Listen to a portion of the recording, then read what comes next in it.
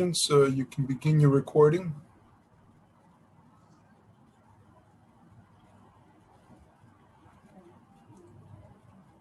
And Mr. Bradley, I will leave it to you. Okay. Hello, you hear me? Okay, good afternoon and welcome to today's New York City Council hearing of the Committee on Immigration. At this time, would all panelists please turn on your videos? To minimize disruption, please place electronic devices on vibrate or silent mode. If you wish to testify, you may send a testimony at testimony@council.nyc.gov. Again, it's testimony@council.nyc.gov. Thank you for your cooperation. We're ready to begin. Thank you. I call this hearing to order, and I want to thank you for joining our virtual hearing for the Committee on Immigration. I'm Carlos Menchaca, Chair of the New York City Council's Committee on Immigration.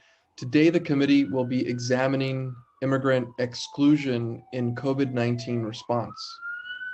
Additionally, the committee will be hearing 6 resolutions, and I would also like to acknowledge my other colleagues who have joined us here today. I see Councilmember Moya, I see Councilmember Drum, and Public Advocate Jumaane Williams is here as well. And is there anybody else? Councilmember Eugene is here. Wonderful.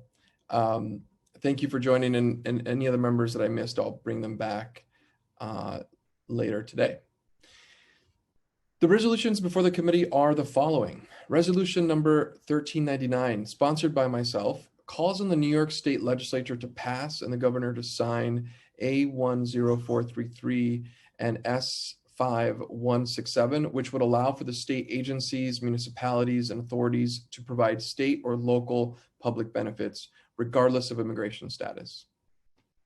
Resolution number 1404, sponsored by Public Advocate Jumaane Williams, calls on the United States Department of Justice to issue guidance that establishes protocols for the Executive Office of Immigration Review in times of public health crisis, such as the SARS-CoV-2 outbreak. Resolution 1416 by Councilmember Matthew Eugene calls on the United States Department of Homeland Security to halt all deportation proceedings for the length of COVID-19 pandemic and as a means of restricting the global spread of this disease.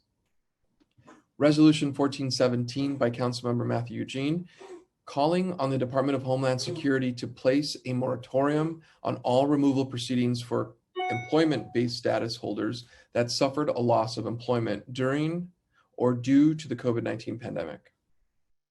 Resolution 1418 by Councilmember Matthew Eugene, calling on the United States Congress to pass and the President to sign legislation that would permit employment-based status holders to retain lawful status after loss of employment if such loss was related to the COVID-19 pandemic. And finally, Resolution 1419 by Councilmember Moya, calling on the United States Congress to pass and the President to sign legislation that would provide immigration relief for family members who derive lawful immigration status from a frontline worker who passed away due to COVID-19.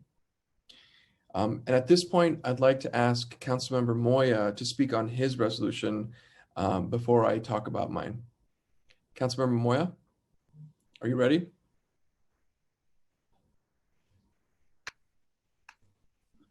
Thank you, Chair. Thank you so much for allowing me the opportunity to go first. I appreciate it. And thank you so much for your thoughtfulness on all of the great resolutions that we have here in front of us. Good afternoon, everyone. Today, we will hear several critical resolutions calling on the state and federal government to heed the call to help some of our most vulnerable and hardest hit by the COVID crisis that have been left in the cold. My resolution number 1419 calls on the United States Congress to pass and the President to sign legislation that would provide immigration relief for family members who derive lawful immigration status from a frontline worker who has passed away due to COVID-19. Nationally, foreign-born individuals account for a large share of essential workers, including 17% of the healthcare workforce, while in New York, the foreign-born share of healthcare workforce is more than twice that of the national average. In fact, in New York, 47% of hospital medical staff and more than 79% of home health aides are foreign-born across the 5 boroughs. A large portion of foreign-born frontline workers in the healthcare profession are present in the United States on non-immigrant employment-based visas, which are restrictive and require individuals to reapply should circumstances warrant any changes of employment. Certain nuclear family members may derive visas from a primary non-immigrant visa holder, but if the primary visa holder passes away, then all the family members on the derived visa must return to their countries of origin. In many cases, families on such visas have established lives in the United States with employment, schooling, and connections to local communities that make it very difficult to uproot and return to their countries of origin.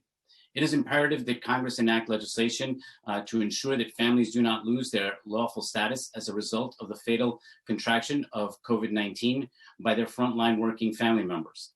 We cannot turn our backs on the families of those who stepped up in our country's time of need, those who acted as heroes, and we need to honor and protect them. And I thank you, Chair, for the opportunity to have this resolution be introduced today. Thank you very much.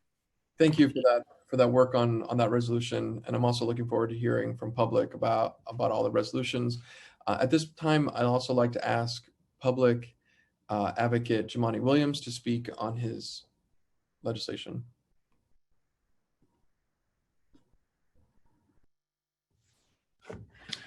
Thank you so much, Mr. Chair. As was mentioned, my name is Jumaane Williams, and I'm a public advocate for the City of New York. Again, I want to thank Chairman Chaka and the members of the Committee on Immigration for holding this very important hearing today on the exclusion of immigrants in the COVID-19 response and a series of resolutions, including one of mine. I'd also like to thank Commissioner Bida Mostafi for attending this hearing to provide information on what your office is doing to help our immigrant community. Today, the committee will hear resolutions calling on the state and federal government to provide protections to immigrants in the wake of COVID-19. I support all of my colleagues' efforts, and I commend them for introducing these pieces of legislation. In response to the impact that the coronavirus has had on our health and our economy, our city, state, and federal government has taken steps to ensure that people continue to receive an income, live without fear of being evicted, and access testing for COVID-19. Yet, immigrant communities have been largely left out of relief efforts that would protect their health and well-being. These issues were evident when the pause executive order went into effect in March, and there was no immediate guidance on immigration court proceedings. My resolution 1404 calls on the United States Department of Justice to issue guidance and establish protocols for the Executive Order of Immigration Review, or EOIR. During public health crises such as the SARS-CoV-2 outbreak, these resolutions stem from a letter written in March to the director of EOIR from more than 100 legal service providers in New York, where they voiced their concerns of clients' health being put at risk due to requirement to still attend court proceedings. Removal hearings were never paused during this pandemic, increasing the risk of being ordered to leave the United States simply for failing to appear in court. Attorneys feared that their clients would continue appearing in overcrowded courtrooms, even if they were exhibiting symptoms of the coronavirus. The concerns of legal providers were justified. The EOIR did not issue a clear guidance on how to handle court proceedings in the onset of the shelter in place, which subsequently compromised the health and safety of respondents, their attorneys, witnesses, members of their household, agency staff members, and Corps of Immigration judges, not to mention the entire city itself. To make matters worse, there were reports that posters on proper hand washing and other preventative health measures were ordered to be removed from the hallways of immigration court. It is very likely that this absence of a guidance and structure contributed to the rise in positive coronavirus cases during the peak of the pandemic. As of now, the EOIR has posted a public health notice on their website with precautionary measures. The notice instructs individuals to wear a face covering to enter and remain in the EOIR space, not to enter if they have symptoms or a diagnosis of COVID-19, to practice social distancing, and to practice proper hygiene by washing hands with soap and water or using alcohol-based sanitizer. While I appreciate the agency's efforts in posting this information on their website and making it available in 15 languages, albeit several months too late, this only addresses part of the problem. There are still no clear instructions and options for filing documentation electronically, which means many respondents and their attorneys attorneys still have no choice but to attend in-person proceedings.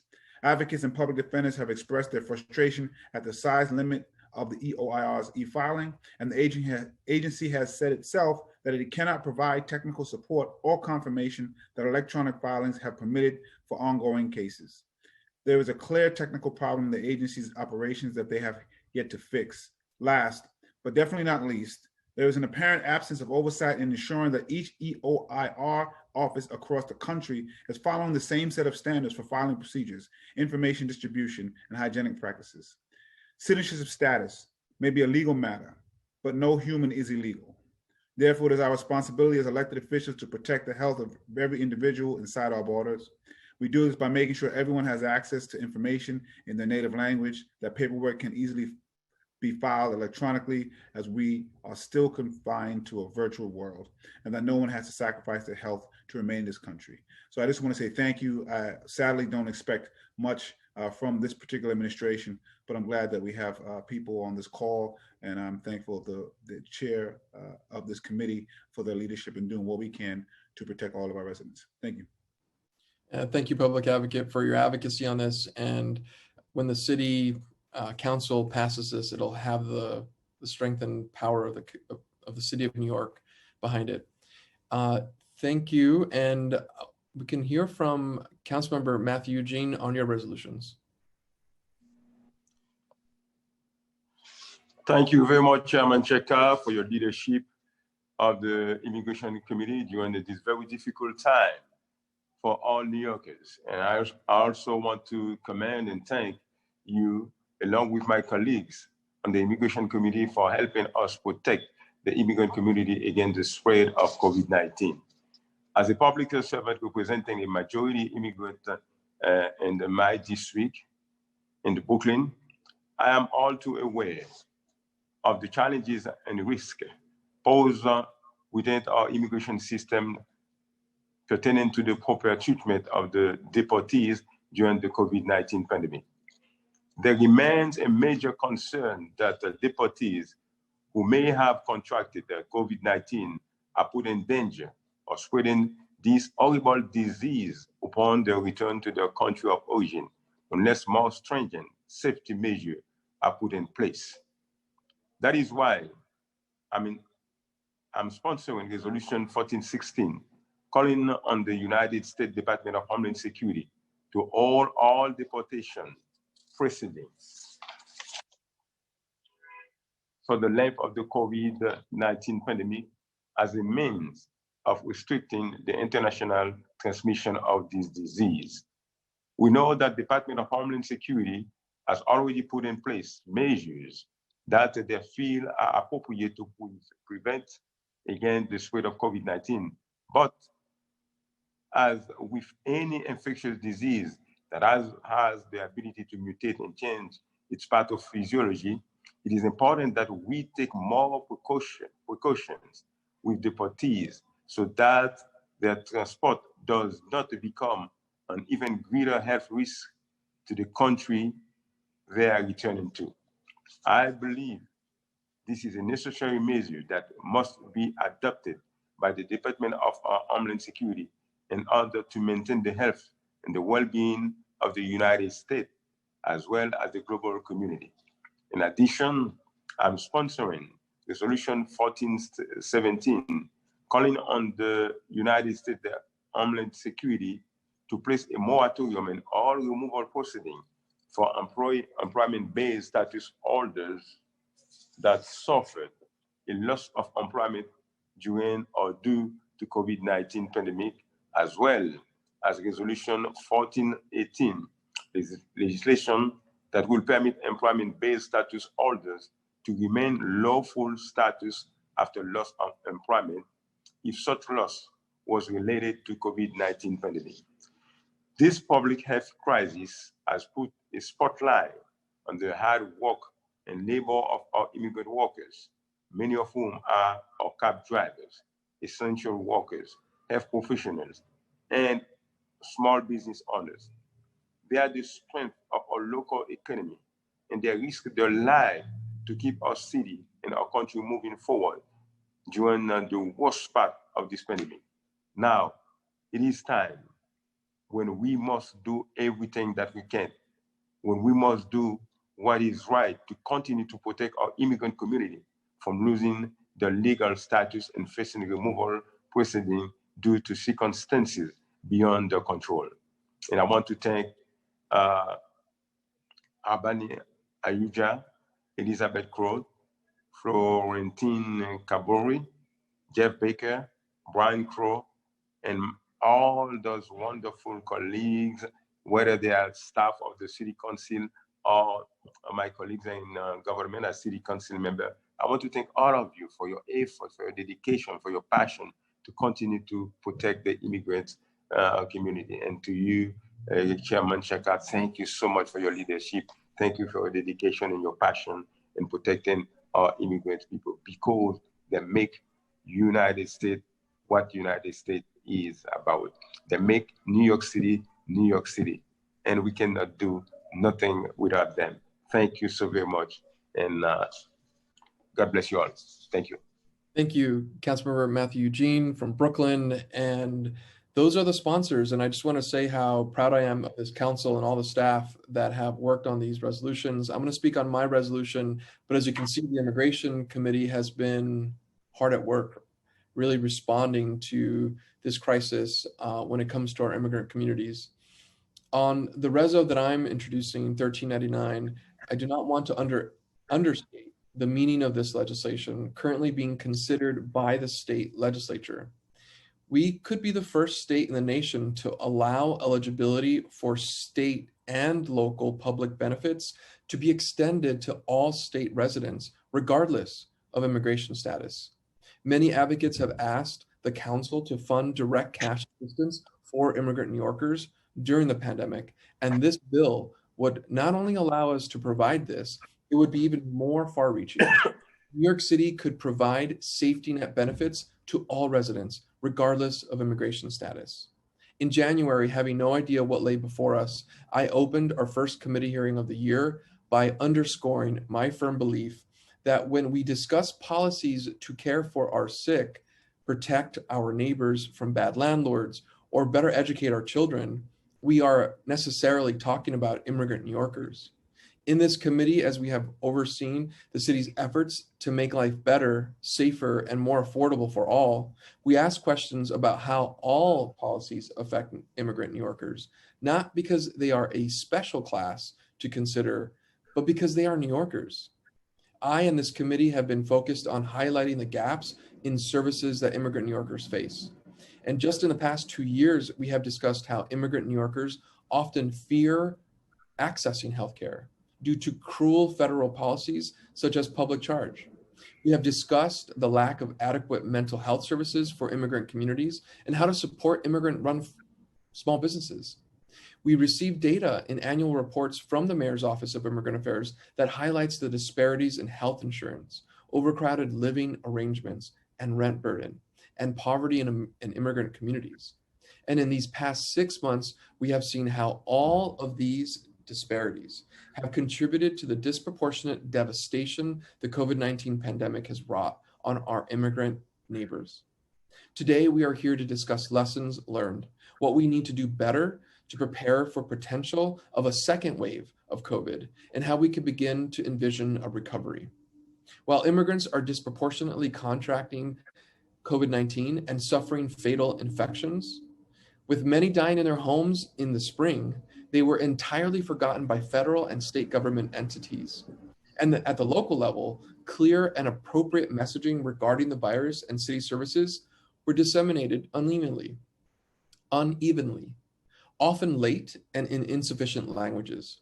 Trusted voices from community-based organizations were suddenly unable to provide many of the services in person, told they were not considered essential for the purposes of contract reimbursement, or had to find new ways to reach their service population, many of whom lack digital literacy. In terms of labor, immigrants were overrepresented in some of the industries that are vital to the COVID-19 pandemic response, working high rates in occupations within the healthcare, manufacturing, and agricultural fields, and keeping essential businesses like grocery stores and pharmacies open amidst the crisis. Immigrants were also overrepresented in some of the highest hit industries, including hospitality and food services, construction work, and domestic work, which suffered mass layoffs. I would be remiss if I didn't also mention that before our city was struggling to survive the full surge of the virus, a wave of anti-Asian racism took root, affecting New Yorkers across the 5 boroughs. At the same time, the federal government has not slowed down its deportation program or substantially altered its approach to criminalizing and detaining our own. This virus and the many ways it has infiltrated our communities and upended our lives will be with us for a very long time to come. And it is critical that we take stock of where we are and how we are surviving it right now, and what more we can do to ensure that immigrant New Yorkers are integral to the city's recovery plan. I look forward to hearing from many of you who are here today. We're going to hear from a panel before we hear from the mayor's office, but I expect to hear opportunities for collaboration and continued work with this administration. And while the current crisis is far from over, and as our minds are set beyond 2020, the ways in which our city is now recovering were also impossible to envision in April and in May. And that gives me hope, because I want to thank my staff who has continued to understand this, Committee Counsel Harbani Aouja, Policy Analyst Elizabeth Kronk, Chief of Staff Lorena Lucero, Legislative Director Cesar Vargas, and my Communications Director Tony Chirito. And with that, I'm going to hand it over to Committee Counsel Harbani Aouja to go over some procedural items. And thank you, Chair. My name is Harbani Aouja, and I'm counsel to the Committee on Immigration for the New York City Council. Before we begin, I want to remind everyone that you will be on mute until you are called on to testify, when you will be unmuted by the host. I will be calling on panelists to testify. Please listen for your name to be called. I will be periodically announcing who the next panelist will be. The first panel will consist of members of the public. Next, we will hear from members of the administration, followed by advocates and additional members of the public. All hearing participants should submit written testimony to testimony@council.nyc.gov. I'd like to remind everyone that, unlike our typical council hearings, we will be calling on individuals one by one to testify. Each panelist will be given 3 minutes to speak. Please begin once the sergeant has started the timer. Council members who have questions for a particular panelist should use the raise hand function in Zoom, and I will call on you after the panelist has completed their testimony. For panelists, once your name is called, a member of our staff will unmute you, and the sergeant at arms will give you the go-ahead to begin upon setting the timer. Please wait for the sergeant to announce that you may begin before delivering your testimony. We have an interpreter that will be providing simultaneous interpretation in Spanish during this panel. Can the interpreter please be unmuted?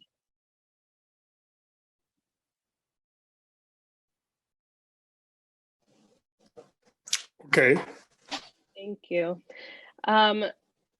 Mr. Harigi, could you please translate the following instructions and also instruct the panelists that you will be providing simultaneous translation so that they may take pauses as they speak. I would now like to welcome William Asian to testify. Quisiera saludar ahora al señor William Asian, que va a testificar. After William, I will be calling on Maribel Torres. Después de William Asian, será el turno de Maribel Torres. Followed by Jesus Benavides.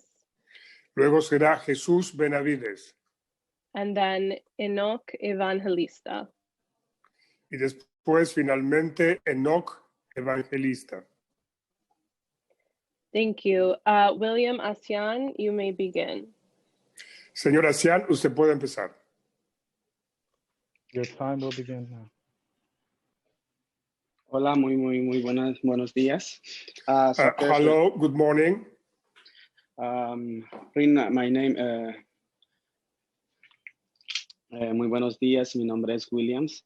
Muchas gracias por tomarme en cuenta. Voy a decir My unas name is palabras. William. I'm very thankful for taking me into account. Voy a decir unas palabras en mi idioma que es Cachiquel. I'm going to say a few words in the language, which is Spanish. Saker Rubrunif es William Cian Matiosh. El motivo de esta encuesta o este proyecto que tenemos.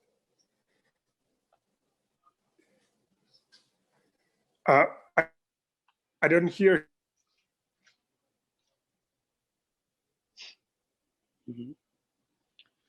Muy buenas tardes. I'm not hearing William Asian. Muchas gracias. Muy buenas tardes a todos. Good afternoon to everybody. Gracias por la oportunidad que representa a mi comunidad. And thank you for the opportunity to represent my community.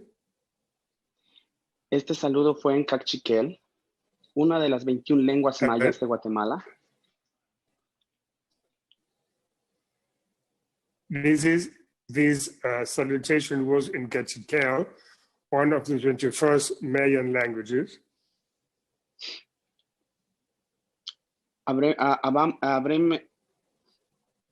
Habemos muchos guatemaltecos mayas acá en Nueva York.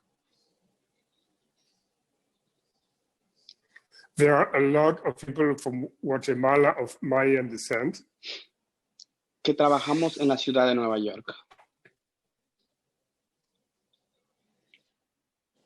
That we work in the city of New York.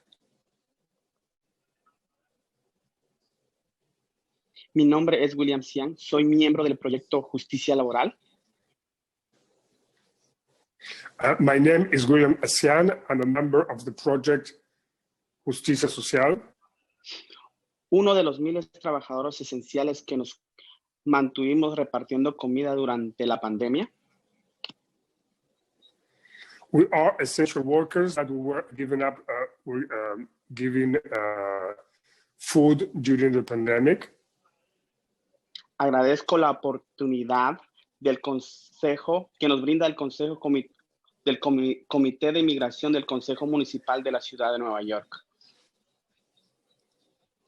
I give thanks to the Central Committee of the Immigration Committee of the City of New York. Para hacer posible que las voces de los deliveries sean escuchadas. In order for the voices of the people who do delivery may be heard. En el 2011 emigré a Nueva York de Guatemala en busca de mejores oportunidades de una vida digna. In 2011, I came from Guatemala. I migrated in order to find a better life for me. Cuando llegué en esta ciudad sin saber inglés, fue muy difícil encontrar trabajo. When I arrived in the city without any knowledge of English, it was very difficult for me to find a job. Mi única opción que encontré para poder sobrevivir en el trabajo es en restaurante. The only options I got to have living is to work in restaurants.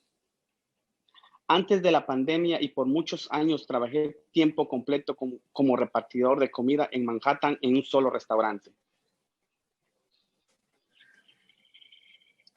Before the pandemic, I worked full-time as a delivery man for a restaurant in Manhattan.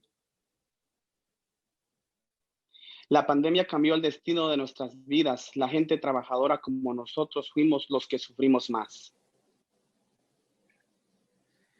The pandemic changed our lives. The delivery people like myself are the ones who suffer the most. Yo perdí mi trabajo.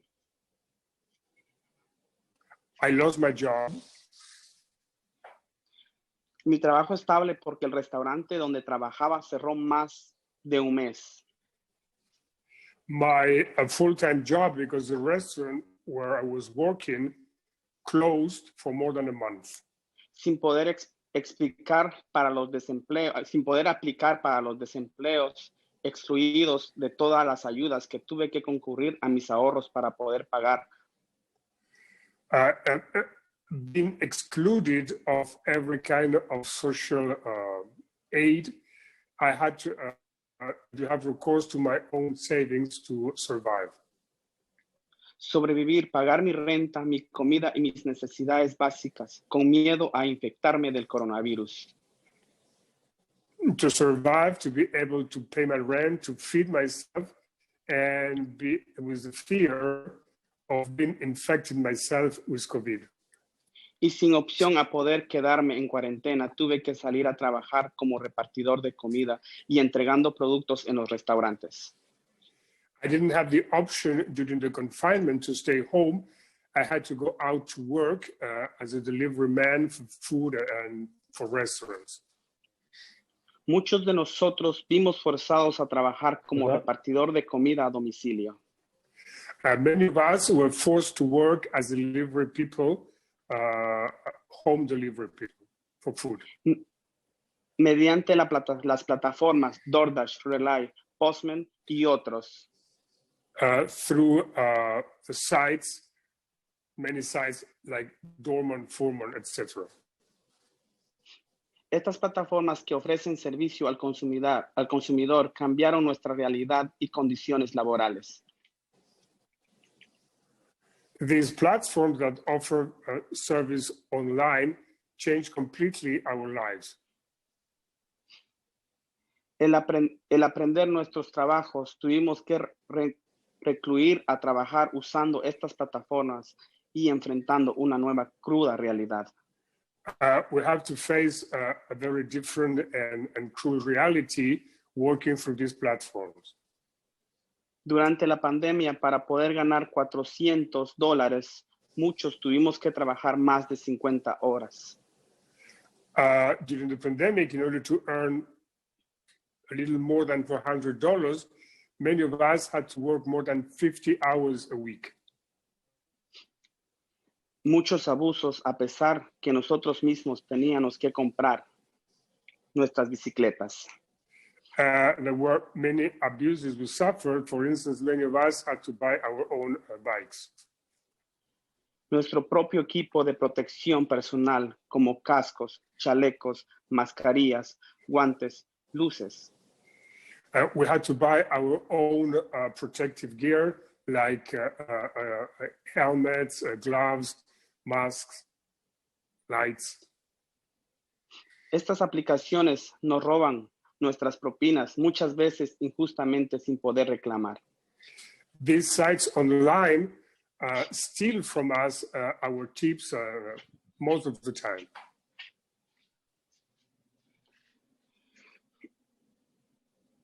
Muchas veces injustamente y sin poder reclamar, estas aplicaciones te bloquean.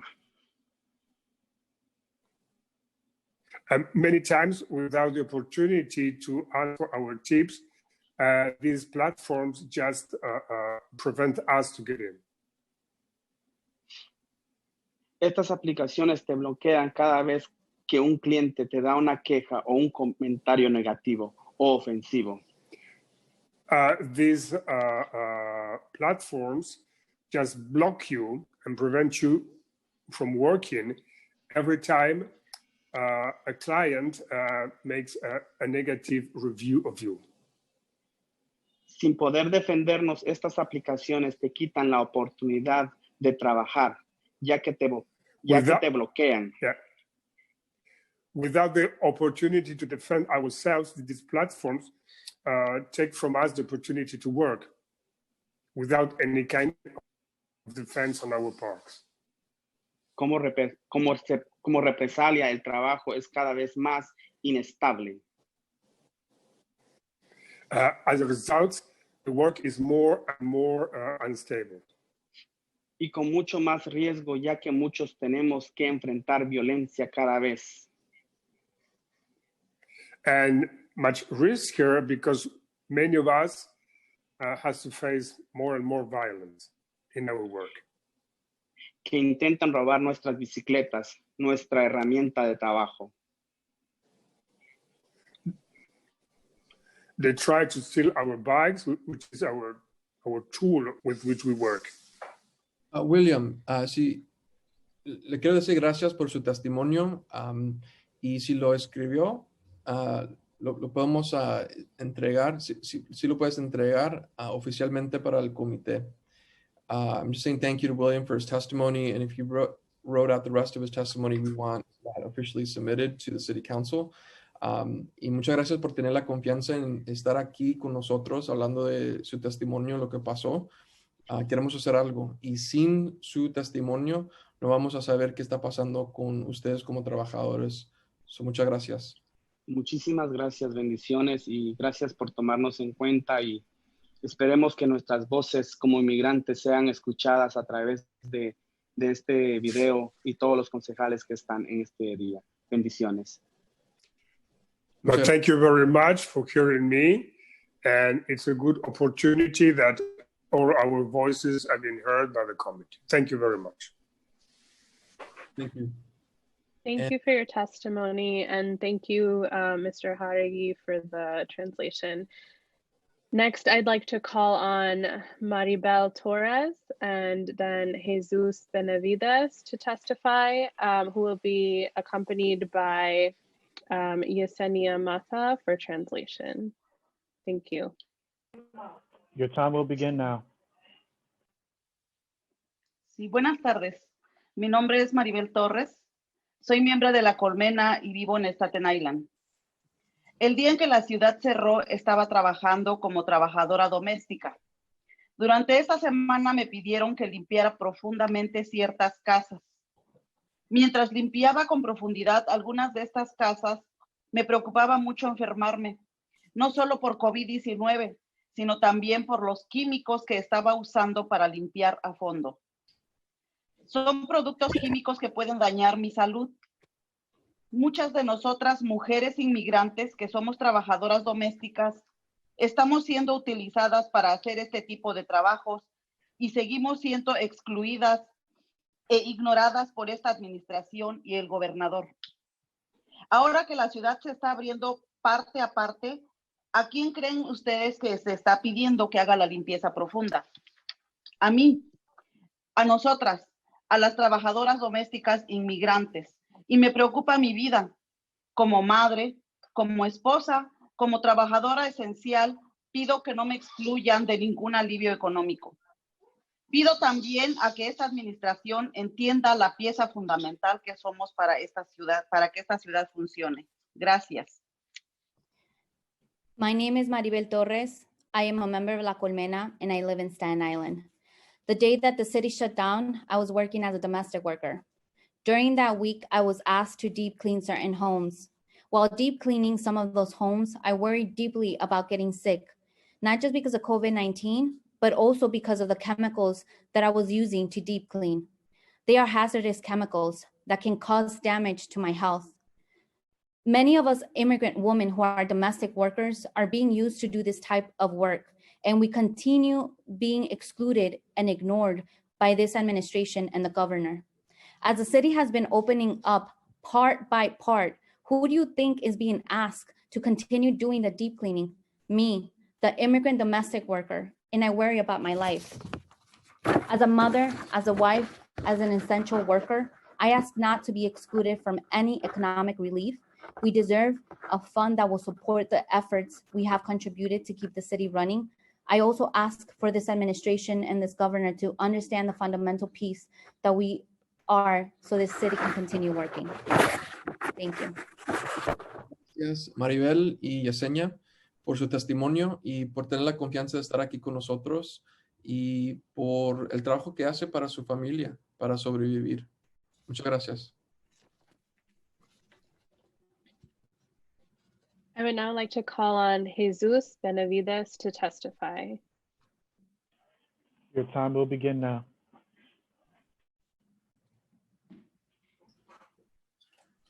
Hola a todos, mi nombre es Jesús Benavides. Soy parte del Comité de Jornaleros de La Colmena, trabajo y vivo en Staten Island. Antes que empezara la pandemia, muchos de los trabajadores emigrantes se encontraban en situaciones injustas. Durante esta pandemia, las cosas empeoraron.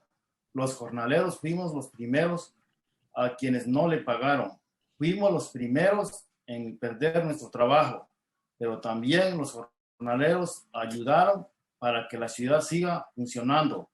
A pesar de esos riesgos, fuimos nosotros los jornaleros quienes no nos arriesgamos día con día y sin equipo de seguridad adecuado para sacar adelante nuestras familias. Hemos perdido a varios compañeros en los últimos meses, y no solo por lo que está pasando, sino porque también tienen enfermedades continuas que no pueden cuidar por falta de seguro de salud. Como trabajador esencial, pido que no me excluyan de ningún alivio económico de los jornaleros. Merecemos un fondo que nos apoye por todo lo que hemos contribuido para guiar a la ciudad para adelante. Gracias.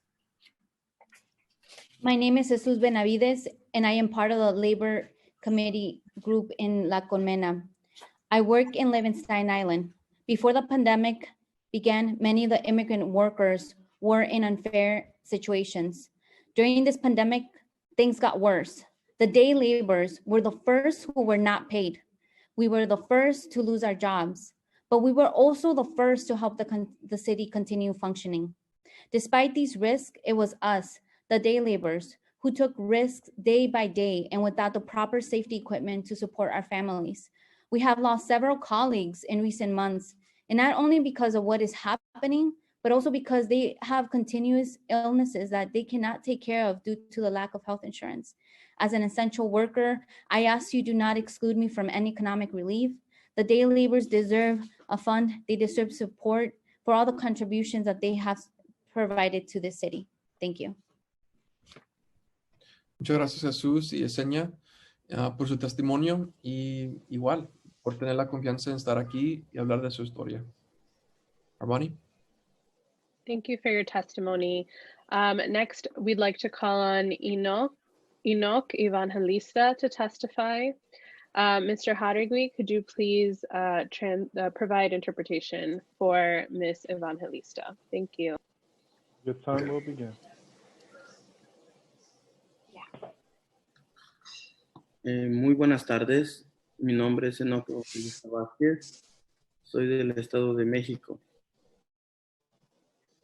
Afternoon. My name is Enoch Evangelista. Soy del Estado de México. Yo trabajaba en un I'm restaurante. from Mexico. Yo trabajaba en un restaurante. I used to work in a restaurant. Mis pagos eran formalmente semanales. I was paid weekly. Desde que llegó la pandemia, Since the pandemic, solamente me pagaron la última semana. Y de ahí no tuve dinero para nada. they only pay me last week. And since then, I didn't have money for anything. Tuve que recorrer a centro de ayuda para sobrevivir. I had to recur to, in order to survive, I had to recur to a center of aid Para sobrevivir esta pandemia. in order to survive the pandemic. Yo ahorita estoy trabajando en deliveries. Right now, I'm working as a delivery man.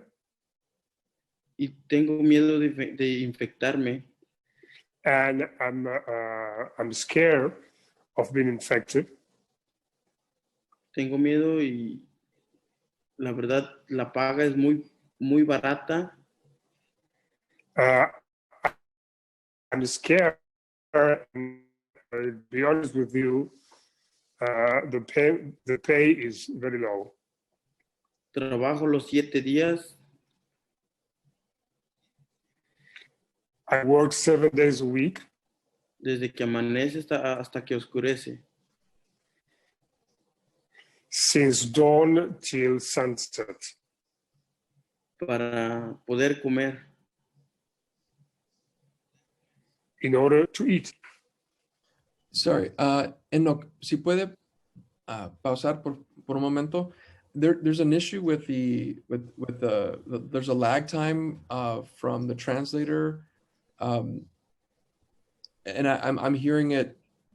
Is there someone with Enoch? ¿Hay alguien con usted allí en el cuarto para traducir?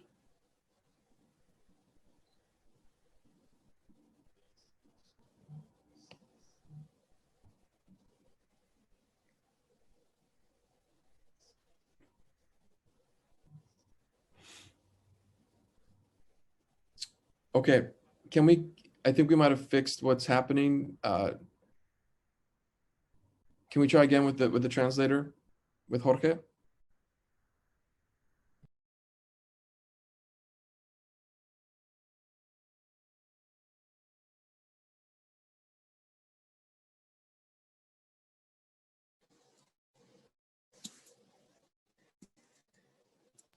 Enoch, se puede seguir.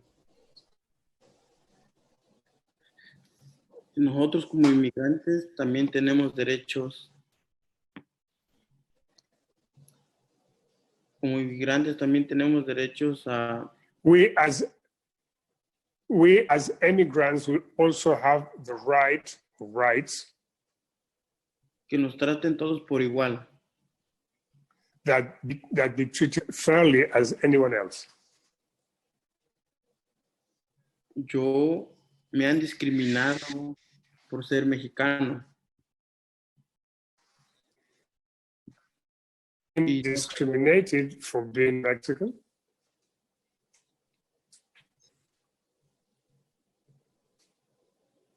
Y no saber inglés. And not being able to speak English. Por eso pido de favor. That's why I ask as a favor. Que si las palabras de lo que hemos dicho pueden ayudarnos a hacer. That what have been said today could help us. Hacer todos por igual. To help us to be equal to everybody else. Les agradezco a todos. I thank you all por escucharme. For hearing me. Muchas gracias. Thank you very much. Muchas gracias a Enoch, y sus palabras llegaron aquí al comité, y les quiero dar gracias a todos que fueron parte de este tiempo en frente del comité. Sus palabras llegaron en un tiempo donde tenemos que, con una respuesta justa, hacer algo, y por eso están aquí. Muchas gracias por su tiempo. Thank you, Mr. Evangelista, for the testimony, and thank you, Mr. Jauregui, for the translation. I will now call on council members for questions in the order they have used the Zoom raise hand function. Council members, if you would like to ask a question and you have not yet used the Zoom raise hand function, please do so now.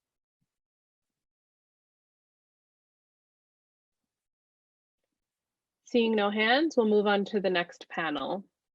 We will now call on representatives from the Mayor's Office of Immigrant Affairs to testify.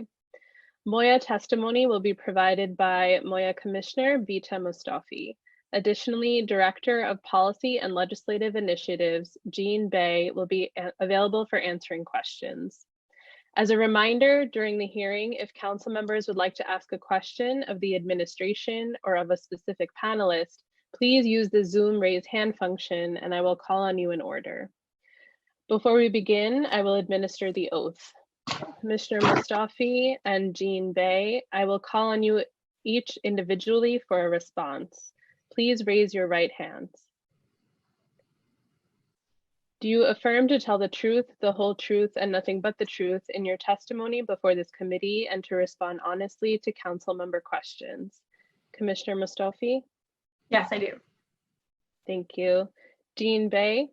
Yes, I do. Thank you. Commissioner, you may begin when you are ready. Thank you so much. And first, happy Citizenship and Constitution Day to everyone. Certainly a moment of recognition about the importance of all of our engagement and the voices of every New Yorker, as we just saw from that first panel, being heard and acted upon. I want to thank Chairman Chaka, members of the Committee on Immigration, and Public Advocate Williams for inviting me to testify today. My name is Vita Mustafi. I'm the Commissioner for the Mayor's Office of Immigrant Affairs. The last 6 months have been filled with hardship and anguish for immigrant communities. The COVID-19 crisis has pushed city government to its limits as we work with many partners to provide necessary services that New Yorkers need to survive. Despite these challenges, it's imperative for the city to continue to work to close gaps and specifically to focus on serving excluded and marginalized communities. In this context, I'm deeply grateful for the opportunity to focus on this important topic. I've submitted a much larger full testimony for the record, and for this hearing, I will share brief remarks about federal failures to address the needs of our communities and highlight some of the steps that we've taken as a city to help close those gaps. The coronavirus has laid bare long-standing racial disparities across our city. We know that Black and Latinx New Yorkers have disproportionately suffered the harms of the pandemic due to the effects of structural and institutional racism. We've also seen how an atmosphere of hate perpetuated by federal leadership has negatively affected Asian American communities who are facing bias-motivated attacks and economic devastation. Immigrants have also been disproportionately impacted by the virus. Our own internal analysis has found the higher the makeup of immigrant or non-citizens there are per zip code, the higher the COVID-19 case and death rates are in that area. In addition, immigrant workers in the city, particularly undocumented workers, have been disproportionately affected by the economic turmoil brought on by this pandemic. We estimate that about 60% of undocumented workers have already lost their job or are at risk of losing their job due to the pandemic, compared to just 36% of all workers. Even as our immigrant communities have been racked with pain and economic struggles, the federal government has failed to address this urgent need. Undocumented immigrants and mixed status families were excluded from the direct stimulus payments provided. The unemployment insurance programs, including federal subsidies, are limited to those who are work authorized. Moreover, because of legal restrictions on the public benefits and programs that immigrants can access, immigrants have been unable to access many services on the state and local level that would have provided support during this unprecedented crisis. If that were not enough, the Trump administration has chosen this moment to push calamitous lies about immigrants and expand an anti-immigrant agenda. ICE has refused to halt immigration enforcement activities contributing to the spread of COVID-19 within detention centers and globally. The Trump administration has also relentlessly attacked working class immigrants through a variety of policy changes over the past few months. The most obvious example of this are the public charge rule changes, which have led to deep confusion and reluctance to seek services among our communities. The Trump administration has pushed out a host of additional policy changes during this crisis, including fee changes, restrictions on asylum eligibility, and more. Recognizing the failure of the federal government to meet the needs of New Yorkers and its relentless attacks on community, we have worked to close the gap and provide much needed services to help alleviate the harms during this pandemic in myriad ways. In June, my office worked with the Department of Health to launch an ad campaign called Seek Care Without Fear that emphasized that it is safe to seek COVID-19 testing and care, emergency Medicaid, food assistance, tenant protection, and legal help regardless of immigration status or ability to pay.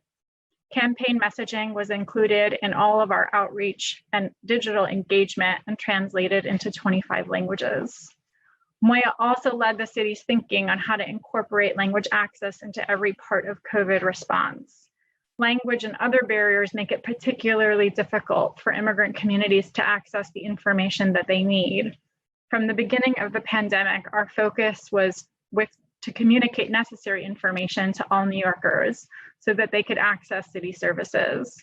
We activated the Language Access Task Force to assess the challenges of the crisis.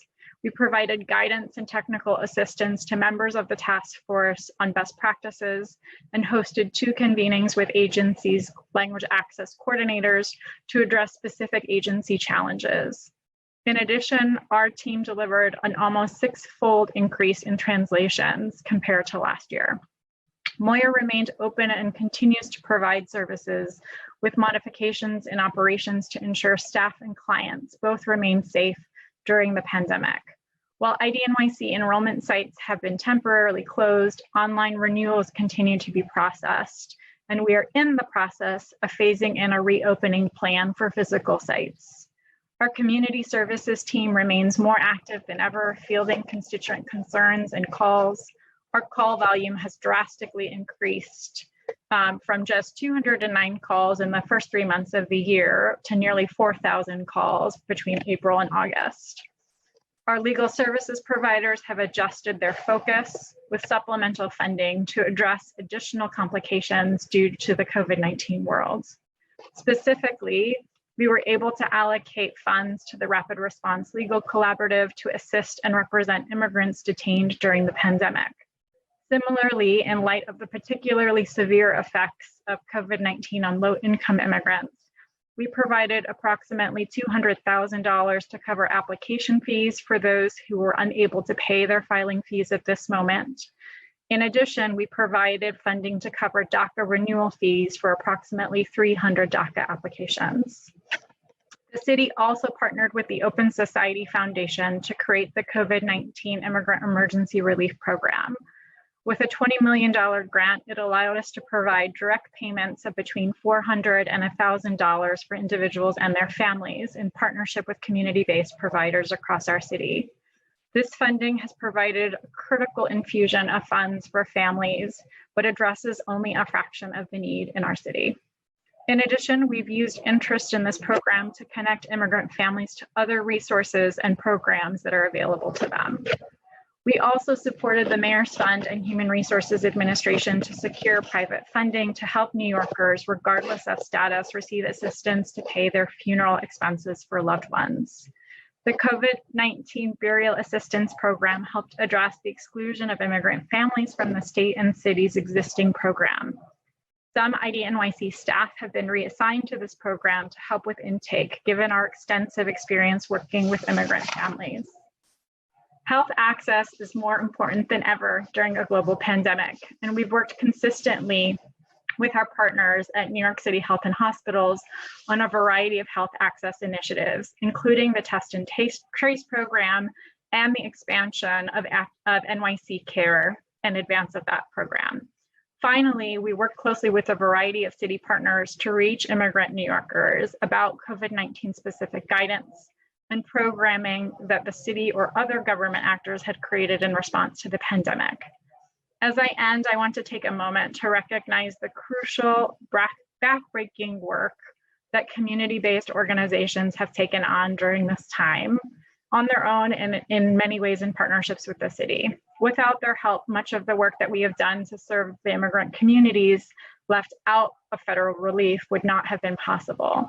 They too have been pushed to the breaking point in the wake of this emergency. It is the fundamental responsibility of government to ensure that our community's needs are met. And for this reason, Moya will continue to work with our community providers, stakeholders, and partners to help address the real needs expressed certainly by your first panel, but that we have heard repeatedly from communities that we work with.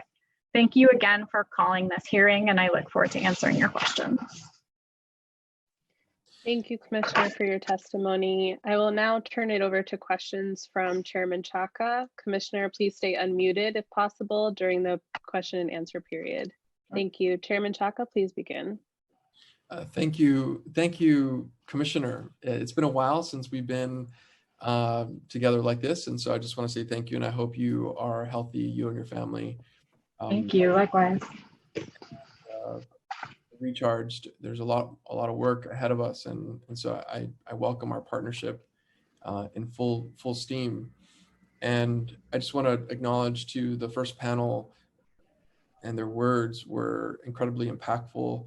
I think you and I both have heard these stories on the ground. It's really important for people to listen to that in their native language.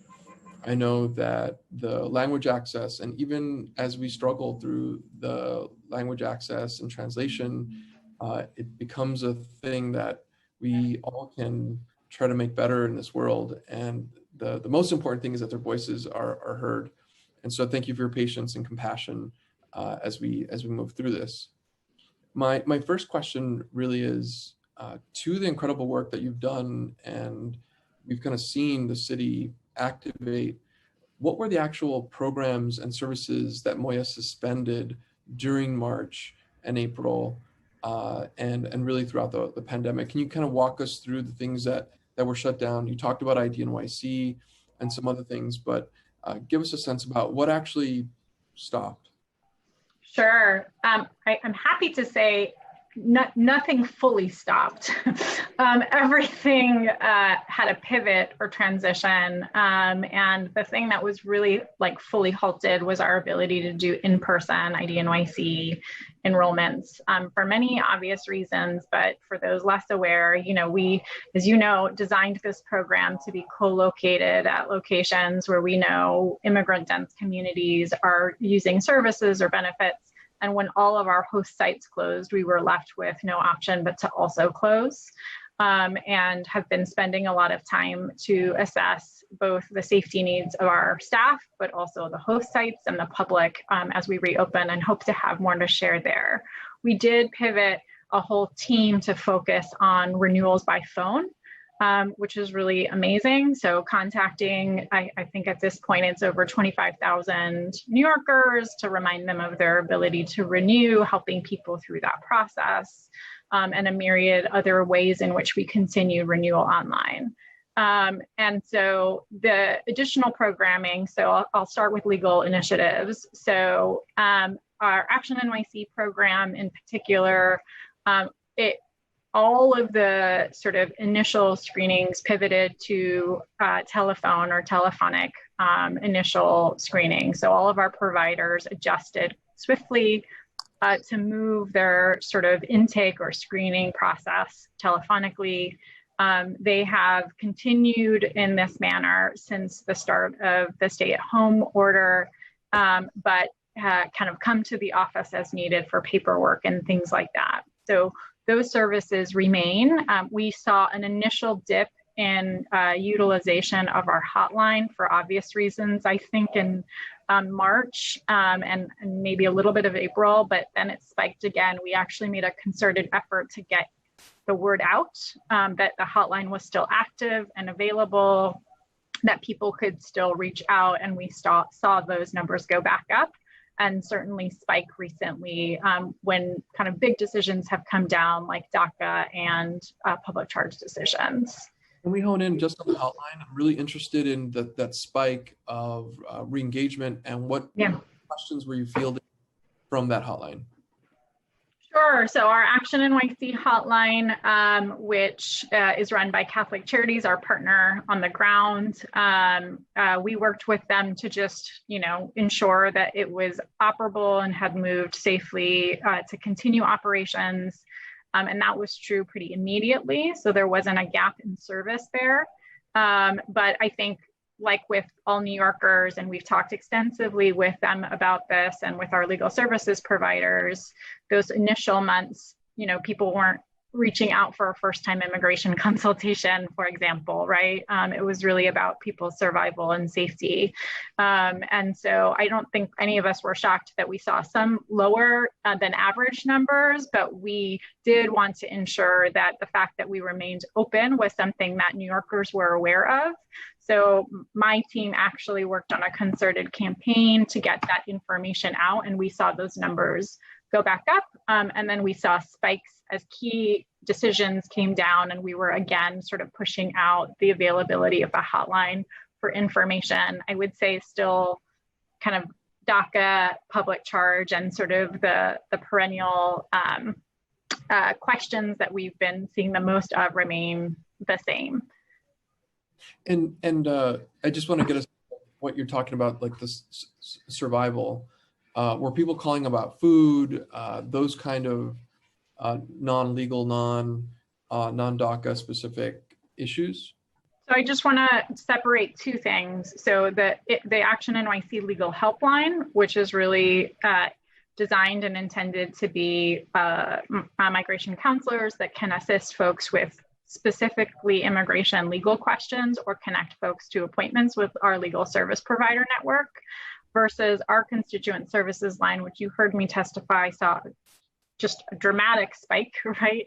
Yeah. And again, part of that was a response and an effort on our part, recognizing challenges either due to language access, due to just competency and immigrant specific needs.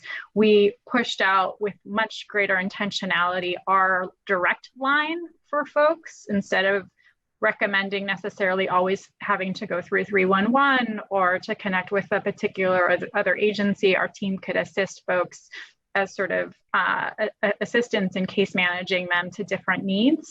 We saw a huge number of requests come through there related to what you're identifying. So food as being sort of near the top, emergency relief near the top, health access and testing near the top, amongst others. Got it. Is there something that you can give us in terms of the kind of clarity in the requests? I'm thankful that you kind of separated both what we'll call the Action NYC hotline and then the constituent cases. Is there some reporting that you can give us in terms of what's coming in, really identifying what that spike was percentage-wise? I don't know if you have any of that data in front of you, but we can move on to the questions if that's something you can get to us later. Yeah, sure. I think I hit it, but I'm happy to sort of identify more and get back to you with greater specifics on numbers. Yeah, I mean, are we talking about 3 times? I think what we really want to understand is what you all got in terms of the asks and what those asks were. Yeah. And are we talking, I mean, I haven't heard a number yet about how many calls, and if you have that, that'd be great.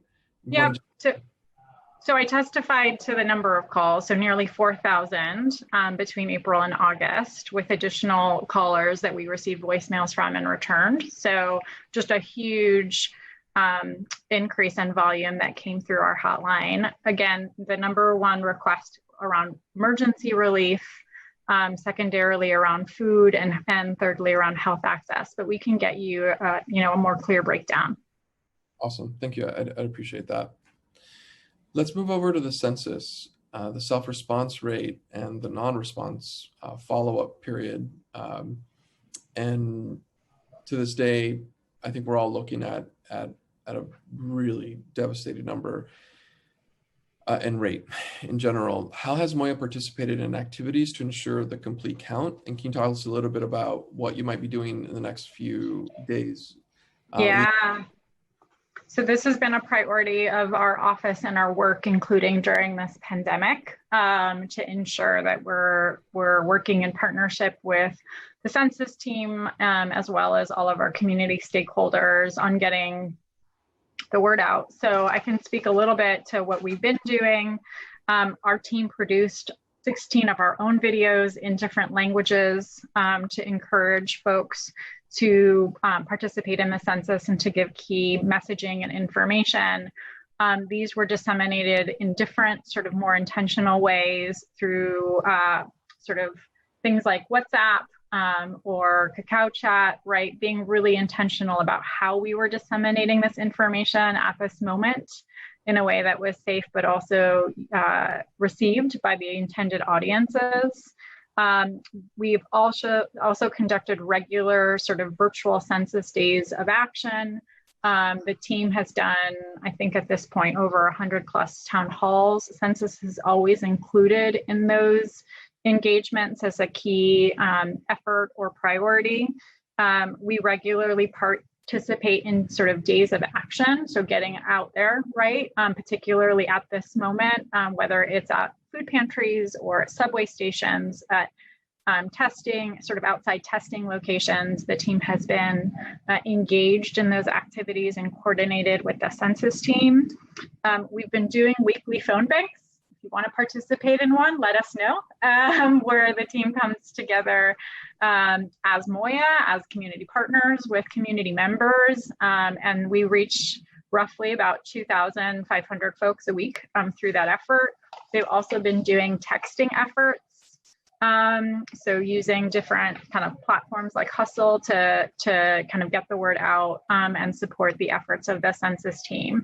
Those are some of the ways that we've done 2020 census engagement. I've joined some press conferences and other efforts as well. And we certainly continue and plan to continue all of those efforts and sort of amplifying those of others until September 30th, including today with a citizenship video and op-ed that encourages people to do the census. Awesome. Thank you. And clearly there's a gap here in reaching our community. And I think the target for immigrant communities is going to be really fierce and needed for us. And we just haven't gotten the numbers that I think we all expected. We put so many resources and strategy around this, and we have still yet to really pull it in. Councilmember Moya and I represent some of the lowest rates right now, and it's just difficult. So I just hope, and I think a lot of the stuff you just spoke to in the census was stuff that we've already deployed, and yet we have not seen the response. And so I just hope we have more strategy as we move closer to the end, because everything that we feared is on its way. And this is not even talking about the election. This is just talking about the census in the past 10 years. And so I would love to spend some time with you on the phone and talk through some of that and how we can really focus on that together. That sounds great. And if there are efforts in Sunset Park or other areas where we can be helpful, please let us know. I think we're all ears, and certainly creative and innovative ideas are all welcome at this time. Oh, and we need innovation and something new, because everything we're putting out there, it's not working. It's not working, or what it did was what it did, and we need something new. So the only thing I'll say to that is it is working a little bit, right? I think people are doing really incredible things, particularly the providers that the city and the council and administration together supported, right? They're doing innovative videos, they're doing door-to-door, they're doing one-on-one, and I think all of that is really tremendous. And we have seen the upticks in undercounted areas, and I really, testament to the census team itself, think that has a lot to do with just a dramatic shift in how they were doing their outreach engagement. Yes, all true, and we're just we're not there yet. Let's go into language access, because I think that's going to be an important thing as we think about COVID. Yeah. There have been plenty of rumors and misinformation about COVID-19 itself circulating on social media and mobile apps, manipulating public opinion and creating false narratives for folks. And these are pretty dangerous, I think, in everything that's kind of coming through the officials in healthcare. How is Moya working right now to combat that directly? So I'll say a couple of things. In terms of language access, this is an area, an issue that I know we both deeply care about and have paid a lot of attention to predating this moment, but certainly even more so at this moment. I think to answer your question, a part of how to address that was, how do we get information out more swiftly and with greater quality, right? That is something that we have focused on in general as a priority in the language access work, is how to increase the quality of the translations and the work that's put out. And as I noted in my testimony, an initial part of the work of the task force was to identify how to better support agencies in ensuring that these critical messages, which were coming down, just rapidly were ones that were effectively disseminated and shared in many languages. One of the initial things that we did as a task force was actually recommended that the Department of Health move away from translation in 10 languages and expand it to 25. And that happened rapidly. We also encouraged and worked alongside them in thinking about innovation and being creative about how information is being shared, a recognition that literacy is also a challenge, right? Not just English proficiency. And so creation of videos and voiceovers and digital like voice messaging as additional sort of tactics that could be used in disseminating information. They've done an incredible job with that. We worked with health and hospitals on creating a video around the hoteling program because we heard so many questions about it and what it looked like and what it meant. And we further looked at leveraging sort of the tools that our team has developed, including sort of tools around consistency with translation. So us kind of keeping a more quality assurance barometer on keywords and messaging around COVID so that there was consistency sort of across utilization, and leveraging contracts to do, sort of 24 to 48 hour translations for key messages in short sort of languages that we disseminated through our networks, through digital media, through all the different platforms and ways in which we were getting information out. And then lastly, I would say we worked really closely to ensure that our sort of infrastructure that we developed was of sort of most use or easy use for limited English proficient New Yorkers. So we developed a COVID immigrant resource guide that we housed on our website that we continue both to update the guide itself, but also a frequently asked question based on what we're hearing from communities as to questions around particular services or needs. And what we did was something we had been working on, but hadn't sort of turned the green light on until the pandemic, was we've been working on sort of piloting a website interpretation tool that does human translation, so sort of higher quality than Google Translate in at least the top 10 languages. We turned that on in March, at the end of March. And so our website and the guide itself is human translated in the city's top 10, and then we permanently translated into 25 languages. And that we saw huge spikes on our website in different languages. Now, did you work with CBOs and kind of help wrap that message around with communities, different immigrant communities? And then the other piece to that is how did you understand the effective nature of the pieces? I get that a lot of folks were kind of engaging you on the download side, but were you able to get feedback, and how were you able to measure that efficiency of the message? I missed the first part of what you said. It cut out a little bit. Were you working with CBOs to help? You talked a lot about the city agencies that you're connecting with. Were any CBOs tapped to help develop the messaging? We worked really closely with community-based providers. I would say my team on a daily basis, almost on a daily basis, elevated key issues or feedback that they were receiving from their engagements, both with providers as well as community members, and that informed or adjusted sort of what we were doing. I didn't actually, I think, fully touch on your question around fraud prevention. So I mostly talked about like how were we getting information out as like education as like the primary utilization, and we pivoted many of our programs to support that. So our Know Your Rights programming, our NYC Care outreach programming, our We Speak programming, all of this we sort of pivoted to and trained everybody working on those on all of this, and also shared what we were producing in different languages. And I know many community-based providers sort of took that and adapted it to better serve or to ensure it was serving most effectively the folks that they were working with. Additionally, we worked with our sister agencies at JCWP to get information out around consumer protection. We did a lot of outreach engagement and work with them.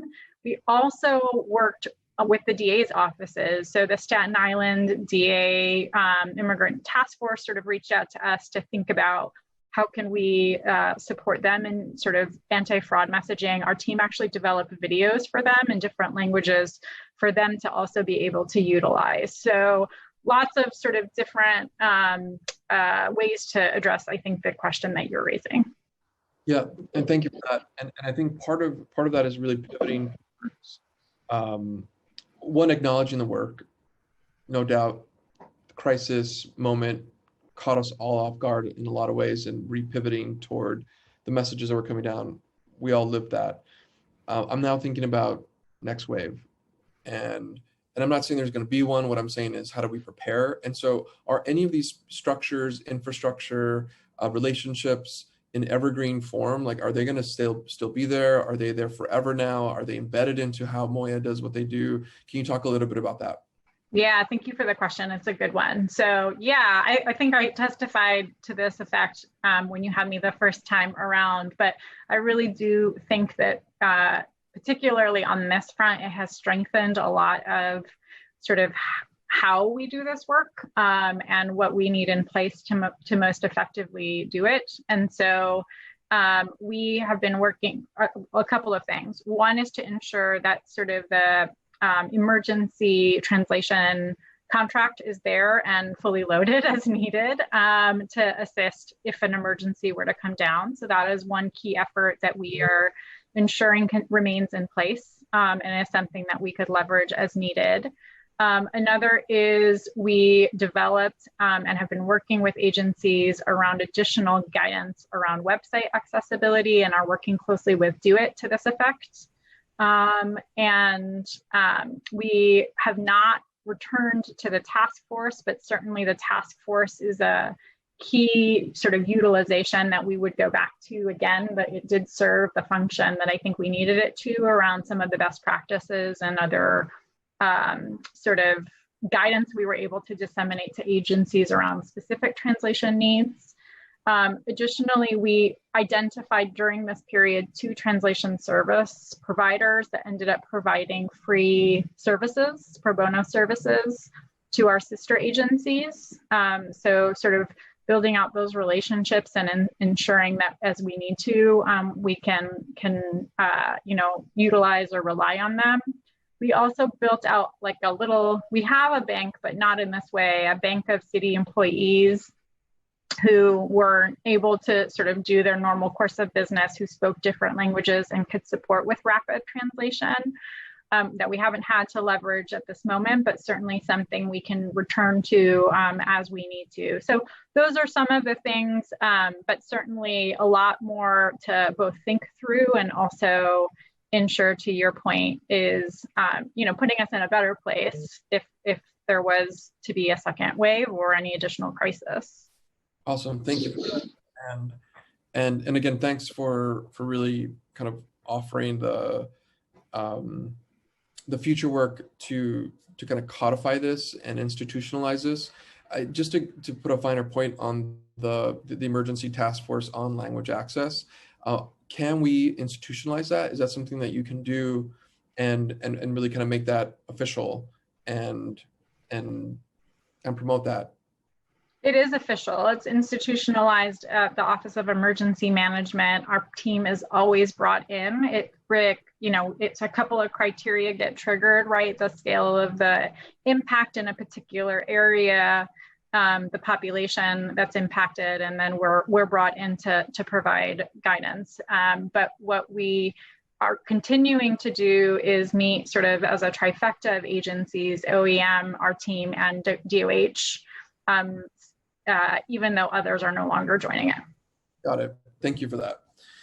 And I'll just give a quick anecdote, and then we can talk a little bit about some of the other agency collaborations. When Sunset Park spike went up in terms of positive rates, I went out to the city response that brought in testing, and I took a test, and I just saw a lot of opportunities for more support for translation There's a lot of triage stuff, but we'll talk about language access. A lot of the folks that were there helping were using Google Translate on their phones to speak with people.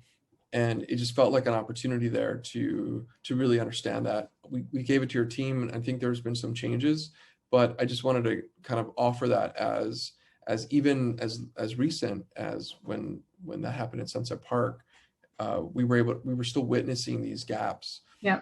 So I'm hoping that we can now really hone in on some of the stuff that's happening at DOH and that relationship. And I know this is hard. And so there's a lot of compassion in these questions that I'm asking, but also a sense of how we can track those changes as we move forward, because we are moving on 13 different cylinders at the same time.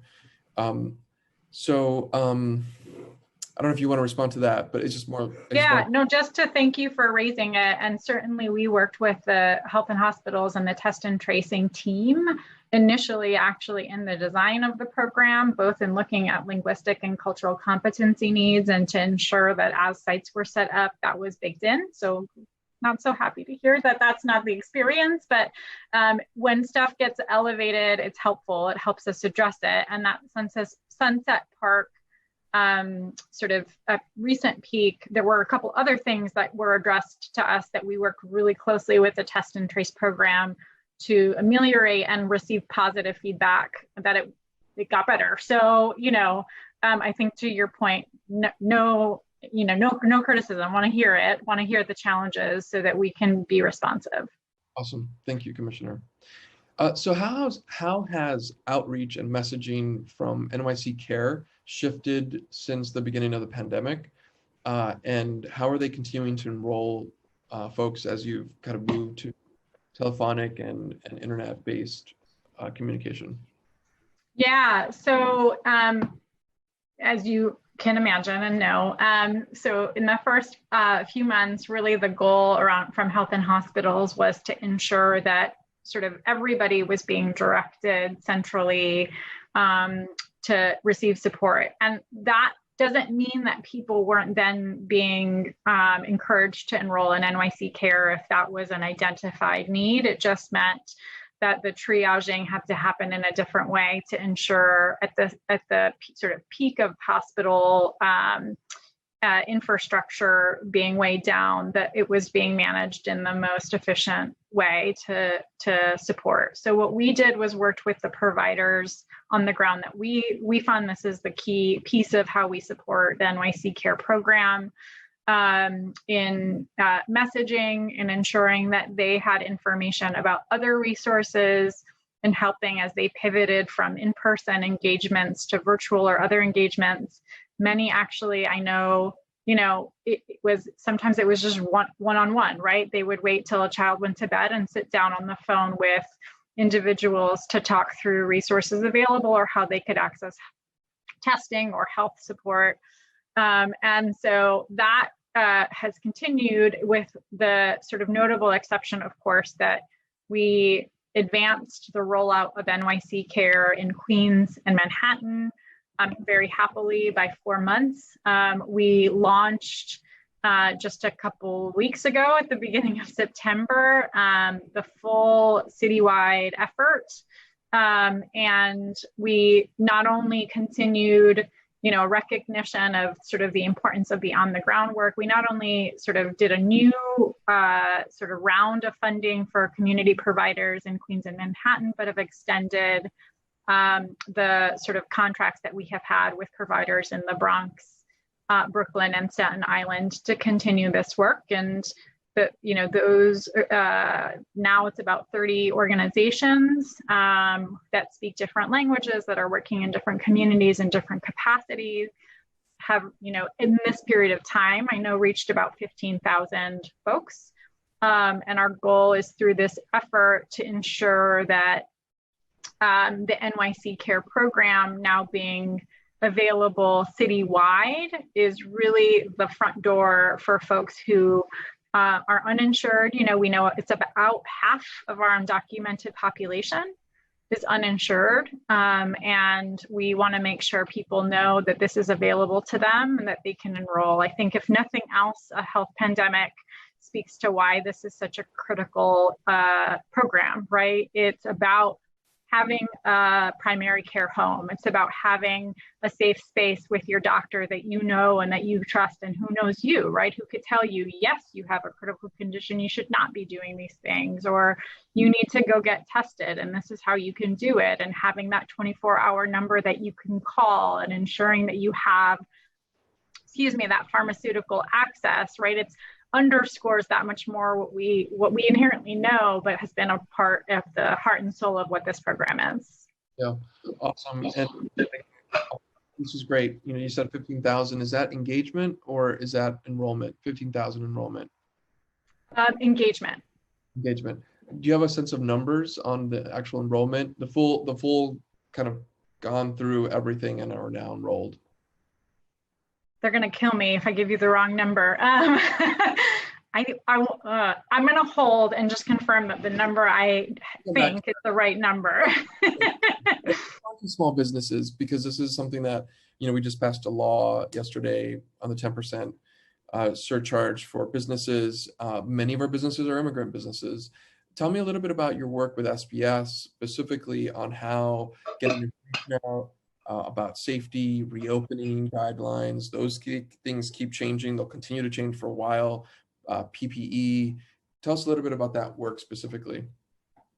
Yeah, so we worked really closely with SBS on a number of things. So we focused efforts initially with them on getting information out around the payroll protection program and ensuring that people, small businesses had the information on how to apply and that it was broken down in language for folks who weren't English proficient, and did a number of engagements and webinars in different languages with SBS, and really our team worked to support them in a lot of those efforts to ensure we were more effectively reaching folks.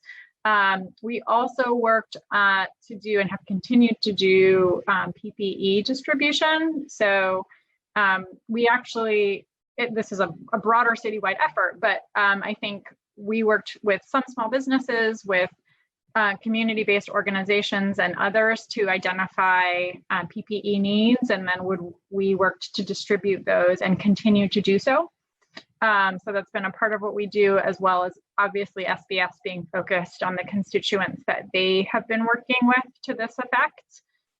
We've elevated issues and concerns that we have heard from small businesses to them to help address and continue to look with them about additional needs for communities, doing business walks and others to understand kind of people's experiences. I know this is such a difficult time, and there's a lot of uncertainty, and the economic experience is so great, but they have been a really good partner, and one in which we've ended up working a lot closely with at this time.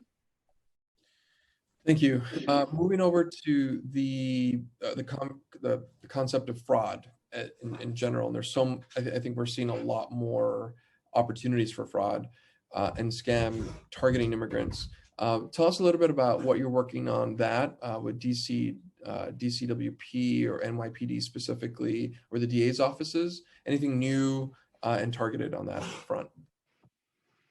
I mean, I think I spoke to this a little bit when you asked me the prior question, and I don't know that I have too much to add. So we haven't seen too much that's new to my understanding. I think we have obviously seen a lot of sort of consumer needs, right, with DCWP sort of stepping in to enforce.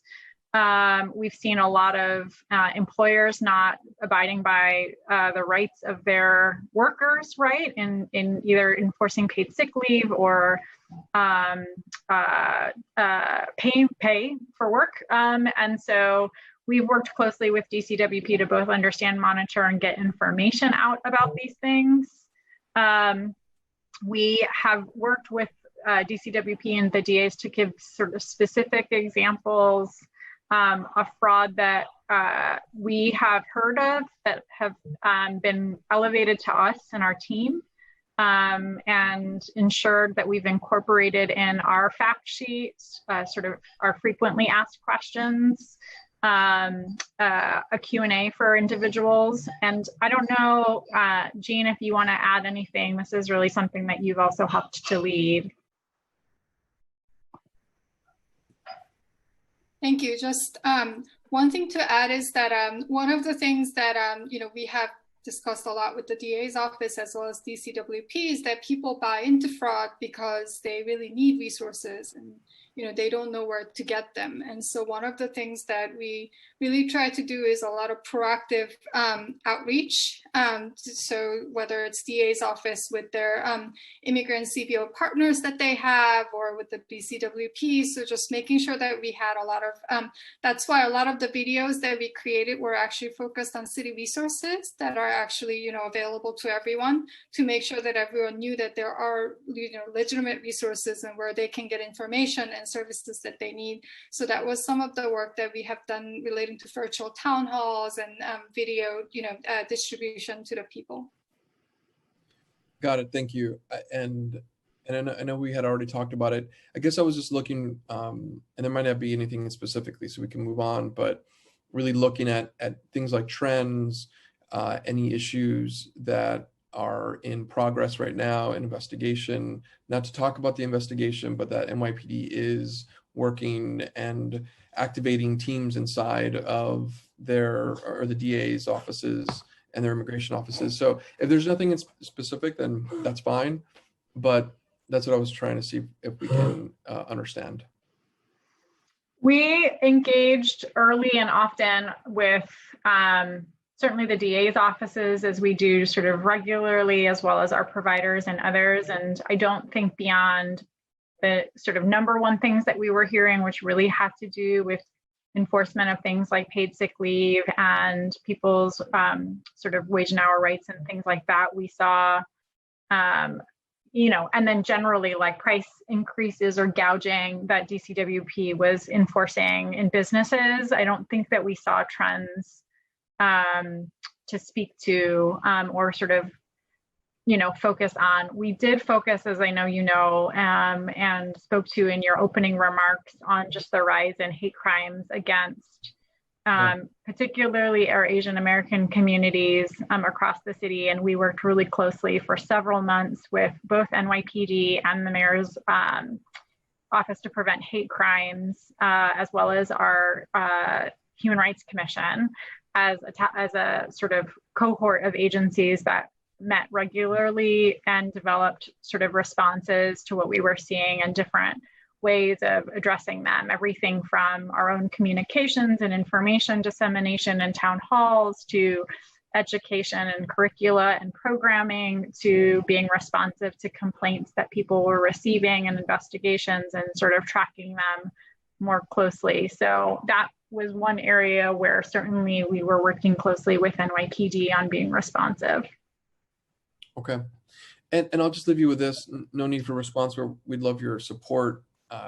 We know that there are workers that are getting furloughed and pushed out because of the economy, but done so potentially illegally. And many of these are immigrant workers. And so some of that just came out in a hearing with Industry City, some workers at Industry City. I'll just kind of brief you on that and seeing any support that you can offer us as we move to protect their rights and bring in all the offices to ensure a proper investigation happens. Yeah, please. Thank you. And just to circle back, I was right. I should have just said it. 30,000 enrollees in NYC Care so far. Right on. That's a beautiful number. Yeah. You're trying to get to 40 ASAP, right? Is that the ASAP? Let's talk a little bit about food services. A lot of stuff kind of both at the mutual aid side with neighbors helping neighbors, but also from the city. What role did Moya play in getting food out to people and creating the meal hubs and really impacting immigrant communities that can access that? Yeah, thank you. This has been, as I said, in terms of the sort of demand around questions or need that we've seen, food has hovered in sort of 1 to 3, depending on the individual that we're speaking to or the community. So huge, huge, huge need, and just a tremendous area of work that happened and continues to happen. So, you know, we worked closely, and the mayor has said this continuously, to ensure that in anything that the city was lifting up as it related to food distribution, it was available to all regardless of immigration status, and that there weren't sort of unnecessary barriers to people being able to access it because of fear of questions or that might be asked or information that might be collected. So we worked really, really closely with many, many different actors across the administration on some of these pieces, and sort of centered, of course, sort of 3 primary efforts: one around increasing, in partnership with the council, funding to food pantries across the city; 2, around establishing the meal hubs with about 400 locations across the city; and lastly, lifting up a food delivery service beyond the elderly, but really for anybody that felt they needed it at the moment, either for fear of contraction or inability to leave your home or many, many other reasons, right? And in all levels of that sort of engagement and programming, we've been involved in different ways. So I spoke sort of onset sort of policy setting around what we were doing to be inclusive. But beyond that, also looking at how to ensure that the information was being disseminated in, you know, as much of a linguistic and cultural competent way as possible. We worked to ensure that at our meal hub locations, our immigrant resource guides were available for people to pick up in different languages, attuned to the needs of that community. We worked to ensure that as the Get Food program was being rolled out, that a trusted enroller program was established, recognizing that the feedback we received and certainly know from our work is that, you know, while an immigrant New Yorker might feel comfortable walking to a community-based provider that they work with, they might not so much feel comfortable going online and registering for that program. So the trusted enrollers, we established at least a network of 10 directly from us and additional others that could enroll people directly. And then our team became trusted enrollers. So our outreach team and others to be able to enroll individuals as well themselves. So those are some of the ways in which we've worked on the food efforts. We also, through our emergency relief programming, required that information about the food delivery services and meal hubs be given to every New Yorker that inquired about the emergency relief effort. And, you know, we received a lot of feedback around sort of how to make the program even more attuned to the needs of communities, and have been working closely with the food policy team and the team over at sanitation in looking at sort of the next phase of this. Well, let's talk about that. I think this is an opportunity to elevate something that came to my office a lot with some of the stuff that we were working on at the mutual aid work, and which was pretty robust in the sense of Park, but across the city. When dealing with immigrant communities with culturally specific food. Did that come up, and how did Moya really help to change those things? Do you feel like the city is there in terms of giving immigrant communities culturally specific food? Yeah, it's one of the #1 things that came up to us. And it's something that we've been working with. You know, I can't speak directly for all of the decision making from my colleagues, but certainly empathize with the sort of scale and intentionality of an emergency response at the moment, as opposed to sort of what's you know, what's ideal for communities. And we're really at the place with stepping away from sort of the emergency moment to step back and say, how can we adjust this to be more responsive to things like cultural competence and what we've been hearing from communities. And I think We have a shared interest across the administration, I'm happy to say. We've been in regular conversations on this front, so any additional thoughts that people are hearing or feedback, we'd love to hear them. Awesome. And maybe that'll come up in the panels moving forward. So I hope people who are here to testify soon can bring that up if that wasn't already on your testimony. Let's talk about, and as we transition to HRA, HRA has many benefits, and a lot of those benefits, people, because of public charging, you saw that happening before COVID, have opted out. But before we get to the HRA piece, I just want to say that I think as we look at, I use the word evergreen, but institutionalizing this work, COVID may disappear, but the food need. Yeah. And I think that's what we're really understanding.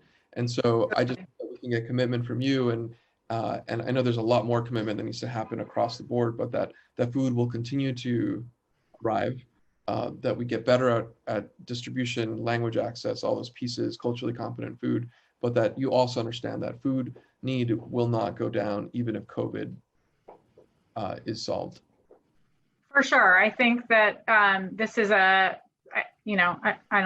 not the first to say it. I think the mayor has actually said this, right? This is a commitment, is to ensure that we're being responsive on food, that no New Yorker feels they have to go hungry. And I think really the focus at this moment is the pivoting to be responsive to feedback we've received and to think about what the next phase looks like to better serve our communities. And, I'm again happy to say that these conversations have already begun, have been taking place for a while, and we look forward to continuing them.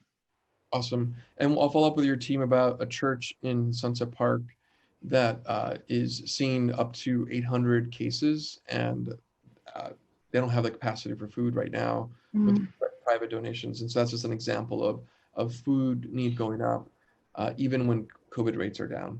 Yeah. So let's just go back to HRA and give us a little sense about that. Public charge has made a big impact, COVID probably too, elections. A note about what HRA is doing in partnership with you. Sure. So HRA does a lot, so I certainly won't pretend to speak to all of it, but we focused, as I said, early and often, both around public charge and messaging on that front. And as I said, actually with the Department of Health, we launched the Support Not Fear campaign that was informed certainly by the experiences of other agencies like HRA and community members that we were speaking to. We also conducted a focus group, honestly, in the midst of the crisis, just to ensure we got it right. And we were reaching people in the right ways. So we had a huge focus on TV and radio because that was really how people were receiving a lot of their information.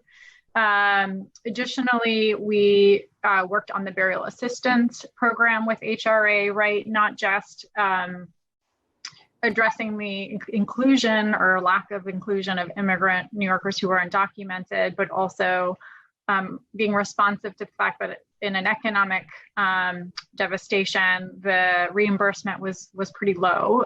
So raising the whole cost for all New Yorkers of the reimbursement, and also making that retroactive. So it was available to New Yorkers back to March. That was a huge effort and one that we continue to work with them on. And we have been, they were a part of initially the Language Access Task Force.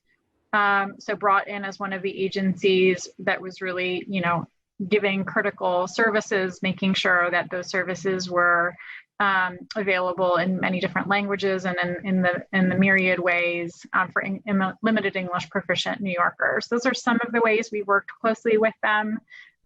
Also around, one other thing I didn't mention was the shifting of legal services, right? Just staying in close coordination around the sort of broader spectrum of programming that the city has funded to ensure that we were being responsive to providers and supporting sort of as needed.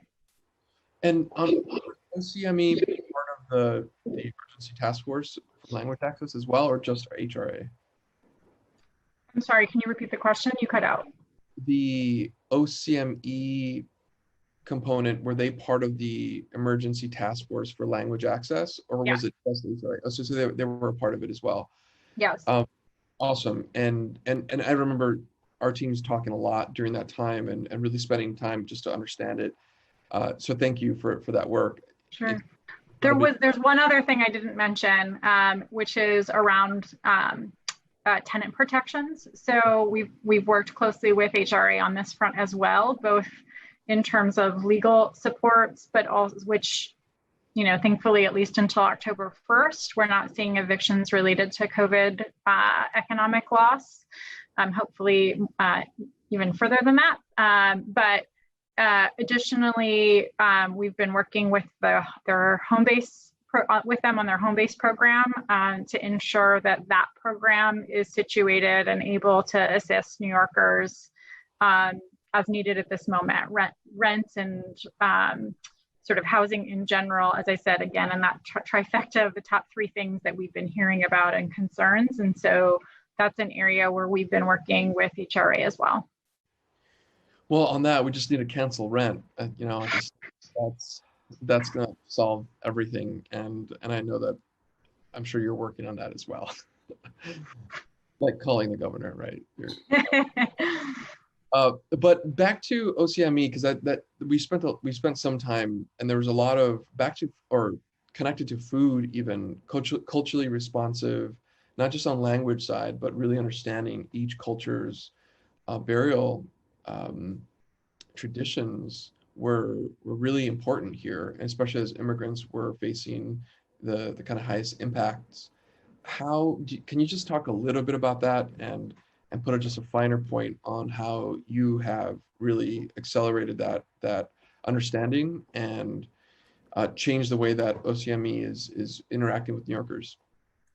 Sure. So I can say a couple of things, and then I don't know, Jean, if you have more to add. This is also an area I think you led a lot on. So I'll say first, we worked with them and with HRA on the development of the burial assistance application. We secondly worked to ensure that our team actually helped them sort of revamp their website to make it more accessible for people who spoke the top 10 languages at that time, and for information to be easy to sort of navigate in the top 10 languages. And really focused with them on that, both in terms of what they were developing, but also how it was user-friendly to access. You know, we worked closely with the team as well, and just their sort of, as they were developing guidance and information, to incorporate that into our resource guide. And also, as we were getting questions, which were many, and I know your office also was getting many questions, including that in our frequently asked questions and sharing that with them. So we sort of worked to try to ensure that the information was clear and accessible for immigrant New Yorkers. To your point, in addition to sort of them, and this is just the complicating factor of all of the actors, right?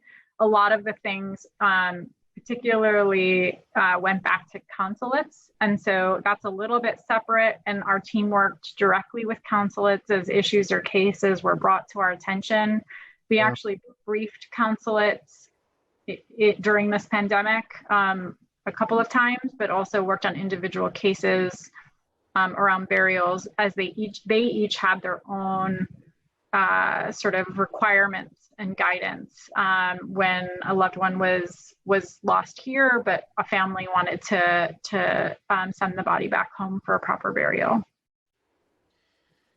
Got it. Thank you. And I hope that's really changed, not just in the crisis moment, but really changed the process, information sharing, and just attention to tradition as it changes immigrant community to immigrant community. Jane, do you want to add anything?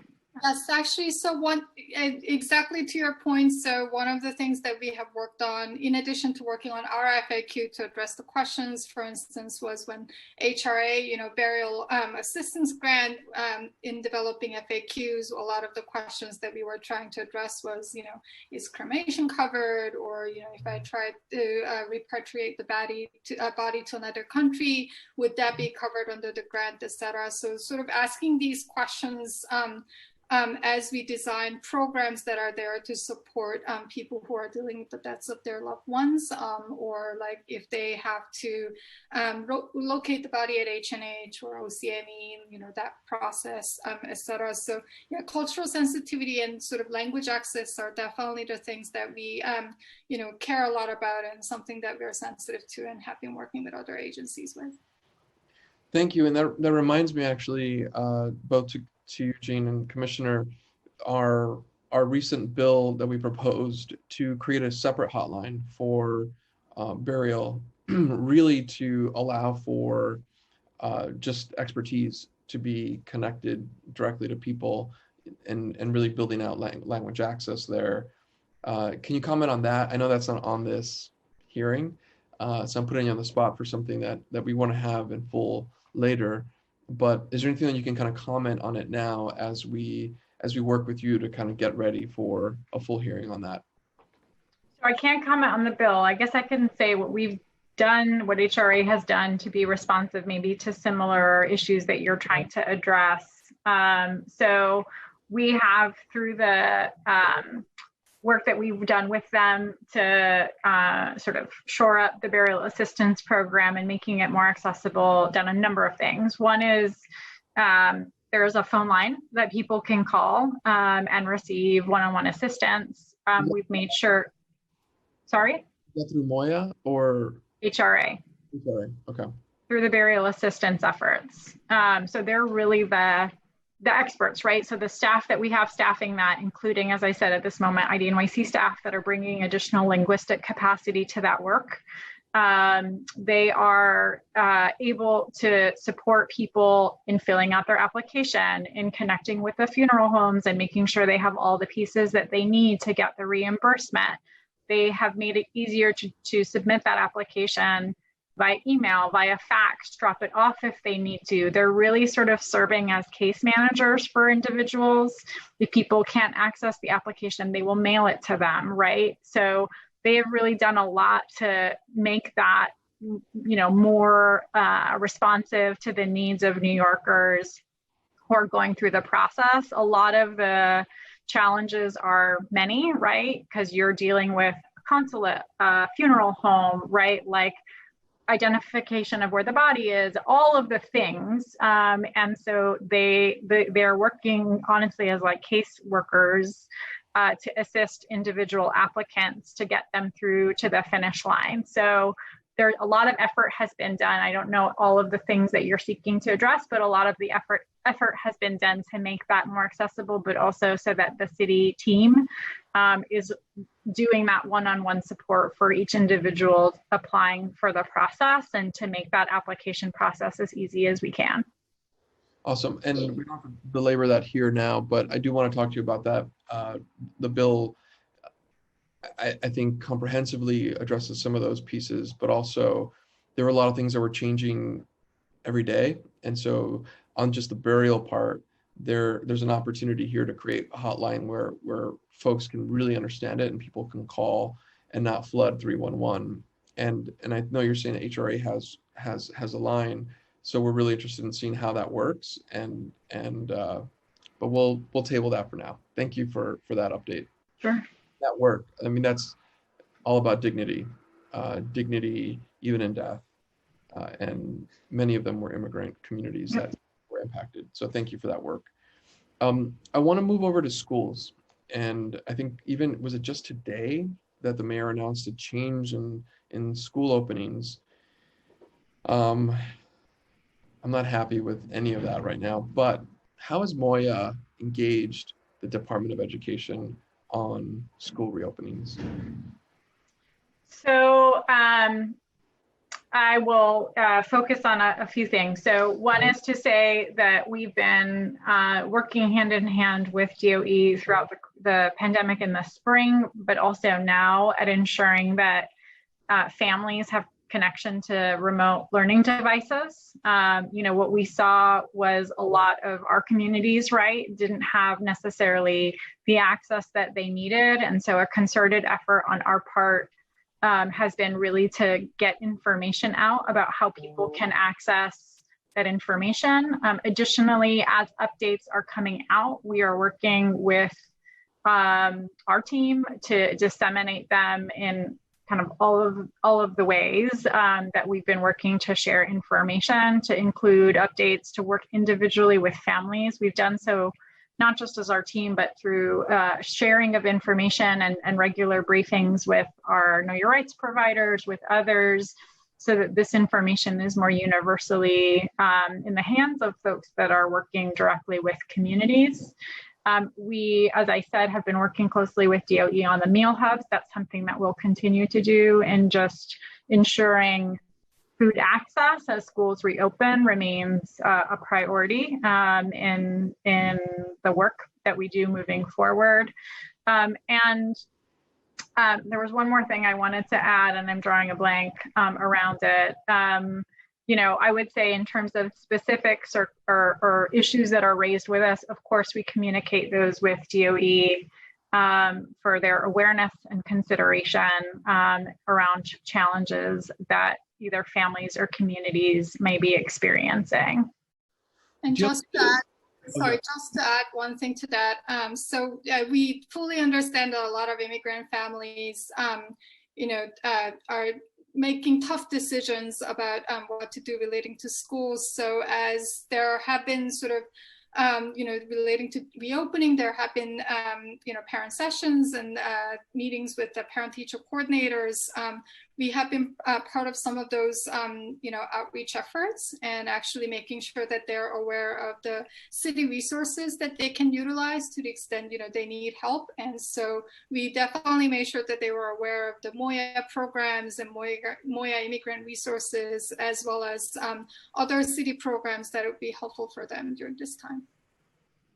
And again, thank you for that. Some of that has happened in Sunset Park and District 15, so I want to say thank you for that work. I'm kind of curious about whether or not you know how many immigrant or families with immigrant kids or immigrant children we have, maybe specifically LEP students, and what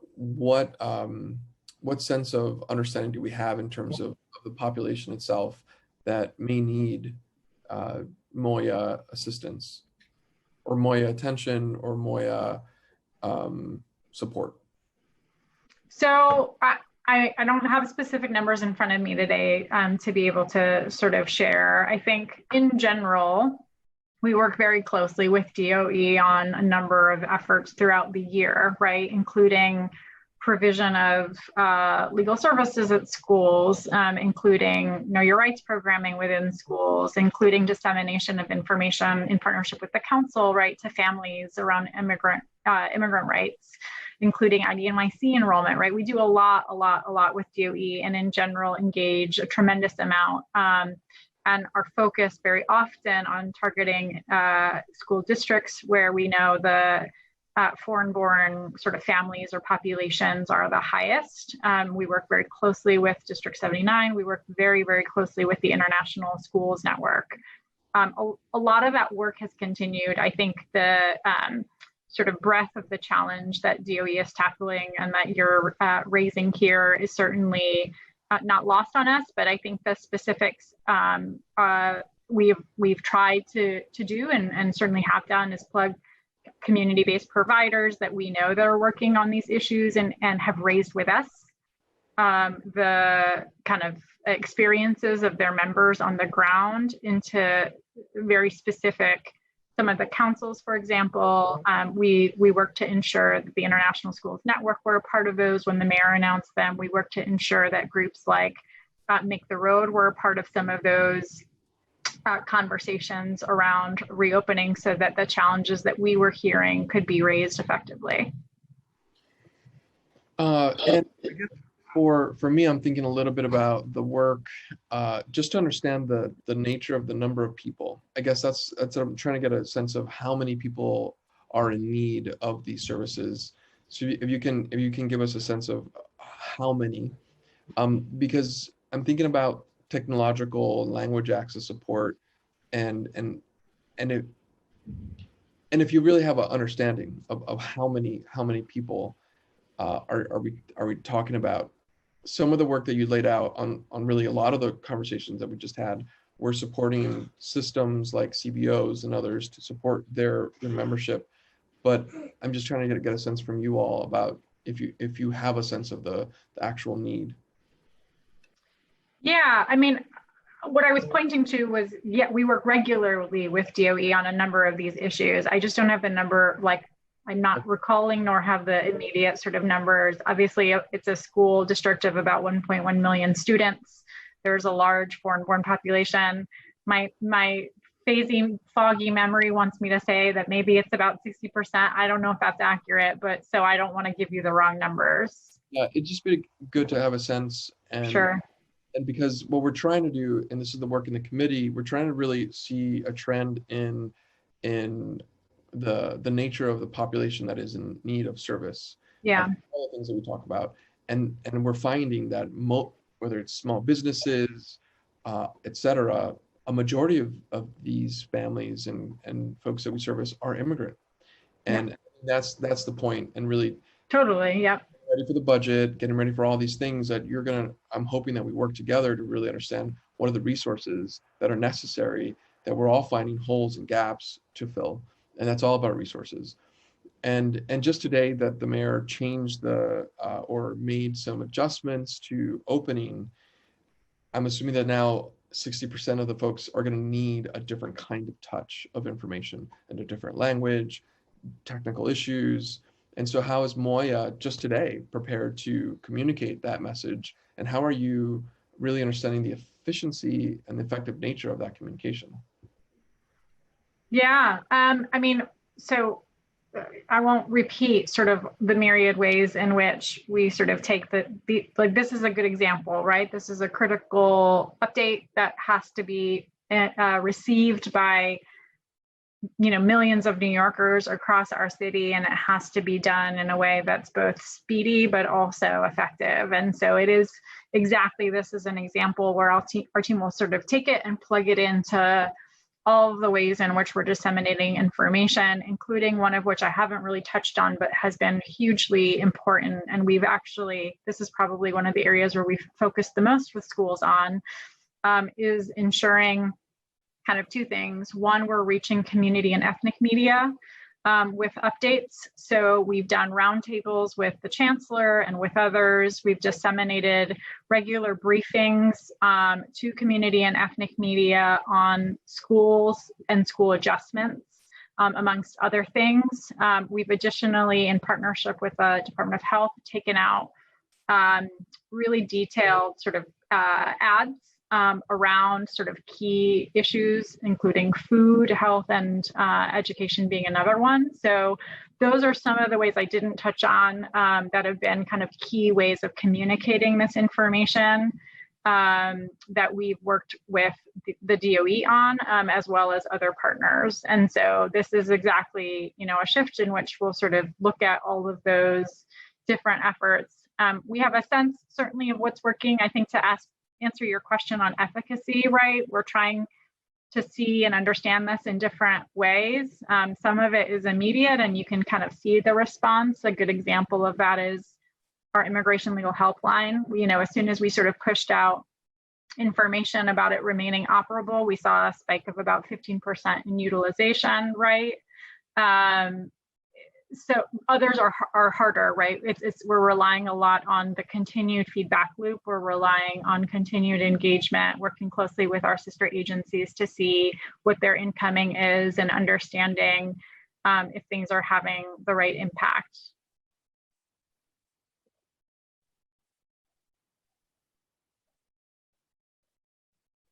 I'm sorry, I think you're on mute. Yeah. Got it. I was just in the realm of education. We're gonna see these moments. I know your team is going to be taxed. The whole thing is going to be taxed, but how we inch towards better communication is our goal as we move forward. So thank you for that. I appreciate that. Let's move over to the last set of questions, and these are really around something that the Mayor's Fund partnered up with you on relief for undocumented New Yorkers. And my resolution really kind of speaks to a statewide solution. And but on April 16th, even before we are now, the mayor announced a partnership with Open Society Foundation. $20 million you spoke of in your testimony brought relief. When was the money in the hands of eligible applicants?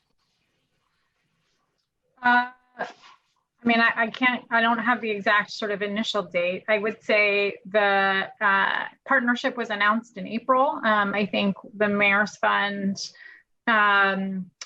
received the money, and as such, our ability to lift up the program a few weeks maybe thereafter.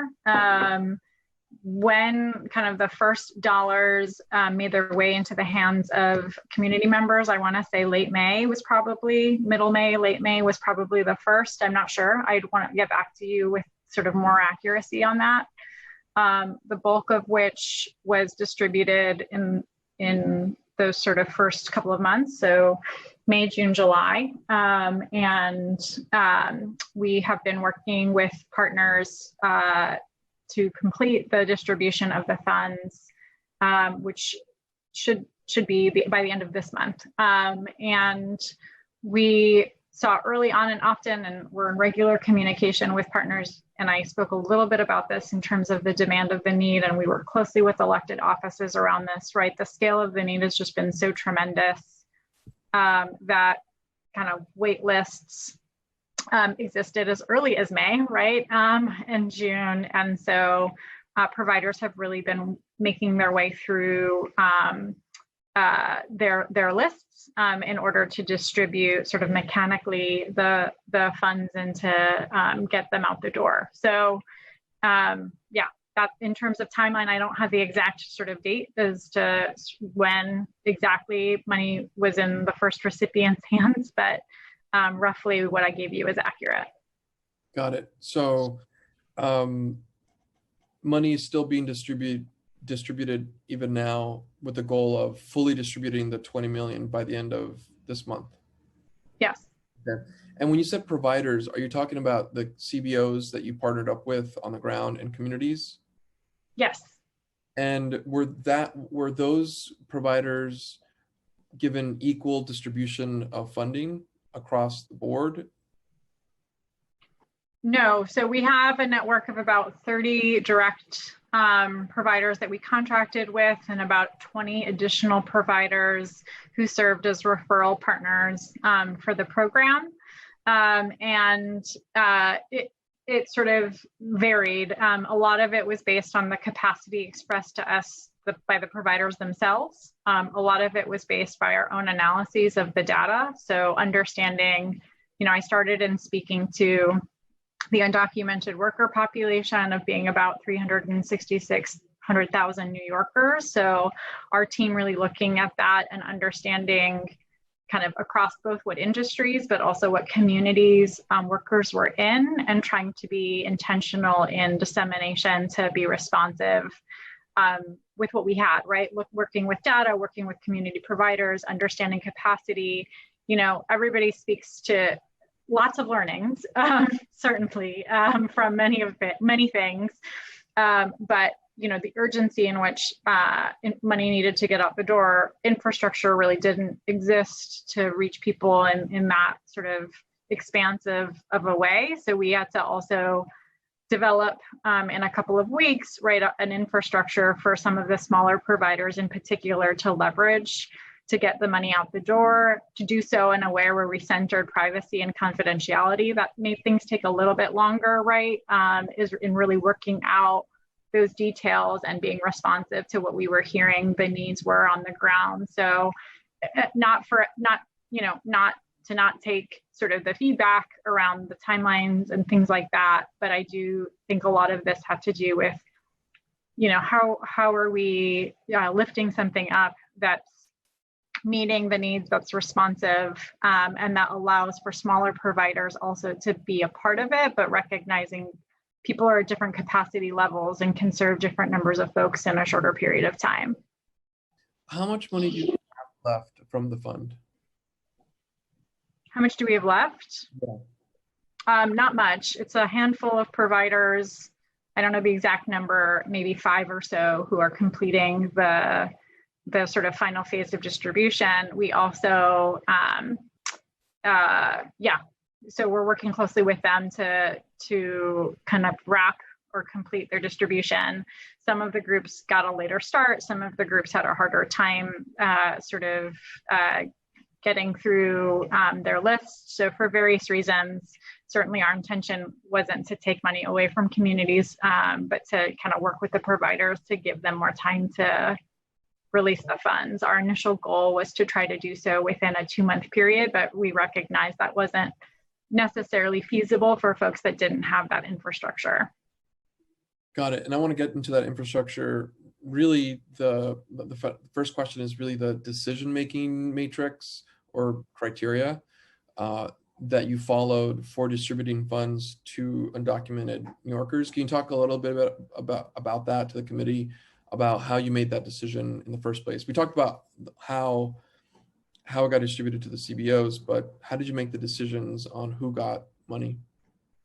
Yeah, well, we work closely with the Open Society Foundation. I think recognizing early and often, as many did, what it would mean, both because of public charge, but also all of the restrictions that the safety nets have on access to resources for undocumented families. So we very quickly sort of worked to understand what impact could look like and who might be left out of sort of key resources. And as soon as the stimulus was announced, the CARES Act, and it was clear what the exclusion was going to be for undocumented individuals and mixed status households, we really centered on that. Right? We sort of centered emergency relief access for individuals who would be left out of that stimulus as the sort of primary eligibility criteria to look for to ascertain somebody's eligibility for this grant. So if you weren't eligible for that, if you were a low-income family, et cetera, and you'd experienced some loss, right, you could express to us, you lost employment, you lost some income, then you would be eligible for this. And we didn't make this arduous at all. The goal, of course, was to make it as easy as possible for folks who were suffering at this time to engage with trusted providers and to express this need and to access the resource. And you mentioned capacity. Some of these organizations had capacity at varying ways and abilities to get this money out. Were organizations compensated for their work from the city in a different way, in a different funding stream, separate and apart from the funding that we're going directly to families? Yeah, so the Mayor's Fund, in contracting with the providers, did provide an administrative amount or percentage, depending on the nature, the grant, and in most cases, what the organization expressed to us was needed. Additionally, we supported, obviously other admin aspects of the program, including mailing and things like that. And are you getting good feedback from that? I know we're going to hear from some of the organizations in the next panel, but were you getting positive feedback about that support? Or potential changes about the capacity? Sure. So I can't speak for every provider. I will say our team is conducting an evaluation of the program itself to ensure that we, in a more systematic way, have the feedback and can inform future efforts like this in terms of, was the admin cost sufficient? Did it address all of the needs that you had as an organization? If so, or if not, why? We've already gotten some of that. It was a range of admin costs, again, based in part on the what was initially expressed by the grantees. And I think some of that has informed even continued conversations we've had with other cities, with other philanthropic partners about them thinking about setting up systems like this and what's necessary to support the capacity of organizations at this time to do so. Is that something you can share with us after you've completed? Sure, yeah.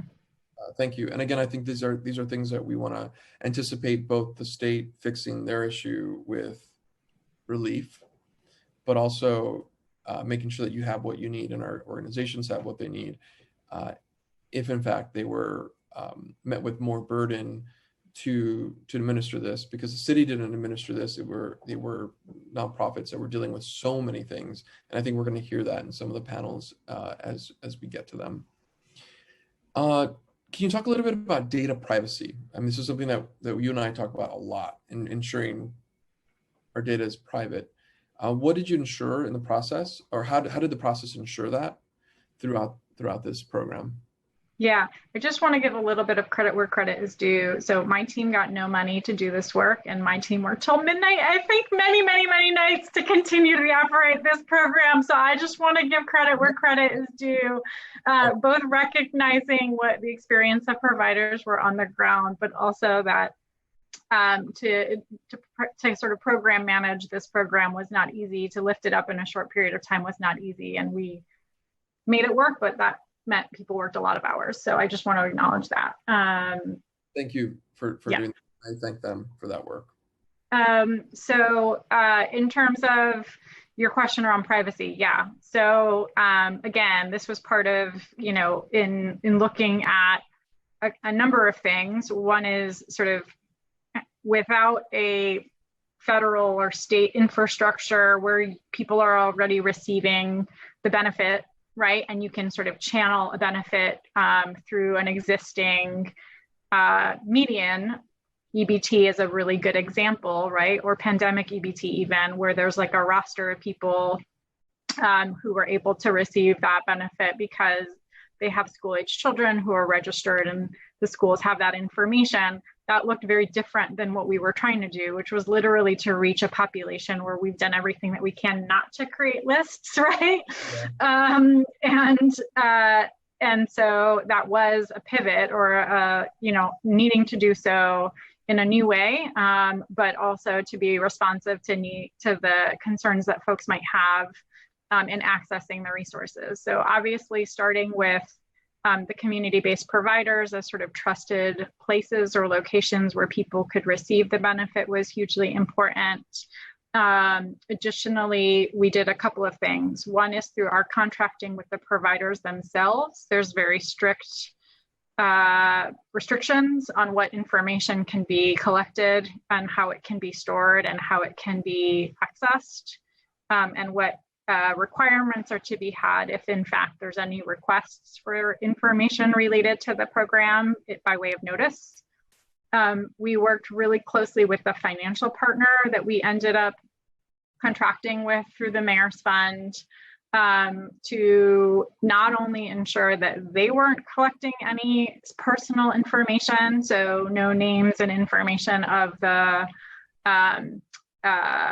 individuals receiving the benefit, but that all that they had was aggregate information, right? And that in turn was all that we had as the city. So we don't have any personal information either, no names, no addresses, et cetera.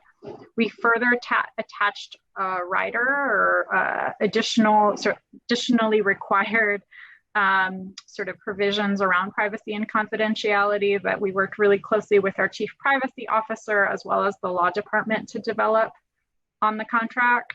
And we lastly actually had them adjust one element of the program that makes the card in some ways easier to use online, where you would have to register it. We asked not only for them to develop notice in different languages through their website, but we required the provider, we developed one in different languages that we required the providers to give to individuals so they had notice and consent if they were to use it in that way. So lots. So if you can imagine from like April to May, lots went into developing this in a thoughtful way, and certainly we'll learn hopefully more from the feedback that we receive and the evaluation on what worked and what was challenging, but lots of learnings. Yeah, thank you. Thank you for walking me through that. And I think you mentioned that the city's not keeping the information. I just want to get clarity that the Mayor's Fund is also not keeping any information. Is that true? Yeah. Okay. And so we have aggregate data. Aggregate right. data. And essentially no one is keeping information except for, well, The community-based organizations okay. have the personal information. Everybody else just has aggregate data. Awesome. Thank you. Thank you for that.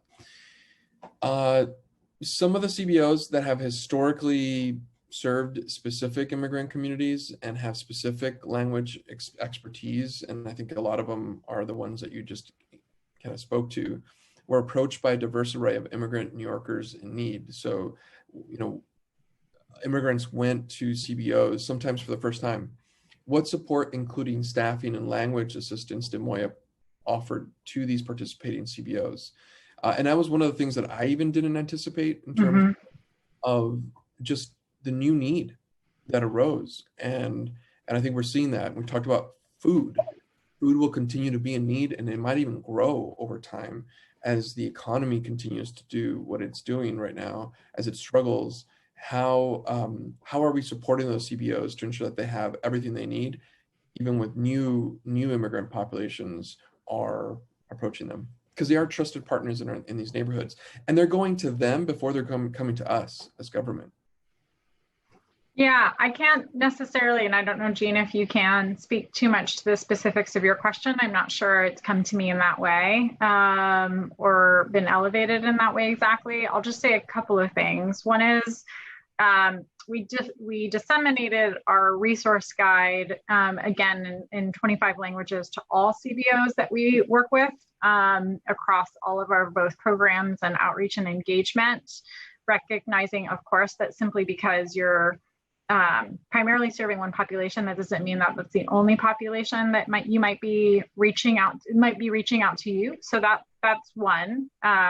Again, in looking at sort of the meal hub distribution, making sure that there was accessibility at those locations. And in terms of, this is something we've done more broadly with our legal programs. So just making sure that the legal service providers have the ability to access interpretation services as they're serving New Yorkers in different languages, right? One of our goals with that program was to ensure that some level of, or some sort of ratio of a centralized appointment making system, so that communities that maybe don't have a strong capacity around immigration legal services can still access those from providers that have the expertise. So that's something that we have since the outset built into that program. It's so not new to that sort of concept, if you will, is not new to us, or not something we haven't thought about. But I don't know if in this moment, Jean, there's anything more that we've either heard or responded to, if you want to add.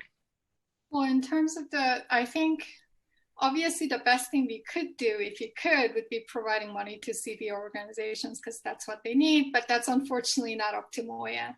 But in terms of providing other assistance that they need, there are multiple things that we have done. One was, I know that you have asked a question about, the OSF funding, provider selection process, and, there was a lot of thought went into it. And one of it was that we didn't want to just limit it to, community-based organizations that are known to have a lot of capacity in being able to do, because different CBOs reach different communities. So, in closely working with them to make sure that even the ones who may not necessarily have the largest capacity still can, have sort of a connection through this fund was, one of the ways. We have been, a lot of times when CBOs come to us, that's a very good way for us to figure out what's going on the ground, et cetera. But they usually reach out to us because they're trying to access certain city services or trying to figure out what the city policy is, but they're having a hard time working with the agencies or finding the right person. So our outreach team and community service team usually work very closely to make sure that, those things are sort of, I consider Moya to be a lot of times working as kind of a bridge between the, other agencies and the providers that are on the ground. And that's the work that happens just about every day. I get those emails all the time. And so in that sense, I think we, in a day-to-day work very closely with them to make sure that we provide support. Thank you. Thank you for that. And I guess this is my last kind of point, and then I'm gonna hand it over to our committee counsel, Harbania Usha. But the pandemic caught us all off guard in a lot of ways. It was not only abrupt, but it had so many different complexities to it. And I think there's a lot of learning. So as much as you can share with us about the learning of the programs with the committee, that'd be great. We want to support you. We understand that it's not Moya's decision to the funding questions, but it is our discussion collectively. And we're hoping that you really build out a funding request that supports not just your institution as well, because you were taxed, people working till midnight, and the nonprofits to build out a system, whether it's going to come from the city next time or another foundation. But there's a lot of things that we can do better, and I think that's the message here. We are relying on organizations on the ground that need to stay alive, and there are a lot of organizations that are going out of business right now as nonprofits because of capacity issues for a lot of different reasons. The more healthy they are, the more healthy this whole thing is, and the more people we can reach. The most vulnerable people in our communities are undocumented immigrants. So I know we have the same vision and the same goals. The question is how we can work together to achieve that through funding. And we are expecting a $10 billion cut in the next budget. What does that do for us? And so I really want to make sure that we do something different and innovative this year on the budget, and we do that together. Thank you. Thank you. Thank you, Chair. I will now call on council members for questions. Council members, as a reminder, if you would like to ask a question of the administration, please raise your hand using the Zoom raise hand function now.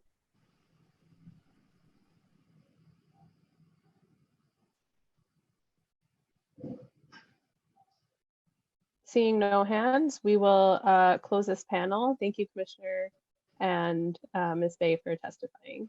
Thank you, Commissioner. Good to see you. Thank you so much. Likewise. Nice to see many faces. Be safe.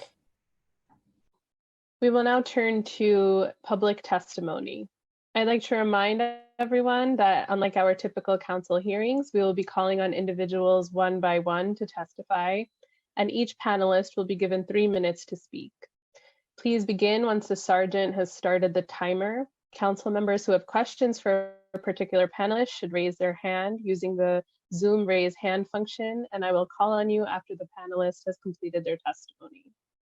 For panelists, once your name is called, a member of our staff will unmute you, and the Sergeant at Arms will give you the go-ahead to begin upon setting the timer.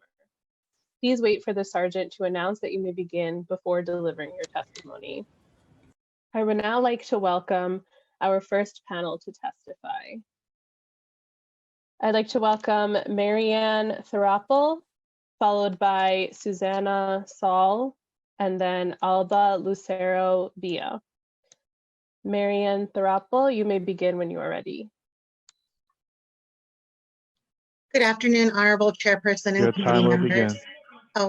My name is Marianne Thorapel, and I'm the Director of Special Projects for Immigrant and Refugee Services at Catholic Charities Community Services, Archdiocese of New York.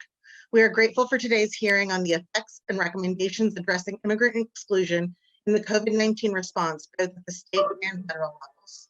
On a daily basis, members of our legal staff encounter immigrants who are struggling due to the impact that COVID-19 has on them, their families, and their community. They're struggling to understand next steps in their immigration cases, losing jobs, facing eviction, combating hurdles to access educational resources for their children, caring for elderly family members, and confronting rising fears of leaving their homes for basic necessities as unwarranted enforcement actions targeting Brown and Black communities continue to rise.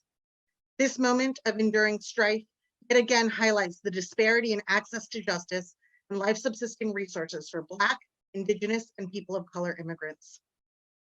These resolutions serve as necessities for human dignity, needs that existed prior to COVID-19 that have been exacerbated by this pandemic and confront obstacles that continue to stall due process for immigrants and harm fundamental humanitarian beliefs. Now, more than ever, we, the legal service provider community, need the Council's support, financially and through advocacy, to protect our Black, Brown, and immigrant New Yorkers. Catholic Charities strongly supports resolution number 1399 put forward by Chairman Chaka. Catholic Charities also recommends continued efforts to halt changes to the public charge rule, which has a chilling effect on the most vulnerable New Yorkers, dissuading them from accessing much needed benefits. Throughout the last 6 months, Catholic Charities provided over $4.4 million in direct relief assistance to 28,000 people living in 8,000 households. This is a mere fraction of the overall need. I'd like to share just one story from the thousands served. Rosa came to the US as a young child to escape brutal gang violence in Honduras. Now 20, she has been supporting her mother and other relatives through her job as a server, which she lost due to Corona closures. She hoped to save some of her earnings for college, which she started this fall. With the help of Catholic Charities and the non-governmental dollars provided, Rosa was able to pay for rent for their apartment in Brooklyn and groceries for her family. This need continues. Catholic Charities also strongly supports resolution number 1404 put forward by Public Advocate Williams. As legal providers navigate the myriad of issues facing immigrant children and their families, day laborers, and simultaneously confronting potential funding cuts while legal needs continue to rise, we implore the City Council and this administration to support legal providers like Catholic Charities who are responding to the pressures forced onto immigrants by this federal administration and that are only further complicated by COVID-19. Through our hotlines in the Immigration Court Help Desk, Catholic Charities has engaged with hundreds of immigrants seeking assistance with these unknowns.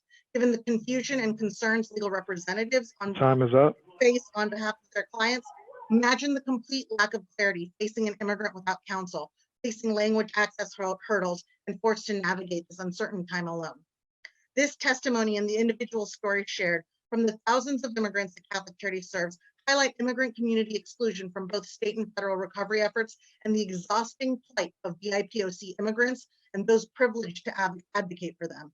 It is essential that we, elected advocates and providers, unite in the fight to ensure that support, safety, and dignity are provided for all who call New York and America home. We thank the New York City Council for its vision, leadership, and determination in protecting New York immigrants, and I thank you for your time today. Thank you for your testimony. I'd like to now call on Susanna Saul. You may begin. Hi, good afternoon. I want to thank the City Council and the Committee on Immigration for the opportunity to testify today. My name is Susanna Saul, and I'm the Director of the Immigration Practice at Her Justice. We're a nonprofit organization that takes a pro bono first approach to provide free legal services to women living in poverty in New York City by leveraging the pro bono power of New York City's law firms. And we practice in the areas of family, matrimonial, and immigration law. And I'm testifying today to lift up specifically the experiences of our clients who are undocumented immigrant survivors of intimate partner violence and other forms of abuse. I'm here to advocate for the urgent deployment of sufficient funding and services for the needs of all New Yorkers in this crisis. We call our clients survivors for a reason. They have experienced unspeakable trauma and violence and have come through it because they are resilient, resourceful, and they're focused on creating better futures for themselves and their children. But the current crisis is creating a situation that is sending many over the edge of poverty and health, both mental and physical. The situations that exist right now speak for themselves in terms of the great needs that our clients are facing. So I'm just going to describe to you 3 clients from many that we're hearing about all day, every day. Amelia experienced abuse by her husband for 29 years. She separated from him last year and now lives with her 19-year-old daughter. Amelia is diabetic and was infected with COVID-19 but recovered. She does not have health insurance and has to pay out of pocket for her medications. Her daughter is recovering from cancer and also can't work. Amelia worked for part-time for a dry cleaner, but lost her job when the owner of the business died from COVID-19 in April. And since then, she and her daughter are subsisting on her daughter's SSI payments, which don't cover her rent. She relies on friends in her community to bring her food, and her aunt brings her supplies like soap and detergent, and she will likely be facing eviction as soon as the moratorium ends. Anna lives with her 4 children. Her abusive partner was paying the rent, and they can't afford the rent anymore after a domestic violence incident. She fears eviction and is looking for an affordable place to live, but she has 4 children. And so even when her public assistance grant is approved, she'll likely be forced into an overcrowded housing situation with her children. Terry was living with her abusive husband and called the police on a recent incident of abuse. She wants to go into shelter, but she was told that there was no space. She's still waiting for space in a shelter. I want to note that all of the survivors above are eligible for immigration relief, but because of the backlogs in immigration, they won't obtain any status or work permit for at least 4 years, and they're all living with the fear of deportation. Some of our clients are working and some are not. Many are providing essential services. And it's cruelly absurd that in our current crisis, these workers are considered both essential and also illegal. The systems that were set up to serve our undocumented clients are failing.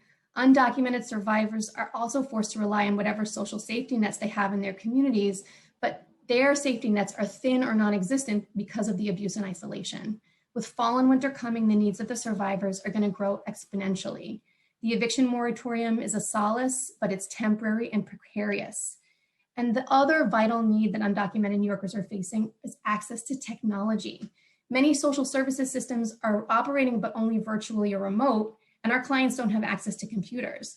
And they're increasingly unable to afford their smartphones, their cell phones. So they're not going to have any connection to help without access to the internet or phone. And also with libraries closed, you could usually access computers there, but they're closed. So they're not going to be able to access food, legal assistance, mental health support, and healthcare. The health and safety of these individuals and their children are at risk. Please, the City Council must infuse additional resources into the existing systems and also call for the accountability of these systems to make sure that nobody falls through the cracks. COVID-19 has taught us that when we neglect human life in this city, all of our lives are put at risk. Thank you. Thank you for your testimony. I'd like to now call on Alba Lucero Villa. You may begin when you are ready. Your time will begin now. Thank you. I want to thank Committee Chair Carlos Menchaca and the rest of the City Council for holding this very important hearing. My name is Alba Lucero Villa, and I'm the Executive Director of NMCIR, Northern Manhattan Coalition for Immigrant Rights. Since 1982, NMCIR has been serving New York City's immigrant community, working tirelessly to educate, defend, and protect the rights of immigrants. Most of the clients we serve are from low-income immigrants from the Caribbean, Latin America, Africa, and the Middle East. Some have lived here their entire lives. Others are recent immigrants. Some are undocumented. Others are legal permanent residents who are still in dire fear of deportation. And often their first experience with any kind of basic legal services or social service is an NMCIR or a similar organization. Before COVID-19, I could tell you that on any given year, we served about 8,000 families. But in the last few months, in 1 month alone, we have received about 4,000 calls for help. And it's not just for legal services or immigration-related matters. It's for food and cash assistance and just any kind of assistance that we can provide or we can point them in the right direction to. So the COVID-19 pandemic has really exposed many of the systematic failures of our country and the disparity that exists in communities of color, particularly in the larger immigrant community. Today, you heard from Enoch, one of our Worker Center participants, about the discrimination he faced as an immigrant worker and how the pandemic changed his life and how NMCI's Worker Center helped him survive when he lost his job as a restaurant worker.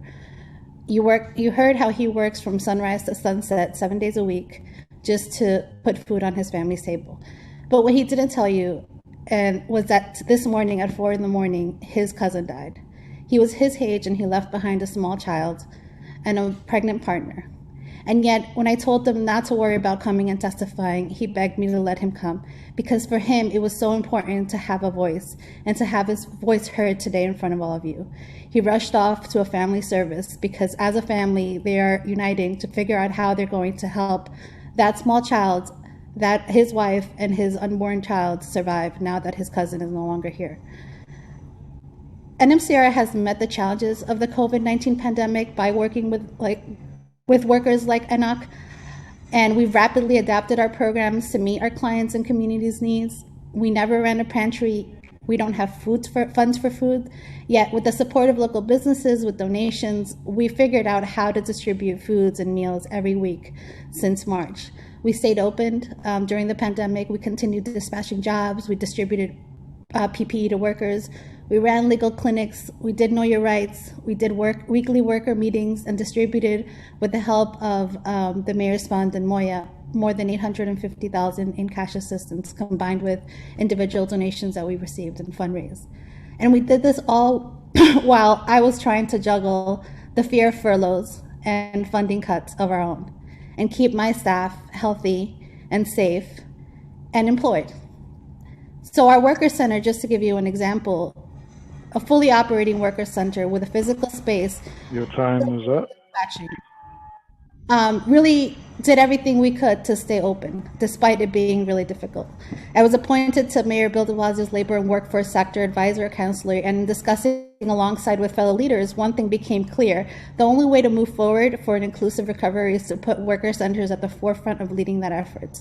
As New York City continues to reopen and think about the threat of a second wave, we won't be able to fully address any disparate impact of COVID-19 on communities of colors without properly funding the grassroots organizations that serve essential workers who have worked long hours alongside dangerous conditions. So despite being a lifeline to our community and the organization itself being immigrant-led with 98% staff of color, our existence too is vulnerable to funding cuts. Any funding cuts would only deepen the disparate impact of our communities of colors in this pandemic. So we must recognize that immigrant New Yorkers are often living in an unimaginable fear, not only of COVID-19, but of their mere existence in the US. They're not going to call 311 for help, but they will come to us. So I implore the City Council to really seize this moment in history as an opportunity to be on the right side of change by providing community-based organizations with more resources, not less, than those we need to be able to serve our communities. Thank you. Thank you, Alba. Thank you for your testimony. I'll now call on Chairman Chaka for any questions. I don't have any questions. Everything that you have stated has accelerated my commitment to you to build protections for all of you who are doing so much of the work that were demanded of you. And so thank you for your testimony. And I think you're going to see a lot of that through the panels. And so I made it very clear to the commissioner, who did a great job of holding a lot of that funding whole in the last budget. I don't know if that's going to happen again with $10 million on its way for $10 billion of cuts that are on their way. And so this story needs to stay solid in front of people, so that OMB and the commissioner can deliver yet again for our communities with the support of the City Council. So thank you, and my best to Enoch and his family. Thank you, Chair. We will now turn to questions from other council members. Council members, again, as a reminder, you may use the Zoom raise hand function if you have a question. Seeing no hands, we will move on to our next panel. Our next panel, I'd like to welcome Manuel Castro to testify next. After Mr. Castro, we will hear from Ana Lilia Leon, Ligia Gualpa, Yesenia Mata, and then Nadia Marin. Manuel Castro, you may begin when you are ready. Thank you, and thank you. You will begin. And thank you to the Committee on Immigration and to Chair Carlos Menchaca for inviting us to testify on this really critical hearing today. My name is Manuel Castro, and I'm the Executive Director of NICE, New Immigrant Community Empowerment. And I want to share a little bit about our work on the ground, but also results of our major survey that we have been conducting over the past 6 months. Since the outbreak of the COVID-19 pandemic in New York City, NICE has been responding to the crisis from our worker center in Central Queen, providing everything from thousands of pounds of food assistance, nearly $2 million in cash assistance, and helping dozens of families with COVID-19 burial assistance. At the same time, we've partnered with CUNY and surveyed 6,000 immigrant families and workers, all registered with our organization, on the impact of COVID-19 on their lives. Families and workers who did not qualify for COVID-19 relief benefits, such as the CARES Act and unemployment benefits, most undocumented immigrants, newly arrived immigrants, day laborers, cleaning workers, and other low-paid workers, primarily in Queens. So like I said, today I'll focus my testimony on our preliminary findings of this survey, but I'll make sure to get the full report to this committee and to the council so that you can see for yourself the kinds of experiences our members in this community have had to endure over the past 6 months. Our survey really presents the picture of great hardship due to the pandemic, but most critically, an increase in alarming vulnerabilities on immigrants in New York City. Not just the physical, but also the mental health aspects of this COVID pandemic on both the families and the children. And so as a result, it created or has been creating, as we analyze the survey's findings, a picture of a community at very high risk. So for instance, 38% of the respondents of the survey said that they had symptoms, COVID-related symptoms. This is a number 3 times higher than the 11% of all New Yorkers that responded to the same question. Moreover, NICE's survey shows a shocking 10.4 of the respondents reported a family member had died due to COVID-19. And so this is exacerbated because of the lack of access to healthcare in this community. Respondents feared seeking medical care despite the news and the importance of seeking this medical assistance. 54% Your time is up. Said that there was fear of seeking medical care due to their irregular status, and 49% said that they fear seeking treatment because someone in their family was undocumented.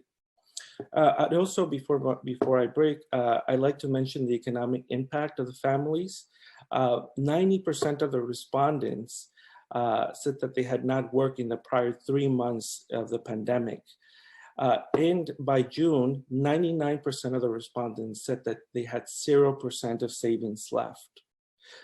This is most critically because many of the respondents said that this might lead to homelessness. 75% of the respondents reported being at risk of homelessness.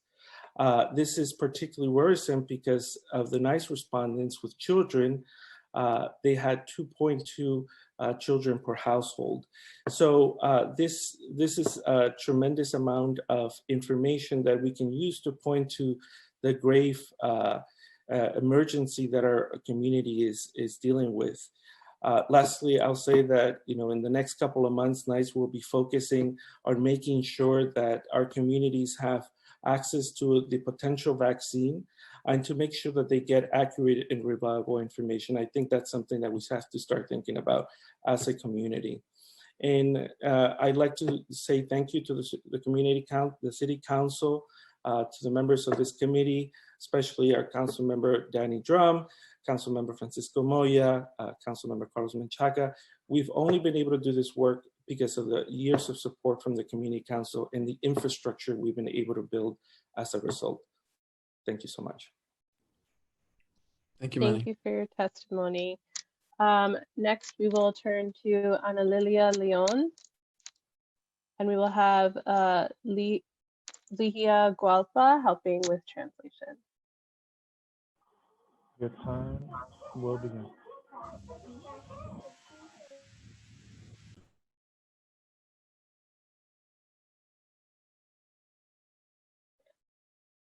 Ana Lilia, you may begin when you are ready.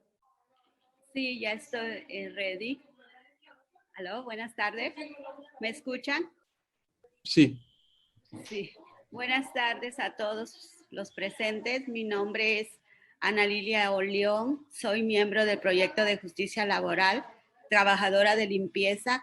Agradezco sinceramente la oportunidad y el espacio que ustedes nos brindan, el Comité de Migración y el Consejo Municipal de la Ciudad de Nueva York, para hacer posible que nuestras voces sean escuchadas y se tomen en cuenta nuestra existencia y nuestra contribución en tiempos de pandemia. Antes de la pandemia trabajaba yo de limpieza a tiempo completo, para pagar mi renta y mi comida. Cuando llegó la pandemia me quedé sin trabajo.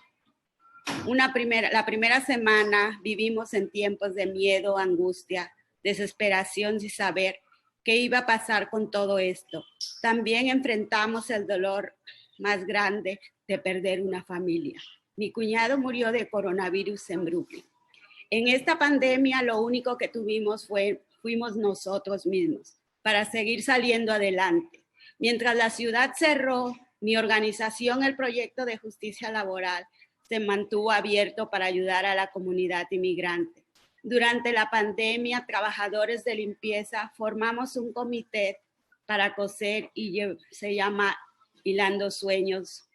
Hicimos más de 2.500 mascarillas y otras donaciones de mascarillas que les dimos a los trabajadores esenciales y las repartimos en las calles. Más aparte dimos despensas, alimentos de comida caliente para la comunidad aquí en nuestro centro de Sunset Park y Williamsburg en Bensonhurst. No es para presumirles, pero fuimos más las mujeres que tuvimos en las calles desde nuestro centro liderando las respuestas de emergencia y la solidaridad de la comunidad.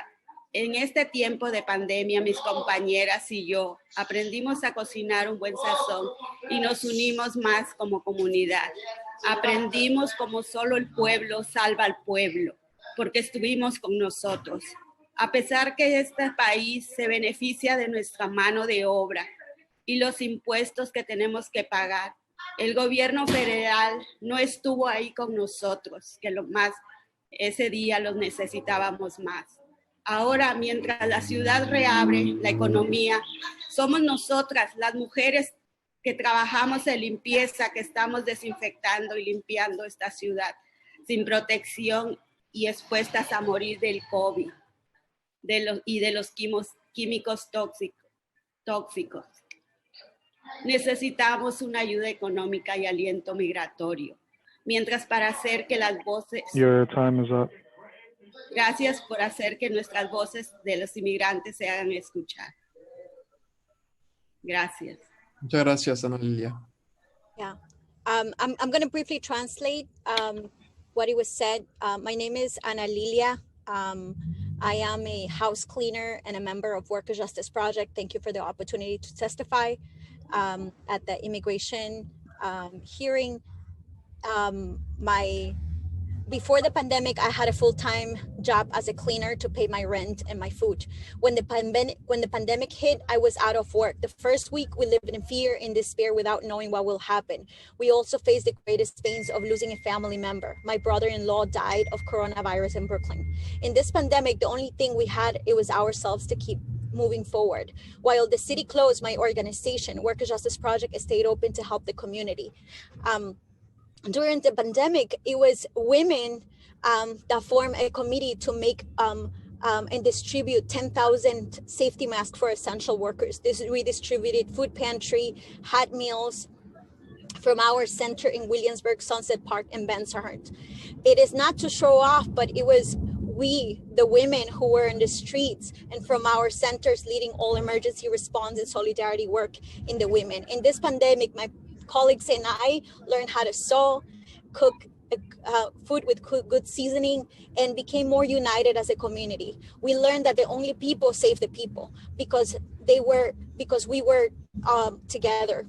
Although this country benefits from our labor and the taxes we have to pay, the federal government was not there when we needed them the most. Now, while the city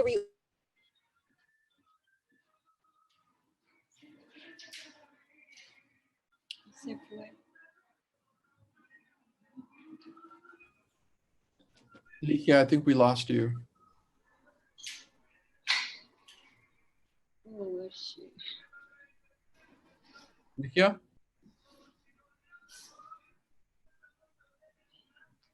Okay, I think there were some technical difficulties with Ligia. We'll come back to her if she's able to get back on. In the meantime, we will turn to testimony from Yesenia Mata. Your time will start now.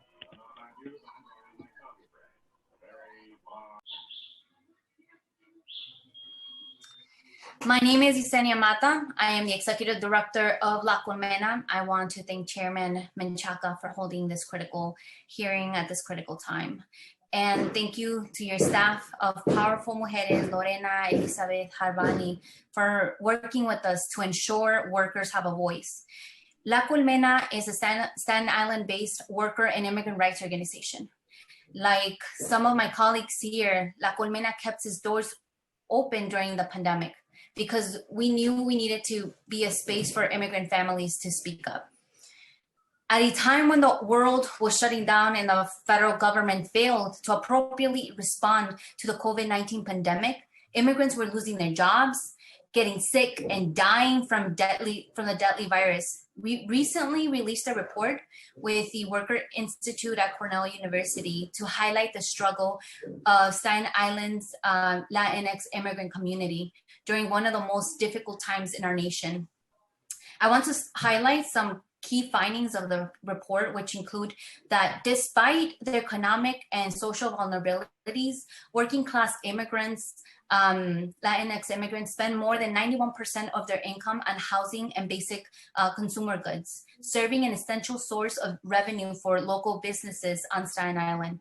88% of surveyed workers were unemployed for 3 months, losing their jobs between February and the beginning of May. For the vast majority of these workers, 97% did not qualify for unemployment benefits and did not receive a government stimulus check. 98% of the workers also did not qualify for any sort or any form of pandemic relief.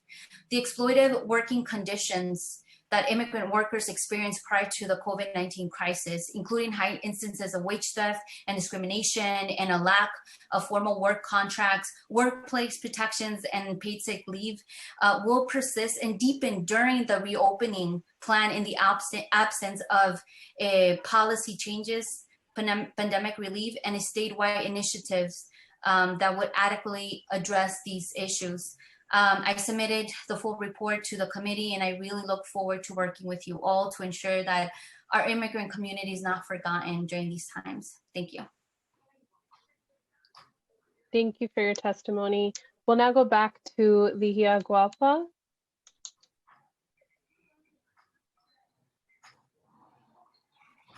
You may begin.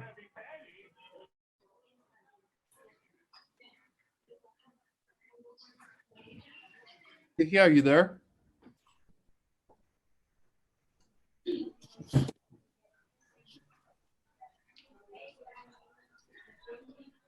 Okay, I think she still might be having technical issues. We'll move on.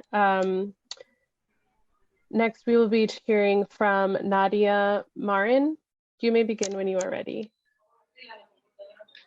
You may begin now.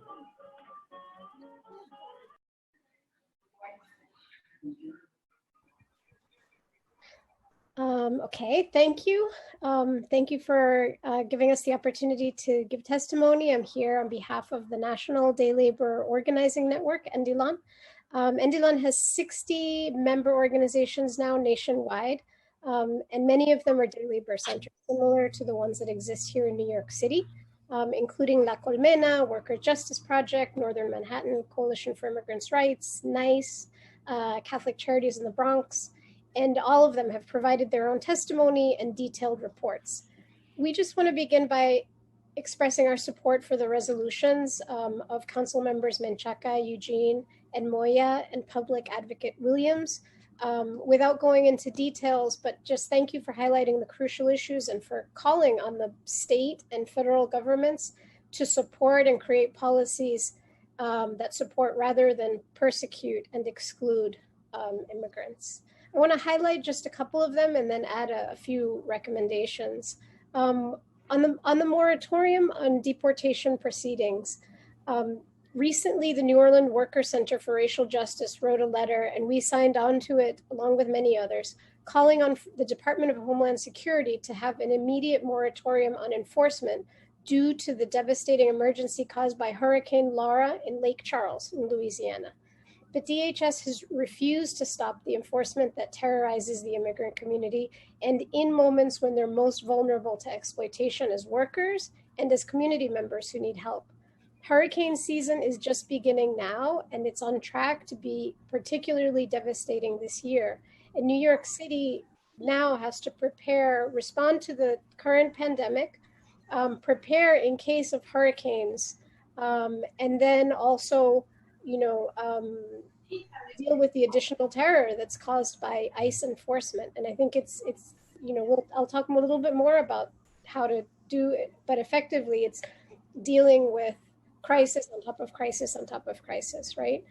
On the exclusion of undocumented workers from relief funding, when the pandemic began, our members knew that day laborers and other immigrants would be excluded from their federal response and from state, despite contributing billions of dollars. We created an immigrant worker safety net fund, and we're proud to have distributed about $1 million so far and continue to do so. But we also did a report, and I'm going to attach it with the testimony. And one of the findings of the report, put together by Professor Nick Theodore at the University of Chicago, is the importance of support for organizations in addition to the cash assistance for individuals. So we're calling on the city to work directly with day labor centers, designate them, work with them as emergency response centers to recognize the work that they do, connect them to the current emergency preparedness and response infrastructure, which will strengthen the city's work and strengthen the work of the organizations at the same time. Continue to work on strengthening health and safety. Your time is up. And support also the statewide legislation that would create the Fund for Excluded Workers, S8277, because that would create a fund where excluded workers would be able to access the funds, undocumented, formerly incarcerated, and other excluded worker populations. We really appreciate your support for day laborers and all immigrant workers. Thank you for your testimony. I'll now turn it back to Chairman Chaka for questions. Thank you, Harbani, and I just want to say thank you to the whole panel. You've done incredible work in the last 6 months, and I think we're at a critical point where that work has not slowed down at all, and you are needing more resources, support, and so thank you for that testimony, really pointing to the tension issues. I want to talk a little bit about the fund and your partnership with Moya and the Mayor's Fund and the Soros funding that came in. Can one of you talk a little bit about how that impacted your organization? I heard a lot of positive things as well, and so I want to lift that up, that you were able to get funding out to families. But this is the opportunity right now to share with me, the public, but also the committee and the council on what worked and how we can support you in capacity issues or other things that we can anticipate it moving forward with crisis coming in the future or even another phase of COVID. Anyone that wants to speak on that? Alba?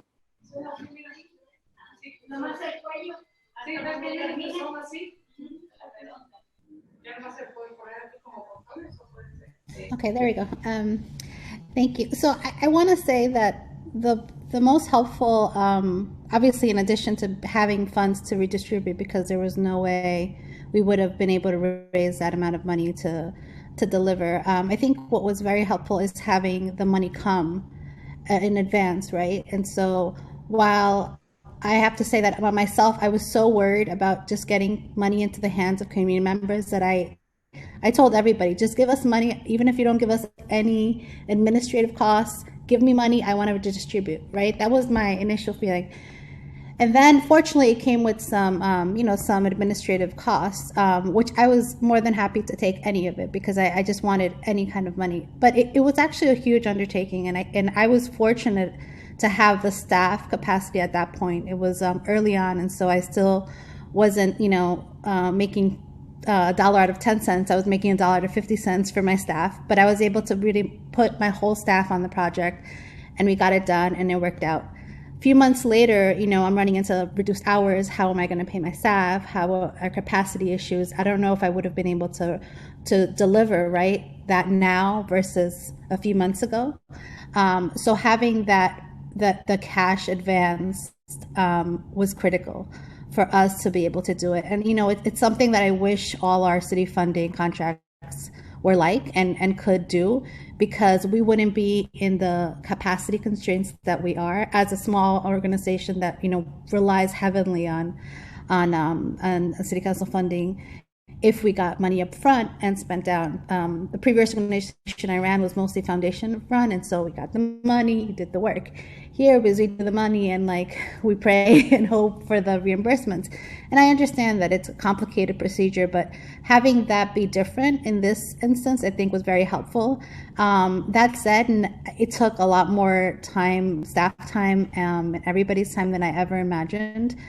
I think a lot of us had huge challenges. We got it done. Now, if we were given the same amount, I don't know if we could do it because of our constraints, because of the funding cuts that have happened, the looming ones.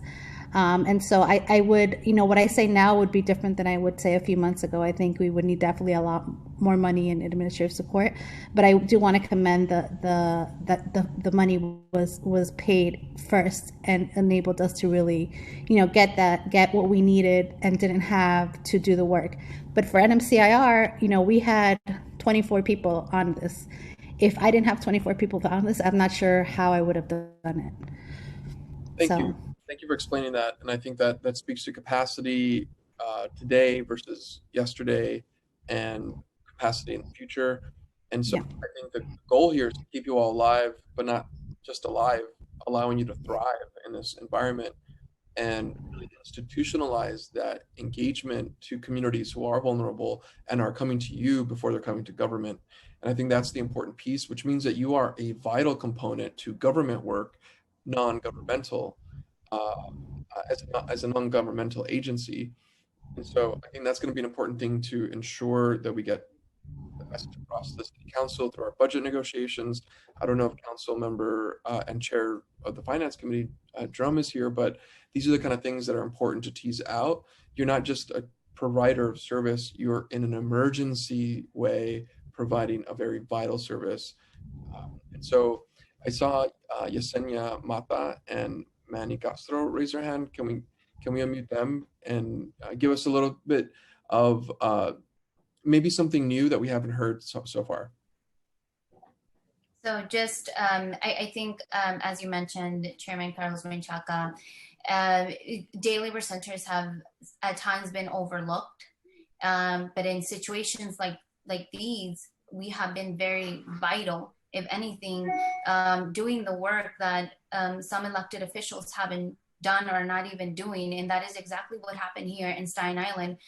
We weren't getting any help until this day. We haven't received any help from any elected official.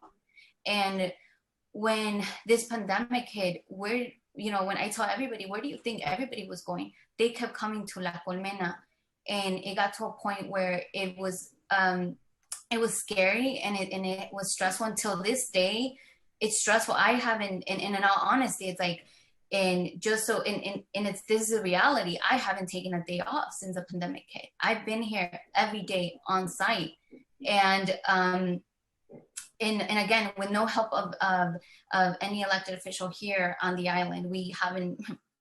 If anything, it's been us figuring it out. So with this mayor's fund at the time when it came, obviously we were very excited because we wanted to support our immigrant community economically, and we think that the administrative costs did come up front. And I think if that's the type of support that we should be receiving, getting administrative costs up front.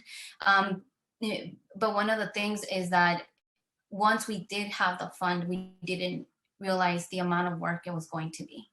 And the amount of work it was going to be. For example, I mean, we're providing all these vital services, legal services, food distribution, dispatching people, and responding to everything that's being thrown on our immigrant community. But also with this fund, that was something additional that we had to do, and I didn't have a team of 24 people. And I think Alba brought it up very well. It requires a team of 24 plus people to be able to do this, because to screen people, it requires a lot of work.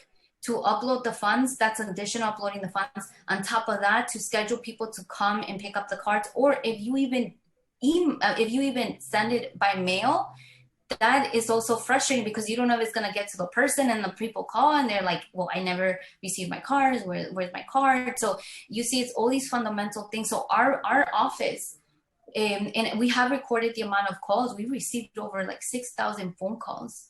Wow. And it got to the point then, not only that, but when people heard that La Colmena was giving money or whatnot, like there were so many people at La Colmena every day where, you know, we want money, and we understood the what they were going through. And it was, if in the future this is provided, more administrative costs must be provided, more support must be provided also from the mayor's office, not just give the money, here's administrative costs, but there should be more support, especially to organizations like ours that are not just doing services via web. No, we are doing services on site. And that was very frustrating until this, I mean, we're stressed still. So that's a reality of what was going on when it came to distributing these funds.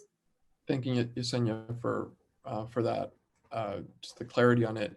I want to allow Manny Castro to talk a little bit about this question, and I see Councilmember Drum as well raising his hand. So I'd offer an opportunity for him to ask a question. Yeah, thank you, Councilmember. I just want to say, or I want to send a big shout out to the Day Labor Center organizations, because despite of all the challenges, despite the heavy lift, I think the headline here is that we were able to take on this money and disperse it to our communities on record time. I mean, this wasn't like $30,000, $40,000. We're talking about millions of dollars that needed to be dispersed urgently to undocumented communities. And I think there were no better organizations to do this than the organizations here. We're talking about La Colmena, WJP, Northern Manhattan Coalition for Immigrant Rights, Catholic Charities. And like really that should be lifted, because it was a tremendous amount of work. On our end at NICE, we were able to support about 2,000 people in small increments of money. And we were able to lift up like this sort of infrastructure and do all of this in 1 month. I mean, like, let's look at, frankly, let's evaluate who else could do that, and let's think about what else could we do in partnership with other city agencies. I'm thinking about housing, right? There's a housing crisis right now. How do these agencies look to us and support us in building infrastructure to get that support to our communities? I'm thinking about healthcare. I mean, there's just a lot of things that we're ready and able to work on together, but that support and infrastructure needs to continue. And I'd like to say this is nothing new. I myself was an intern at an organization working to help undocumented immigrants after 9/11. And so I saw the same issues that I'm seeing now. And then we're talking about 20 years later, right? And seeing the same issues. Same thing after Hurricane Sandy. We have to remember how day labor groups and day labor workers like really stood up for New York. And we're doing the same thing again. And I hope no one forgets that. And thank you so much for this. And I know Councilmember Drum wanted to speak. And really, I want to say that our communities felt that, council members really, especially Councilmember Drum in Jackson Heights, we really felt your leadership, your staff, really championing our issues and our needs in at the front line, in the grassroots. I mean, when members are coming to you saying that your family members are dying, their family members are dying, and it's a lot on staff, right? And to have the support of the council is very meaningful. Because often you feel like, you hear the news and you feel like, what is government doing? But at the least, we know that the city government has our backs. I'll stop there. Thank you. Thank you, Manny. Councilmember Drum. Am I unmuted now? Can you hear me? Yes, your time will begin. Okay, thank you, Chairman Chaka. And I just want to say thank you, Manny, for the compliment. It's a pleasure to be able to work with you. And the work that you're doing in the community is so wonderful and so vital to the residents who live here in Jackson Heights and Elmhurst, to our day laborers, the jornaleros. I'm very, very happy to be able to work with you. I just wanted to go back to the other woman who was from Staten Island. And I just wanted to know, because Chairman Chaka mentioned as the chair of the Finance Committee, we pretty much held, if I'm not mistaken, Chairman Chaka, immigrant groups,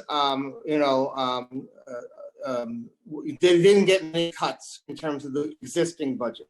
That's right. So I'm just wondering, am I right? That's correct. That's Yeah, correct. okay. So you were fighting, I know, in BNT.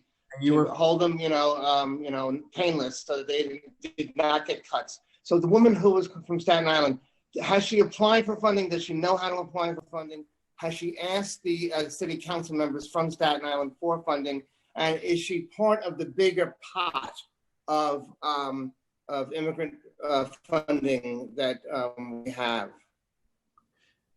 And if we can unmute Yesenia to talk a little bit about that. Everyone that spoke today did receive funding from the day labor funding that the city council gave. And maybe Yesenia, you can talk a little bit about support that might not be coming from the funding that the council gives, but other support you might be looking at from council members or other elected officials from Staten Island. Perfect. Yeah. So that's a really good question.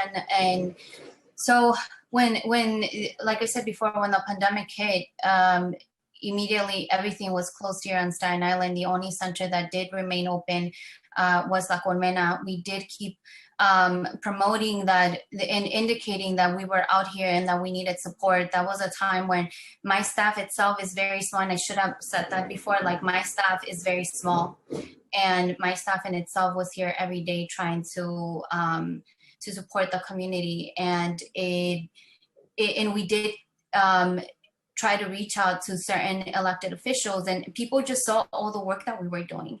And again, no one at the time was, or it still has came to even provide any or try to help this to say like, hey, you could apply for this type of grant, or you could apply for this type of service. And in my thing, it's like this is where it needs to stop. That I get sometimes a bit frustrated when people tell me like, why don't you reach out to this elected official, or you should do this? Like, why in times like this, in times of crisis, where my center itself is trying to maintain itself open, where I am here every day and so are my staffs risking our lives every day here, right? It has to come to a point where elected officials, and I'm talking here specifically on Staten Island, do their job and go to those centers that are open. And it's obvious that we are open. When you come to La Colmena, the amount of people we have here, the Latinx immigrant, the amount of actions we have done, it's just, I guess they just got back to that point, right? That we've been here, we've been asking people for support, and the only individuals that have came out to support is like Catholic Charities, Chassis, that have provided us food, and we have partnered up with these organizations. Also, New York Immigration Coalition and the Lawn, Gualitas, that gave us when they saw the work that we're doing. You see, like, this is the work that elected officials should be doing here on Staten Island. Like when Andalon, Gualitas, New York Immigration Coalition, and saw the need, in the mayor's Moya, they gave us money. The Catholic Charities, Chassis, gave us food. All these other nonprofits came out and said, can we come and volunteer? So it has elected officials come and try to sit down with us and say, can we help you apply for this grant or for this service? No, they haven't. And okay. We would like to thank you. Well, that's why it's a good thing you're on this at this hearing, because now you've been heard, and you've been heard by me, the finance chair. So we'll try to see what we can do to help you. I mean, it's a very difficult time, obviously, because of the pandemic, even with council funding. But with Chairman Chaka, we'll try to work a little bit more closely with you as well. So keep up the good work, and I hear you, and my heart goes out to you. I just want to thank you, and we'll follow up and make sure you're heard more. Thank you, Chairman Chaka. Thank you. And I am going to have to jump because I have a 3:30 call. I'm sorry. Oh, okay, thank you so much. And like you said, we'll follow up, and maybe we can organize some electeds in Staten Island to just re-engage and help. Yeah. And it's been a great hearing. Thank you. Yeah, thank you. Okay. Thank you very much. Thank you, Council Member. I'm now going to call on Lihia Gualfa. Thank you so much for allowing me to briefly share my thoughts.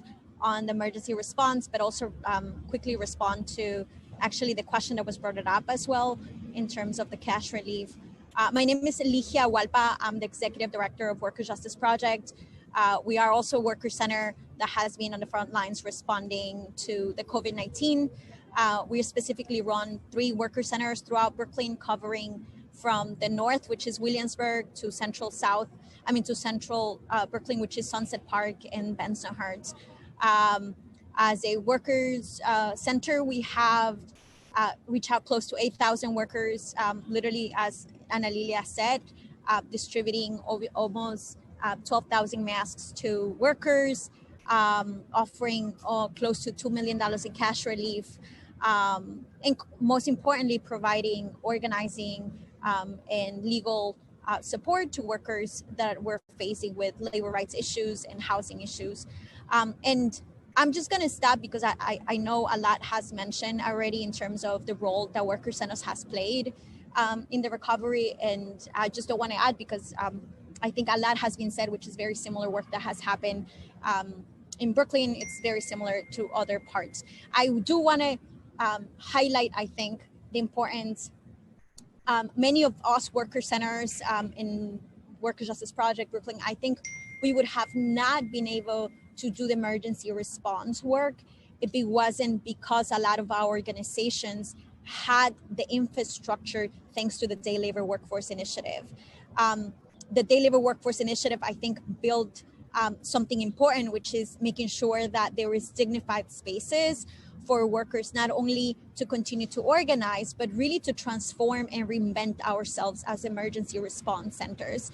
And I cannot highlight the importance of understanding how vital day labor centers are and the importance of keeping and engaging day labor centers, not only to see us as like, yes, we're doing great emergency response work, but thinking through about what role we will continue to play in rebuilding the infrastructures that are needed to rebuild in our neighborhoods. And I'm specifically thinking about a lot of our worker centers have become hubs, not only for food pantries, have become hubs for mask making has become hubs where workers have relied on to use bathrooms when a lot of like delivery workers couldn't use. So now we're thinking through about how not only continue to support and fund worker centers, day labor centers specifically as emergency response centers. I think we continue to forget that workers also play a critical role as emergency responders. Your time is up. I'm just going to close with this. We saw it on 9/11. We saw it on when Hurricane Sandy hit. It was not only worker centers that were doing the response work, but it was also day laborers themselves who were risking their lives to do food delivery, deliver cash, do masks, go out in the street. So when we think about who are the emergency responders, we need to start thinking not only worker centers, but also day laborers and how we prepare and equip worker centers and workers as emergency response centers and infrastructures that we need to build for the next wave of COVID-19. Yeah, well said. Well said. Thank you to this panel. Thank you for your testimony. Seeing no other council member questions, we will be moving on to the next panel. I would now like to welcome Elizabeth O to testify. After Elizabeth, we will hear from Sophia Gurule, Rebecca Espinoza, Nyasa Hickey, Michael J. Etroff, and then Rex Chen. Elizabeth O, you may begin when you are ready. Your time will start.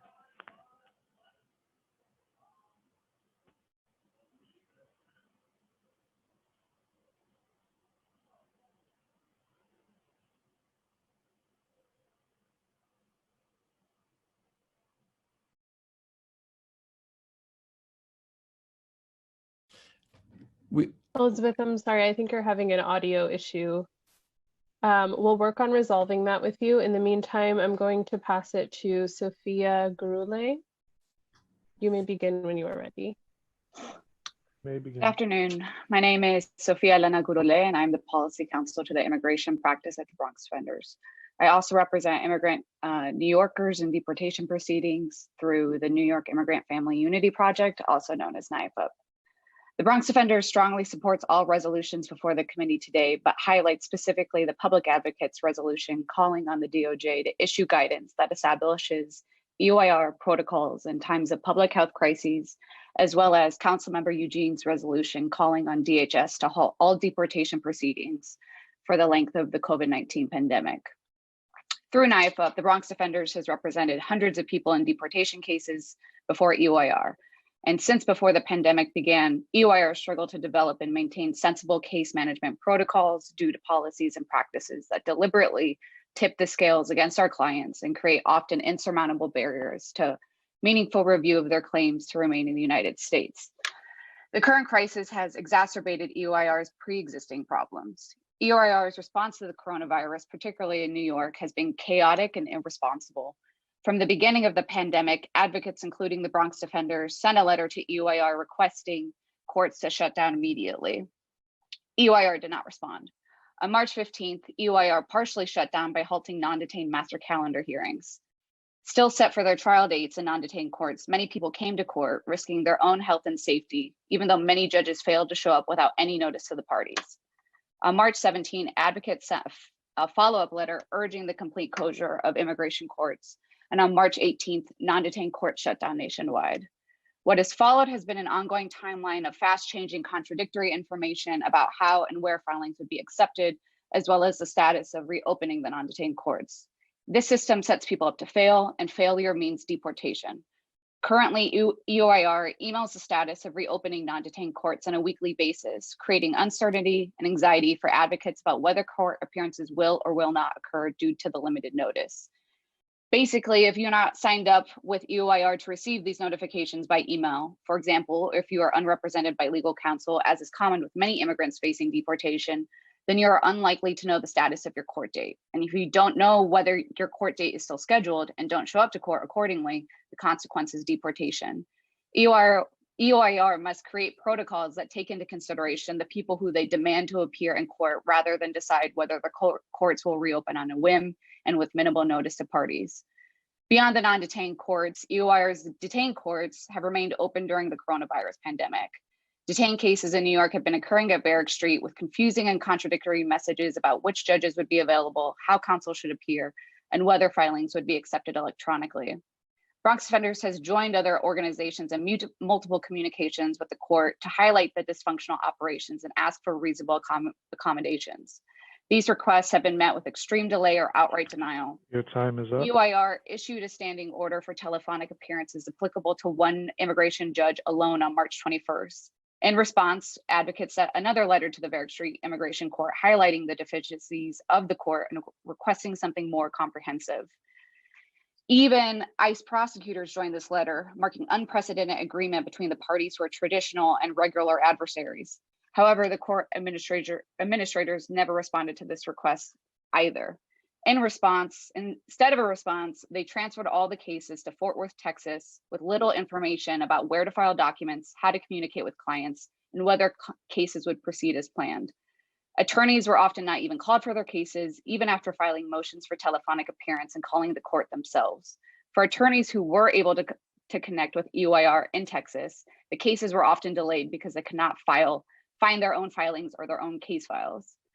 While the cases have now mostly returned to Barrack Street, meaningful advocacy for our clients is nearly impossible due to barriers related to attorney-client communication, barriers to gathering documentation for bond and relief from deportation, and general chaos in detention facilities. Though telephonic appearances are now the norm, EOIR's refusal to shut down the detained docket forces attorneys to represent their clients in impossible circumstances. For people incarcerated in ICE detention to bear their most horrific traumas by video screen without even being able to see their own attorney in the courtroom.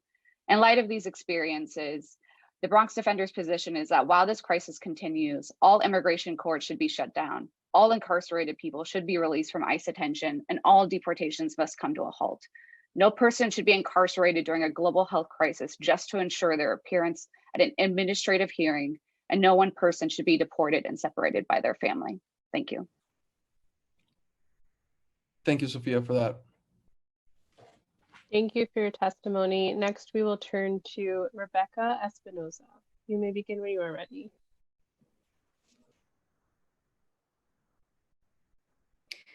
My name is Rebecca Espinoza, and I am a social worker with the immigration practice at the Bronx Defenders. I work with individuals with open immigration cases on issues related to mental health, substance misuse, trauma, domestic and community violence. I'm here to talk about resolution number 1399. For immigrant New Yorkers, access to state and local public benefits means the difference between meeting basic health and safety needs and experiencing the trauma of resource deprivation or seeing your children go to bed hungry. And for many NYC immigrants, it is a matter of life or death. Recently, our client Gabriel, a longtime NYC resident, was arrested by federal immigration officials when ICE agents came to arrest his roommate, and he drew their attention while translating for them. He was subsequently detained and ended up being the first person in the country to test positive for COVID in ICE detention. Nauseated, with a fever, and unable to stop coughing, Gabriel thought that he was going to die in a jail cell. When Gabriel was finally released due to the support of his legal team at the Bronx Defenders, he told me he felt relieved that he would now be able to get the medical care that he desperately needs. But it hasn't worked out that way. It's been months since Gabriel has returned to his community, and he continues to suffer from shortness of breath. His chest tightens up, and he's unable to walk 10 steps before feeling dizzy. He is connected to a medical provider, but can't afford medications prescribed to alleviate his symptoms. He lives every day with an affliction derived from ICE detention. Additionally, Gabriel is ineligible to receive assistance for food and other essential needs. Unable to work and rent a room of his own, he's currently living couch to couch and getting by with food pantries when they have food available. When he found out the city had funds that would be distributed to the undocumented community, Gabriel told me he felt hopeful that this was a sign of better things ahead. But when he heard about the amount of funds allocated, his tone changed. With that one-time grant of $400, Gabriel had to decide whether to buy medicine so he can breathe, or pay his phone bill for his mandated ICE check-ins, or try to get food for himself, or financially provide for his younger daughter. A one-time relief is not enough. I can also talk to you about Jessie, who lost one of her 2 jobs due to COVID, and every single morning, she sorts out a small amount of food for her 5 kids, 3 of which are non-citizens and therefore ineligible for benefits. Or about Isaac, who traveled 20 minutes on public transportation at the height of a pandemic, all the way to a food pantry that had run out of food by the time he arrived, only to return home to an illegal lockout from his rented room. The exclusion of an entire population of New Yorkers from critical safety nets is creating an anguish that will only continue to clog an already overbooked system of shelters, overburdened healthcare systems, and strained support networks to the point of collapse. The federal government has deliberately failed all immigrants, and the city has similarly failed to fill in the gaps. We urge the City Council to pass resolution number 1399 so that every New Yorker, regardless of immigration status, has access to basic necessities that should have never been denied to them in the first place. Thank you. Thank you for your testimony. We will now turn to Nyasa Hickey. You may begin when you are ready. Starting time. Hi, my name is Nyasa Hickey. I'm the Director of Immigration Initiatives at Brooklyn Defender Services, a public defender office and NYFA provider. Thank you for this opportunity to testify today. BDS supports all of the proposed resolutions, and in our written testimony, we've made some additional notes about the resolutions. For example, the Immigration Court should issue a nationwide standing order on filing evidence, telephonic hearings, waiver of respondents' presence, and hold regular stakeholder meetings to discuss the functioning of the court. As Sophia also said, went into much more detail about the immigration court needs. In addition, all ICE enforcement should be halted nationally, and we hope that the governor of New York State will sign the Protect Our Courts Act to codify the illegal use of courts as stalking grounds by ICE. Despite the drop in detention of new individuals from April to July 2020, BDS NYFUP's team experienced no slowdown in our work whatsoever. Again, as Sophia highlighted, individuals were detained and in very dangerous conditions in immigration detention centers. We filed enormous numbers of groundbreaking habeas corpus petitions documenting in great detail that ICE was holding vulnerable people in conditions that threatened their life and health. At the end of July 2020, BDS again started to receive calls from terrified families whose homes had been violently raided and loved ones who had been kidnapped by ICE in the early hours of the morning. Unbelievably, the immigration jails are once again accepting newly detained immigrants with a complete disregard for the health and safety of individuals and the community. As we have been throughout the pandemic, NIFOP staff will continue to fight this unjust and dangerous practice before EOIR and the federal courts. Given the essential role of NIFOP during a crisis with no end in sight, the Council's ongoing support and Chairman Menchaca's ongoing support of our immigration programs and universal access is important, now more important than ever. We've made some, we have extensively documented the needs and challenges faced by immigrant clients during COVID in our written testimony: job loss, housing insecurity, illegal evictions, food and financial insecurity, difficulty accessing medical care and COVID testing, language access and technology barriers are just some of the predominant concerns that were highlighted by in our written testimony and also have been highlighted today. We also identified 5 recommendations in addition to the continued support of NIFOP deportation defense funding.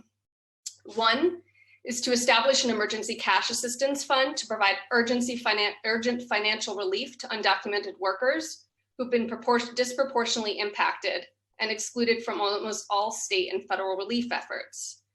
2, expand food provision and distribution in ways that ensures accessibility to immigrants who face barriers such as access to identification, language, transportation, and technology. For example, the food distribution through the DOE school program was very successful and was actually very accessible to our immigrant clients. And I go into more detail about that in the written testimony. 3, cancel rent for the duration of the crisis. If rent is owed after the eviction moratorium is lifted, landlord harassment and evictions will skyrocket and immigrant clients will be the most vulnerable. We've already seen illegal evictions happening throughout COVID. 4, ensure everyone has access to comprehensive health care regardless of their immigration status. And 5, increase the capacity of government workers to help people understand their benefits and rights over the phone in multiple languages and to accommodate for people who are unable to read or do not have access to a computer. I'm happy to answer any questions or highlight some client examples, as we also have done in our written testimony. Thank you. Thank you. Thank you for your testimony. We will now turn to Michael J. Etroff. You may begin when you are ready. Starting time. I'm an attorney with the New York Legal Assistance Group. I'd like to thank the Council and specifically the Committee on Immigration for an opportunity to testify. I'm going to speak today about one of our clients affected by the Trump administration's presidential proclamations restricting immigration. U visas are available to violent crime victims who cooperate with the authorities. Applicants can include spouses and children under 21 in their applications. But once an applicant files for a green card, these family members lose eligibility. Where this happens, the applicant can file a new petition for her family member, but child beneficiaries of the new petition must enter the United States before turning 21 years old, or they could lose the ability to immigrate for decades. On April 20th, 2020, after the city had shut down due to the COVID pandemic, the Trump administration announced Presidential Proclamation 10014, suspending immigration to the US for most visa classes. The administration included a national interest exception, but it didn't specify the criteria. At the time the proclamation was announced, NILAG was representing Myrna, a domestic violence victim who had been granted a U visa in 2013 and later a green card. Myrna filed a new petition on behalf of her child, Isabel, then living in Mexico. Isabel was also the victim of domestic violence and years of harassment by her father.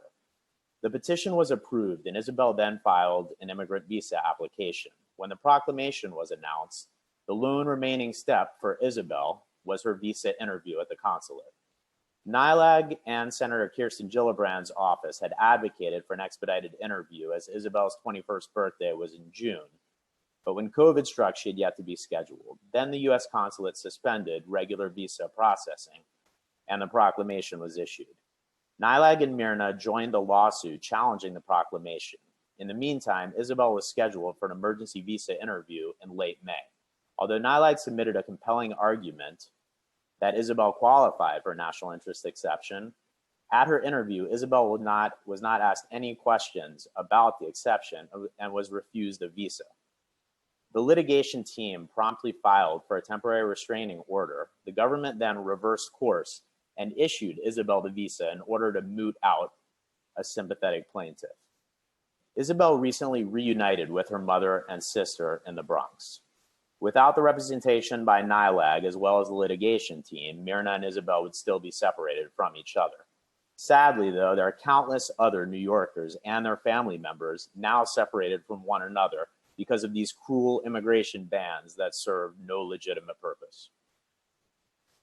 Thank you. Thank you for your testimony. We will now turn to Rex Chen, followed by Hassan Shafiqullah. Rex Chen, you may begin when you are ready. Starting time. My name is Rex Chen, and my pronouns are he and him. I'm the Immigration Director at Legal Services NYC. We are the largest civil legal services provider in the country. In 2018, we gave immigration assistance to households in which over 23,000 people lived. Let me talk about Resolution 1404. It would help everyone learn what health measures the federal government will implement for immigration court hearings and the way they decide whether to hold hearings for people who are not detained. The resolution says that EOIR delegates to each local office the power to decide whether to hold hearings. That might not be accurate. A court administrator told me this week that the decision actually comes from EOIR headquarters. It's really hard to know who's deciding. Months ago, EOIR told people that it was the US Attorney's Office that decides, but we've reached out to them and they can't find any information suggesting that they really have that power. Legal Services NYC even sued EOIR in April, and in the course of that, we didn't find out who is making the decisions. The resolution can try to help us find out who is even making that decision. Let me mention something that's not in that resolution. Resolution 1404 doesn't include any demand that EOIR produce information, data, or stats about the health measures it implements, how well it's going, or how many staff or visitors test positive for COVID. Adding those demands would probably help keep EOIR accountable. I'm going to turn to Resolution 1399. The needs of the community are very large. Legal Services NYC, led by our great social workers, mobilized quickly and creatively as early as March to start raising money for those in need who didn't qualify for public benefits. And we even started getting funds to them in April. And we have not been anywhere close to meeting the need. Despite the great efforts by many, we had our program, Maya talked about its program, the need is still there. Turning now to Resolution 1416. One thing is that there's a concern about, that talks about the deportation proceedings, and we want DHS to stop them. I just want to talk briefly about immigration court hearings. Those are actually run by the Justice Department, not DHS, in the Executive Office for Immigration Review. If the resolution leads the government and the Justice Department to stop deportation proceedings, meaning stop all immigration court hearings, I just want to point out that actually might hurt some immigrants who actually are really eager to get an immigration court hearing as soon as possible. There are some protections that you can only get in immigration court.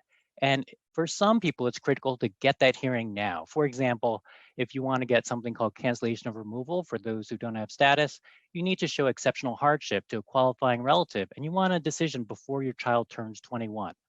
Something that could be clarified is that you can still allow those who demand a hearing to get it, even while stopping these deportations. Thank you. Thank you for your testimony. I'd now like to call on Hassan Shafiqullah. You may begin when you are ready. Starting time. Hi, good afternoon, and thank you to Councilmember Menchaca and all the council members for convening this hearing. My name is Hassan Shafiqullah. I'm the attorney in charge of the Immigration Law Unit at the Legal Aid Society.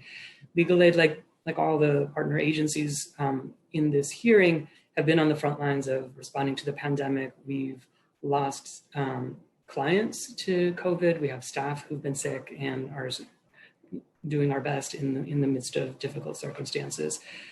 Together with our partner agencies in NYFA, the New York Immigrant Family Unity Project, Brooklyn and Bronx Defenders, we've been fighting to get people out of COVID-infested jails in the midst of the pandemic, where ICE is refusing in most cases to voluntarily release our clients. And so together, through a mix of habeas petitions in federal court, bond hearings in immigration court, and in rare instances, convincing ICE to exercise its discretion and grant humanitarian parole, we've secured the release of many medically vulnerable individuals, but a lot of our clients are still languishing in detention. And it's alarming that ICE is starting up its enforcement activities and putting people into jails at a time when they really should be releasing everybody, because civil immigration enforcement should not come with it the threat of a death sentence.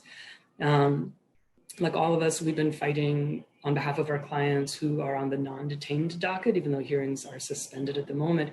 Deadlines have not been told, and so we're continuing to fight to respond to requests for evidence and try to get documents from agencies that may be closed. And we're trying to explain that it's in some cases impossible to give the agent, to the court or USCIS the documents that they're requiring. Or like with USCIS sending our clients in to get medical exams in response to requests for evidence for their adjustments, even though going into a doctor's office could be putting them at risk. So I think those are similar to what all of the agencies are doing. I just want to highlight one thing that Legal Aid has been doing with our law reform unit, which is fighting against the public charge rules.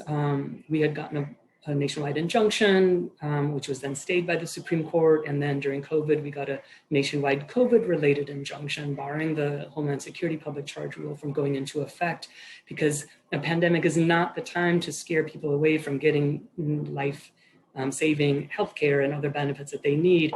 That unfortunately was just enjoined by the Second Circuit, but we're continuing to litigate that at the District Court and at the Second Circuit, and preparing to defend an appeal to the Supreme Court on that, both the Homeland Security rule and the Department of State rule.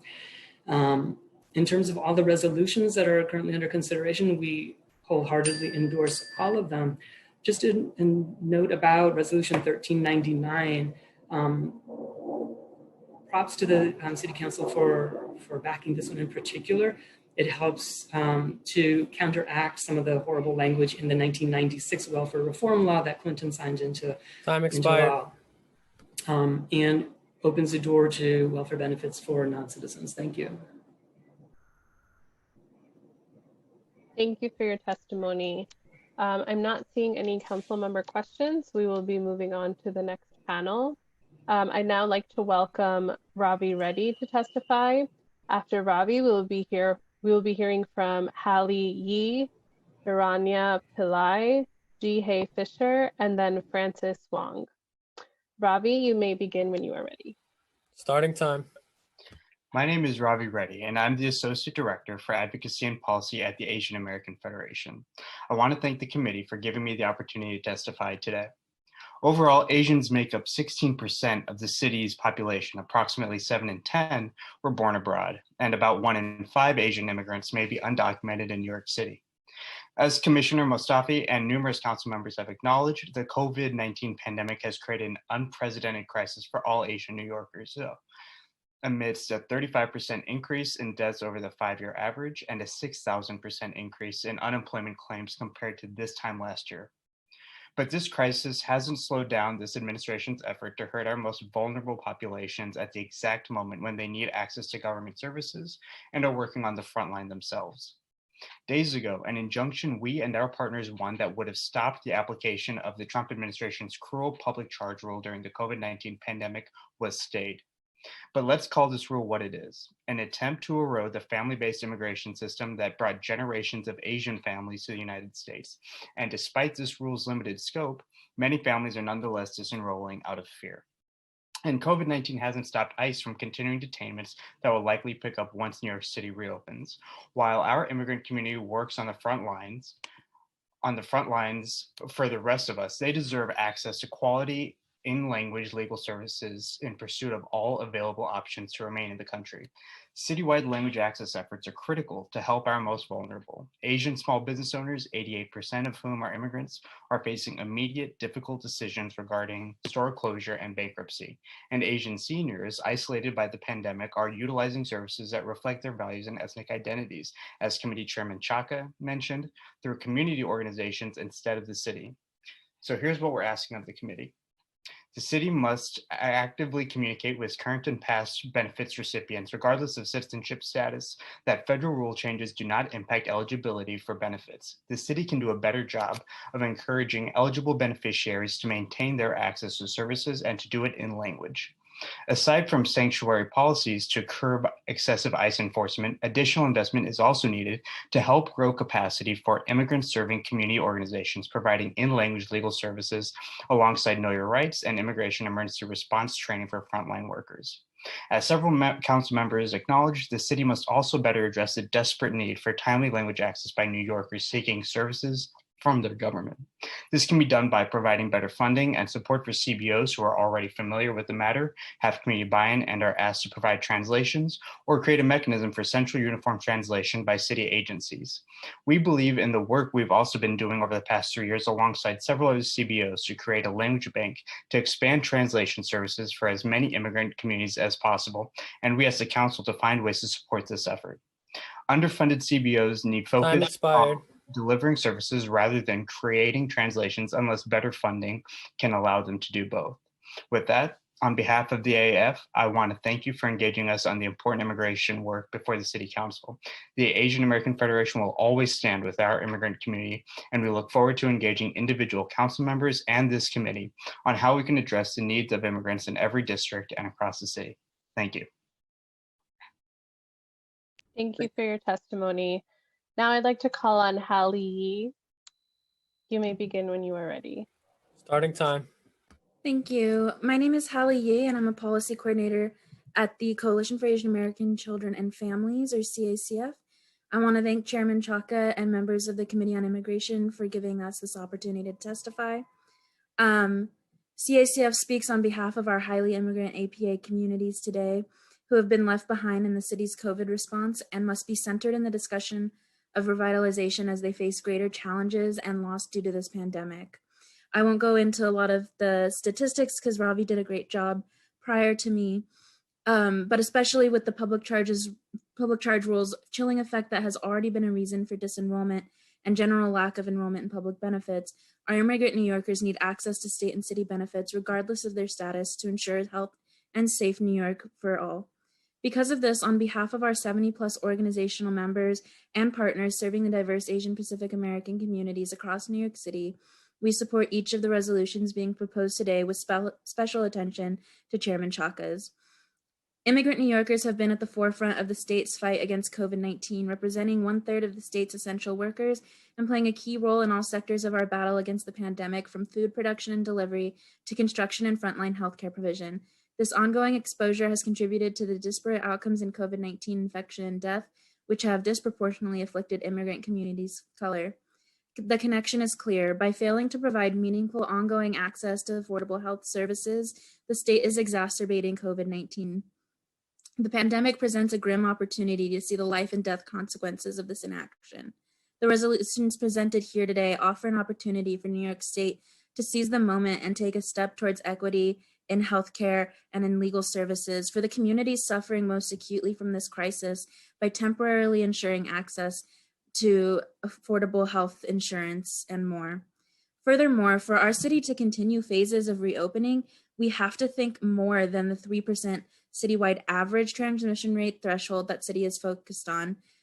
As I'm sure Chairman Chaka is aware, Sunset Park, for instance, has had a very significant spike, and having no tracking of disproportionality like that is detrimental in the long run. We are asking City Council today to hold our public health systems accountable to our community's needs. We demand the city provide accurate data collection and disaggregation of data on infection rates, hospitalizations, and deaths in the APA community, disaggregated by race and ethnicity. Second, we demand that the city's health system, in partnership with schools, ensure that the critical information gets to families in the languages they need. And third, we demand the city address the mental health needs of our children and families, especially those who are East Asian presenting who have been targeted during this pandemic. Our communities are consistently overlooked in the distribution of resources, and this pandemic has highlighted a myriad of city's safety net systems, and the city's response must address root problems in addition to immediate needs. Our community will continue to suffer every day we allow these flaws in the system to exist. As always, CACF will continue to be available as a resource and partner to address these concerns and look forward to working with the city to better address the inequities we see day in and day out within our communities. Thank you, Hallie. Thank you for your testimony. Next, we'll hear from Sharanya Pillai. You may begin when you are ready. Starting time.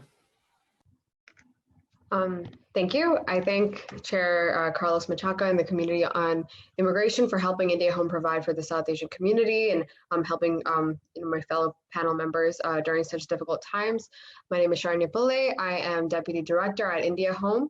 The mission of India Home is to improve the quality of life for older adults by providing culturally appropriate social services.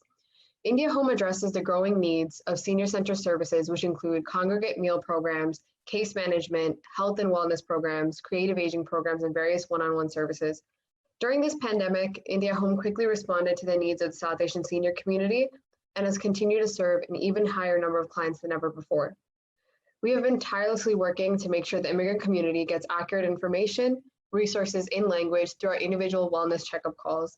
We have prioritized food security and quickly started a culturally competent home-delivered meal and grocery program, which serves meals to 111 seniors 3 days a week and have served groceries to over 800 seniors to date.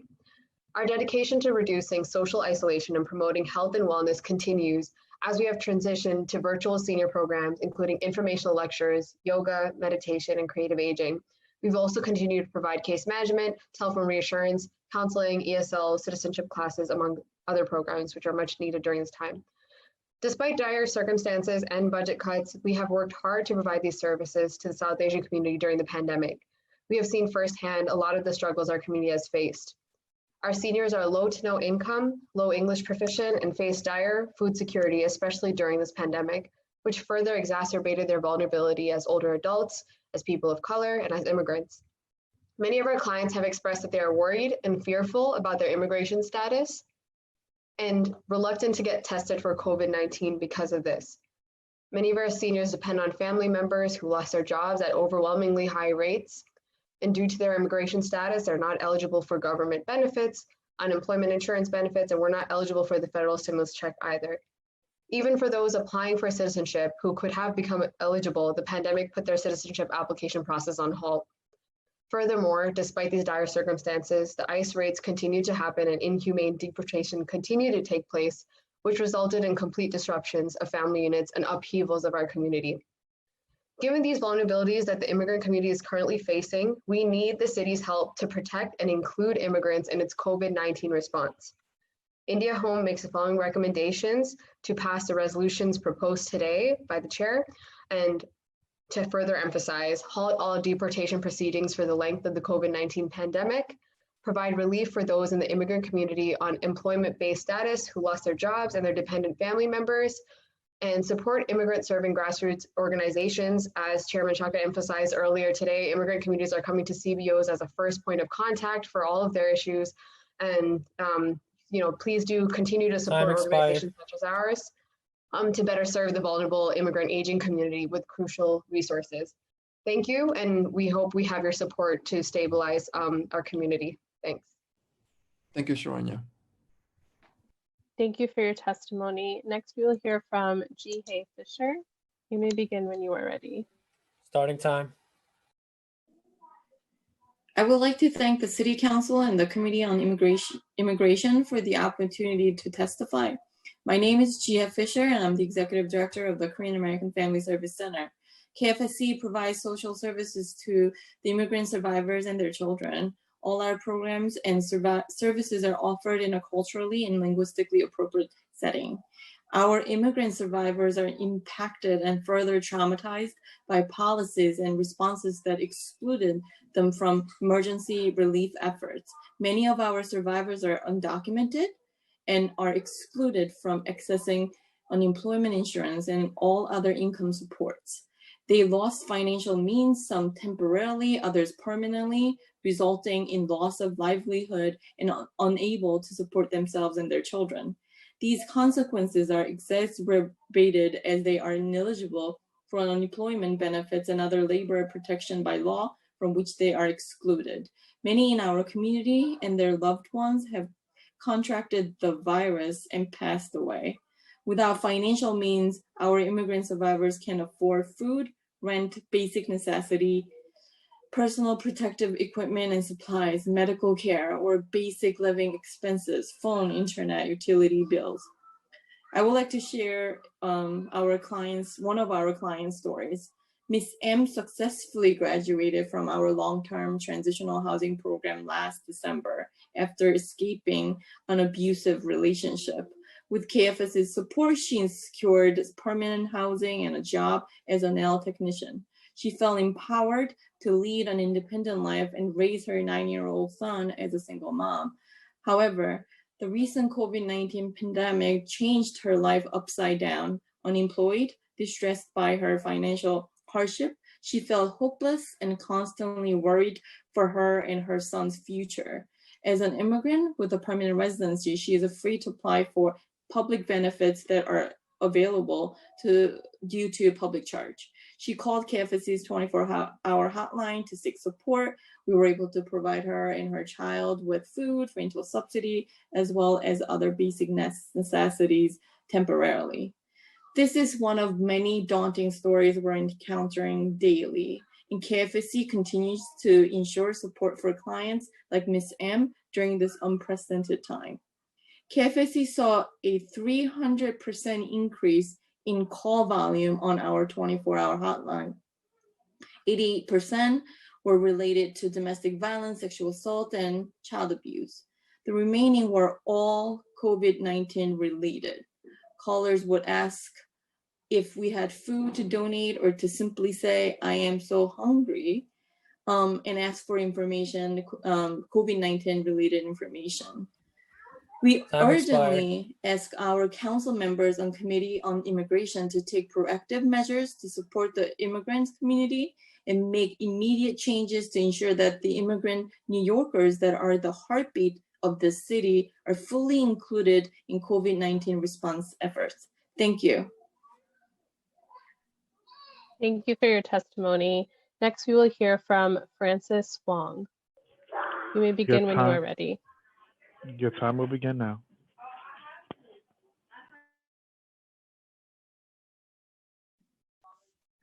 Thank you, Chairman Chaka and members of the City Council for the opportunity to testify today. My name is Francis Huang. I use they, them pronouns, and I am the Policy Associate at Chinese American Planning Council, or CPC. CPC's mission is to promote social and economic empowerment of Chinese American, immigrant, and low-income communities. CPC is the largest Asian American social services organization in the US, and we provide vital resources to more than 60,000 people per year through more than 50 programs at 30 sites across Manhattan, Brooklyn, and Queens. CPC employs over 700 staff whose comprehensive services are linguistically accessible, culturally sensitive, and highly effective in reaching low-income and immigrant individual families. Today, I am calling, CPC is calling on the City Council to not only treat healthcare as a right, but also intentionally allocate money to build more comprehensive infrastructure for healthcare that funds immigrant and AAPI healthcare services equitably. What we are seeing is that AAPIs they make up, as folks were saying before, 15 to 16% of New York City's population, yet receive less than 4% of the city's funding.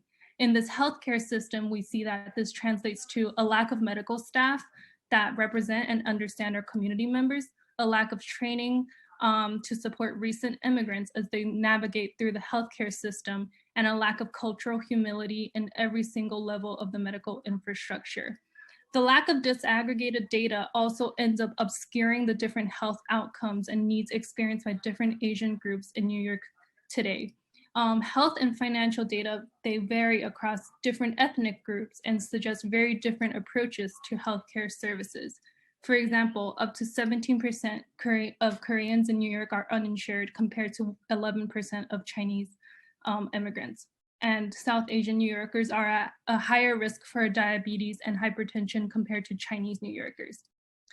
And what we have also seen is that due to the expansion of the public charge rule and the lift of the public charge injunction, we have heard cases of H&H workers asking our community members to apply for Medicaid first, regardless of immigration status, which then deters undocumented community members from either applying to Medicaid or returning to H&H at all because of public charge concerns. And we have seen that, especially during the chilling effect, many of our community members are already calling us to ask if they can disenroll from their benefits due to the public charge. And of course, COVID-19 has exacerbated all of this situation, leaving many immigrants to choose between their health and paying for rent and food. To combat the COVID-19 pandemic, CPC, we have been providing free meal distribution weekly. Your time is up. Lower East Side and Brooklyn. And even though our staff are working tirelessly to provide food, it is not enough. There are reports of groceries rotting, culturally appropriate foods are rarely available, and if they are, it's the same dish every week, and the lines are wrapping around the block. In our Nanshan Senior Center in Flushing, the seniors are on a rotation system due to overwhelming demand, meaning they receive a free meal maybe once every 3 to 4 weeks. So what we are seeing is that there is a high demand for food, and undocumented and low-income immigrants are left out of the COVID-19 response, and as well as that our staff are over capacity and become the interpretation and cultural navigators for all types of services.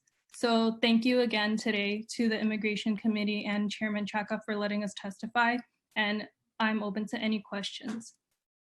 Thank you, Francis. And I just want to say one thing. Thank you for the work. You're an example of a partnership with our office, Grow NYC, and you all. We're trying our best to support the food piece. I know there's somebody else in the probably the next panel, Whitney, who's connected to the South Brooklyn Mutual Aid work. And all I want to say is that the administration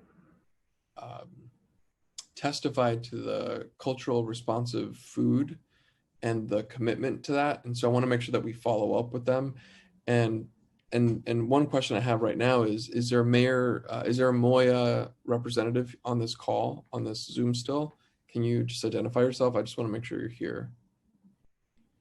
And I don't know how we do that exactly, but if there's a raising hand function, I just want to make sure that there's a Mayor Martin Kim. Okay. I think is that the mayor's office person? Okay, great. So we do have a mayor's office person. Let's just make sure that these are the kind of things that we're going to follow up on. So thank you for your testimony. Thank you. Thank you for your testimony. Not seeing any other council member questions, so we will move on to our next panel. I'd like to now welcome Andrew Ochoa to testify.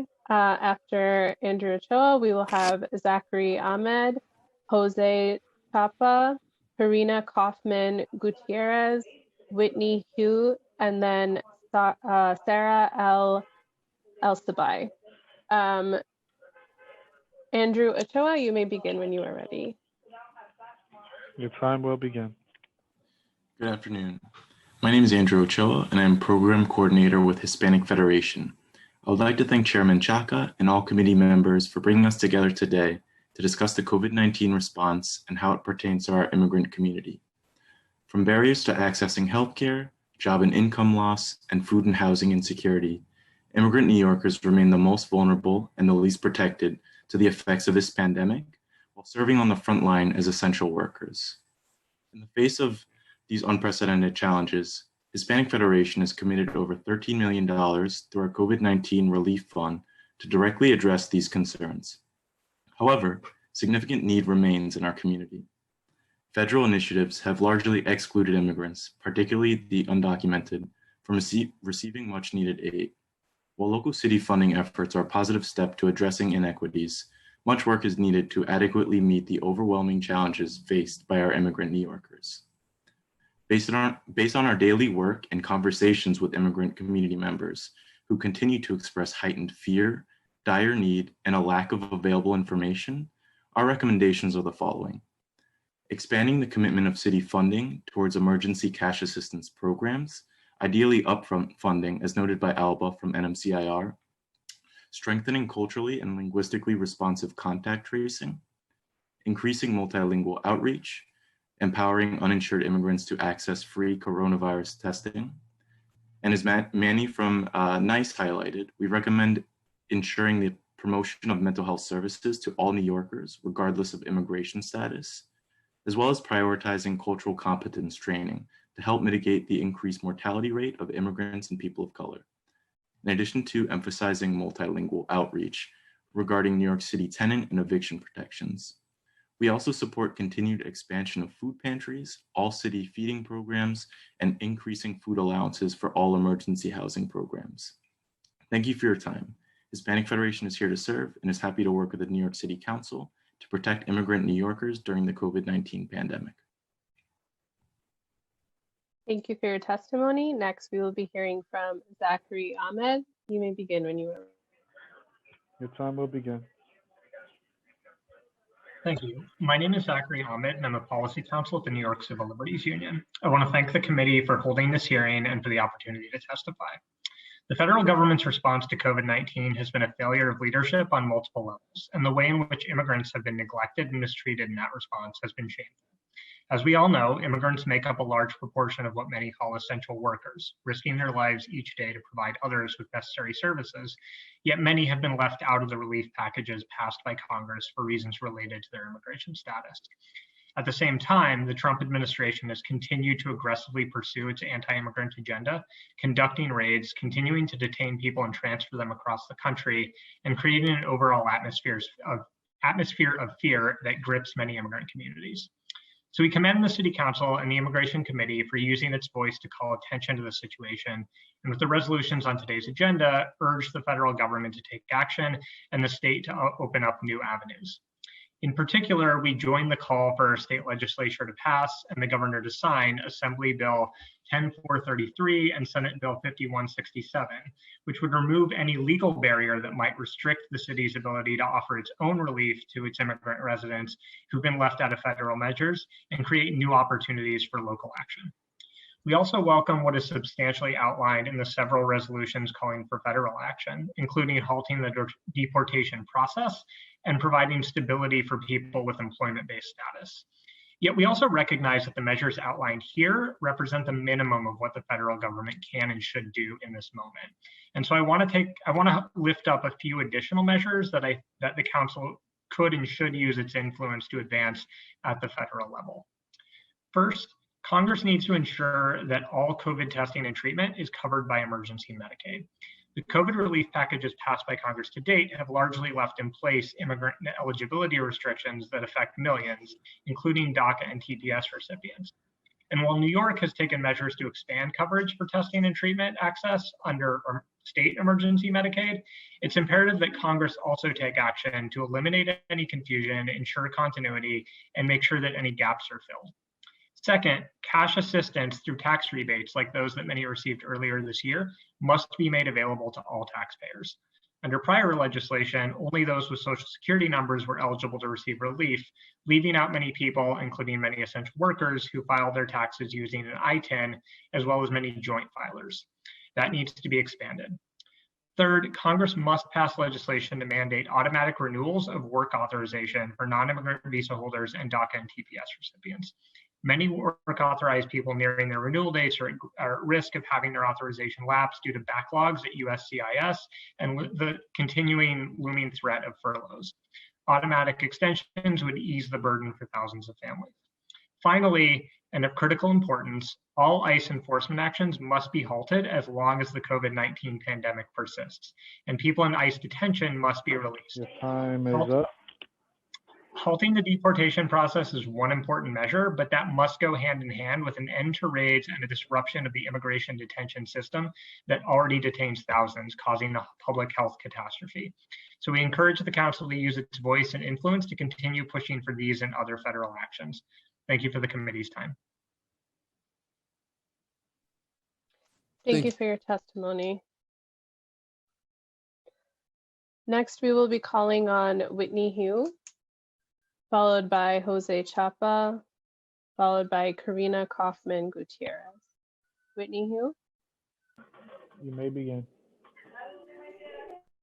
Hi, my name is Whitney Hu, and I am one of the founders and organizers of South Brooklyn Mutual Aid. We're a group that started right after the pandemic, and we serve primarily undocumented immigrants across Sunset Park, Bay Ridge, and Bensonhurst.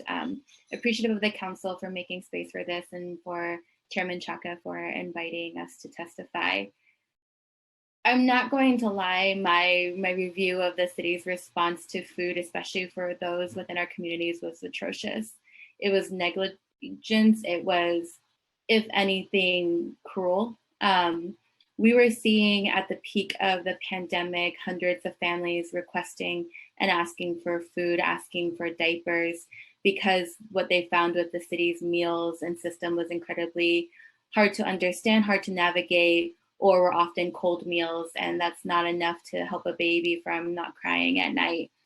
We had mothers calling us asking to set up payment plans to pay for their children. We had seniors asking for better food than applesauce and chips. And it is 6 months later, and I have not seen the food increase or change. If anything, I have instead seen the food czar do a lot of kind of photo ops with electeds in different communities instead of actually reaching out to those on the ground. I work with a lot of mutual aids across the city, and we have still not seen actual direct outreach from the city. Instead, what we're seeing is neoliberalism, where we're expected to serve and continue to work while the government and private partners are able to make money and to smile and to feel good. And that is unacceptable. While we are serving a need in crisis, we should not be the end-all result. We are also now working with churches and organizations, including those like Workers' Justice Project, Chinese American Planning Council, to continue to try to fight and serve those on the ground. This also extends over to schools. We just did a back to school program, and we had more parents show up with iPads, uncertain about how to actually access or get them ready to get their children on. Rent, jobs, these are all things that I feel like are continually ignored as the city focuses more about reopening.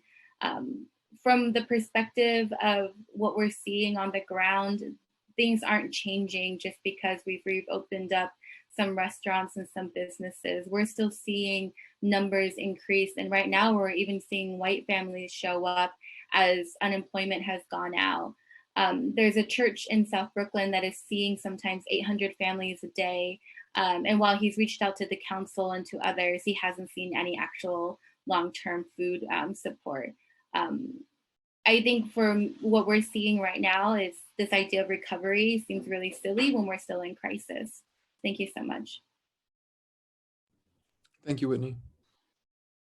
Thank you for your testimony. Next, we will hear from Jose Chapa. You may begin when you are ready. Your time will begin. Thank you.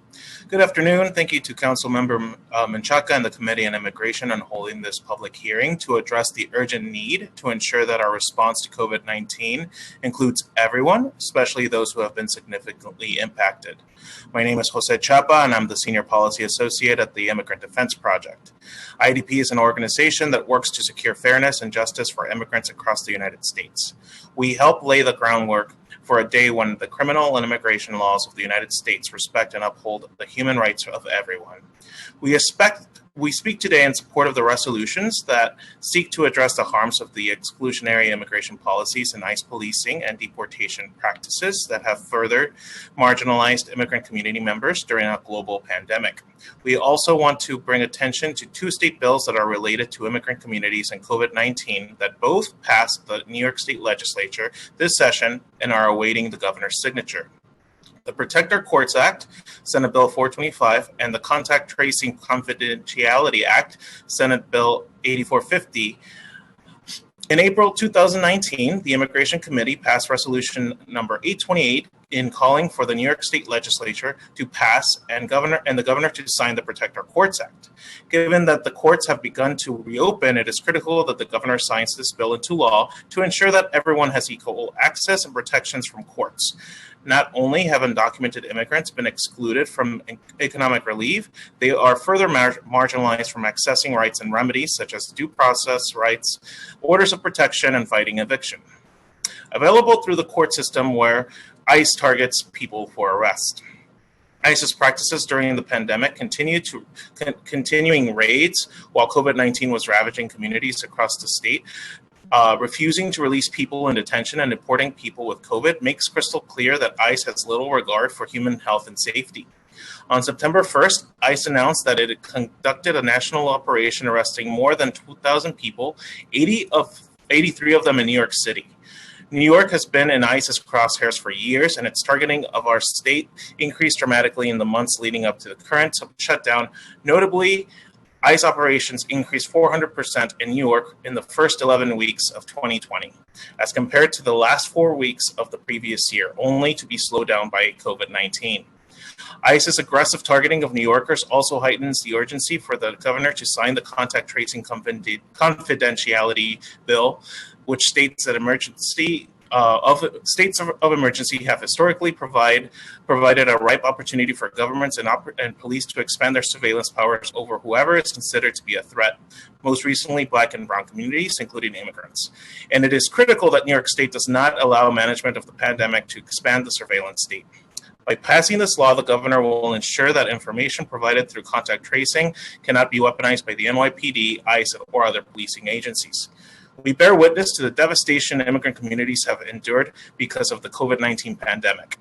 Immigrant neighborhoods have been at the epicenter of the outbreak and experienced massive loss of lives and stability. Brooklyn, along with Queens and the Bronx, and in particular the immigrant neighborhoods of the boroughs, have been among those hit with the hardest by COVID-19 in the country. We will not forget that there were freezer trucks lined up in the parking lots, including in Sunset Park, serving as makeshift morgues. Many of our constituents reached out to you asking you to take care of sick loved ones because they are trying to put food on the table. Thankfully, the legislature has been presented with a clear solution. We urge you to call on the governor to sign the Protect Our Courts Act and Contract Tracing Confidentiality Bill. I will submit the rest of this through email. Thank you so much. Thank you, Osa. Thank you for your testimony. Next, we will hear from Karina Kaufman Gutierrez. You may begin when you are ready. Your time will begin now. Great. Thank you. Good afternoon, everybody. Thank you, Councilmember Menchaca, and to the Committee on Immigration for your time today and holding this important hearing. My name is Karina Kaufman Gutierrez, and I'm the Deputy Director of the Street Vendor Project of the Urban Justice Center. There are approximately 20,000 New Yorkers who sell food and merchandise from the streets and sidewalks of New York City. 90% of the Street Vendor Project's members are low-wage immigrant workers who rely on busy streets in order to survive and are reporting income losses of 70 to 90%, and in fact are still being heavily fined for minor violations. 2 of our members in Lower Manhattan received fines of up to $500 this week from the NYPD and the Department of Health. 1 for not having their license showing right here, and 1 for having a box outside of their food cart, and 1 for being too close to the sidewalk. Street vendors have been excluded from disaster relief at every level of government, and our members, Nabil and Assam, have no idea how they're going to pay these fines when they make $3 for each plate that they serve, and that needs to go to rent first. We ask for City Council to prioritize the recovery of immigrant-owned small businesses that make our city great. As small business owners and workers, annually, street vendors contribute about $293 million to the city's economy. Yet, city, state, and federal government-sponsored relief programs have excluded informal businesses like street vendors due to rigorous technological and documentation requirements. But perhaps the biggest barrier is the lack of a social security number. A significant number of street vendors are undocumented, which means they don't even qualify for unemployment benefits despite collecting and paying sales tax, just like any other business. New York City immigrant-owned small businesses comprise 48% of our city's roughly 220,000 small businesses. The short-term solution that's needed for the current financial hardship that street vendors are facing is an immediate response from the city, creating granting programs that suit street vendors as sole proprietors of their businesses, regardless of their immigration status.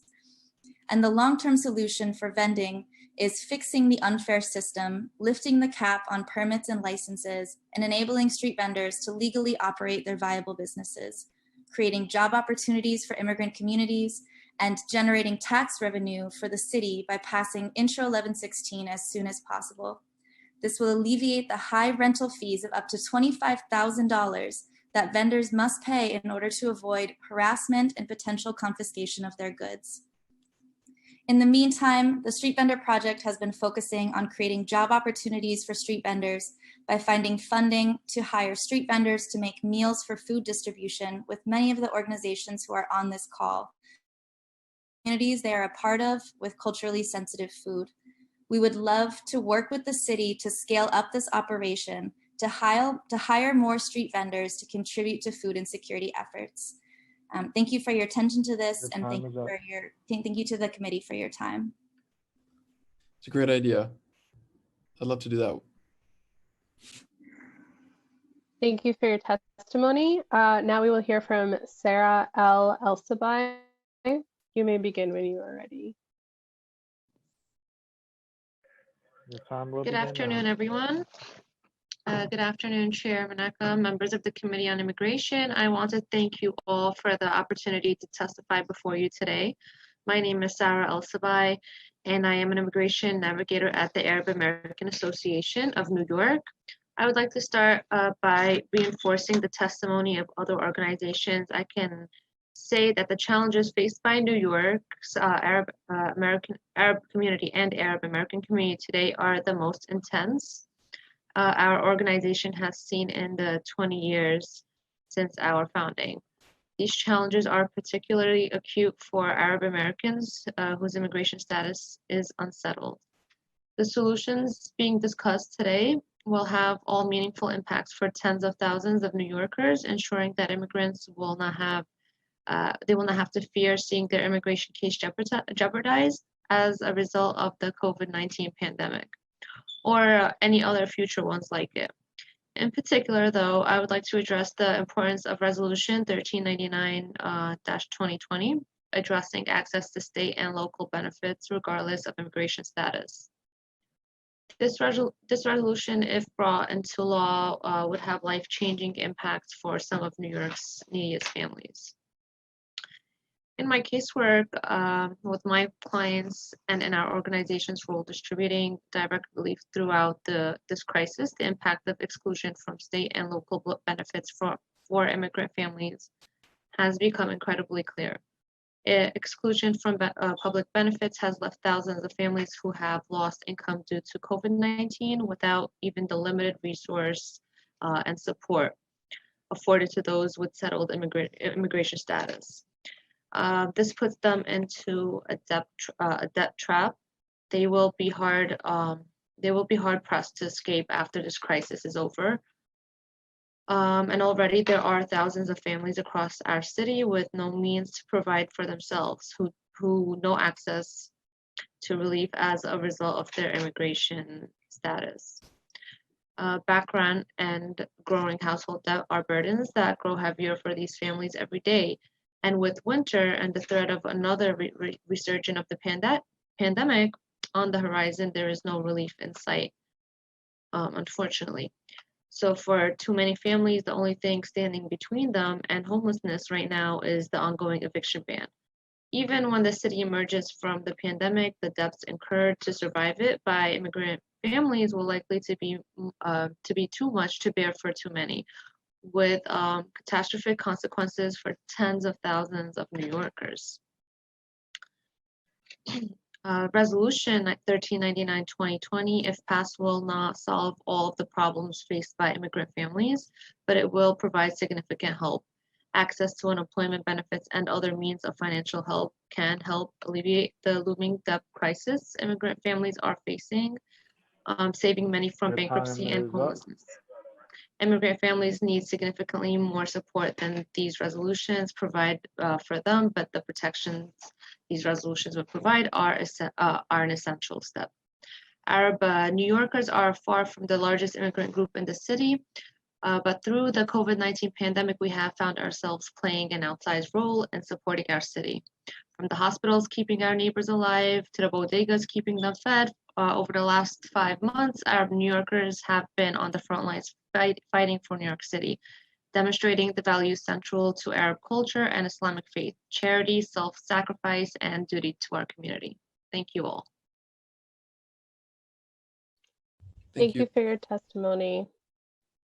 If at this time, this ends our public panel section. If we have inadvertently missed anyone that is registered to testify today and is yet to be called, please use the Zoom raise hand function now, and you will be called in order.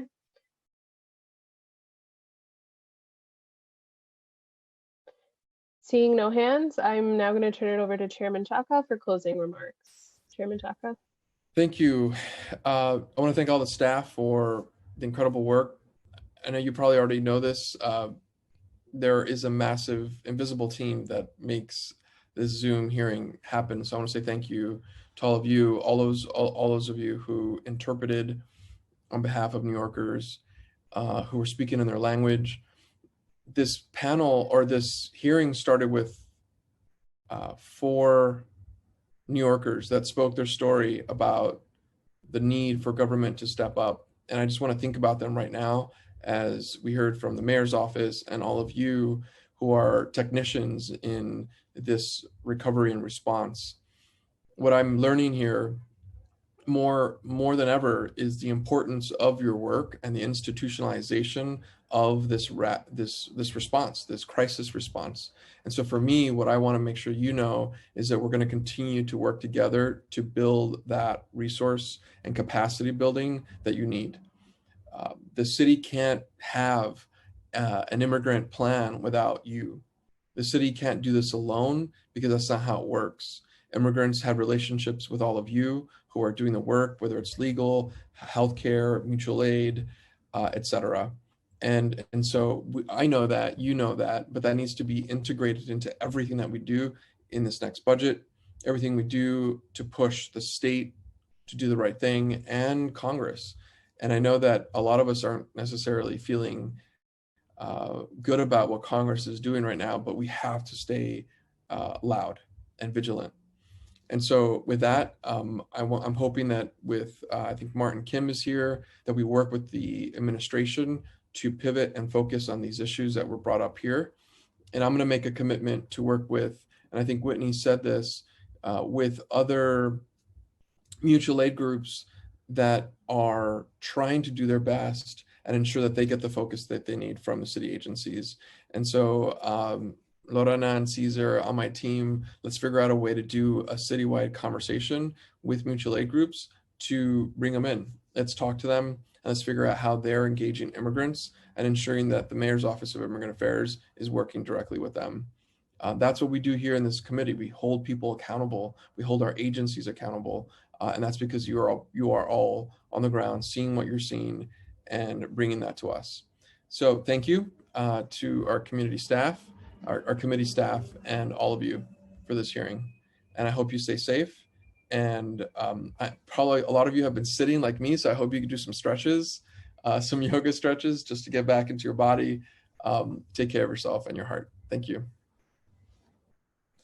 And now call this hearing to an end.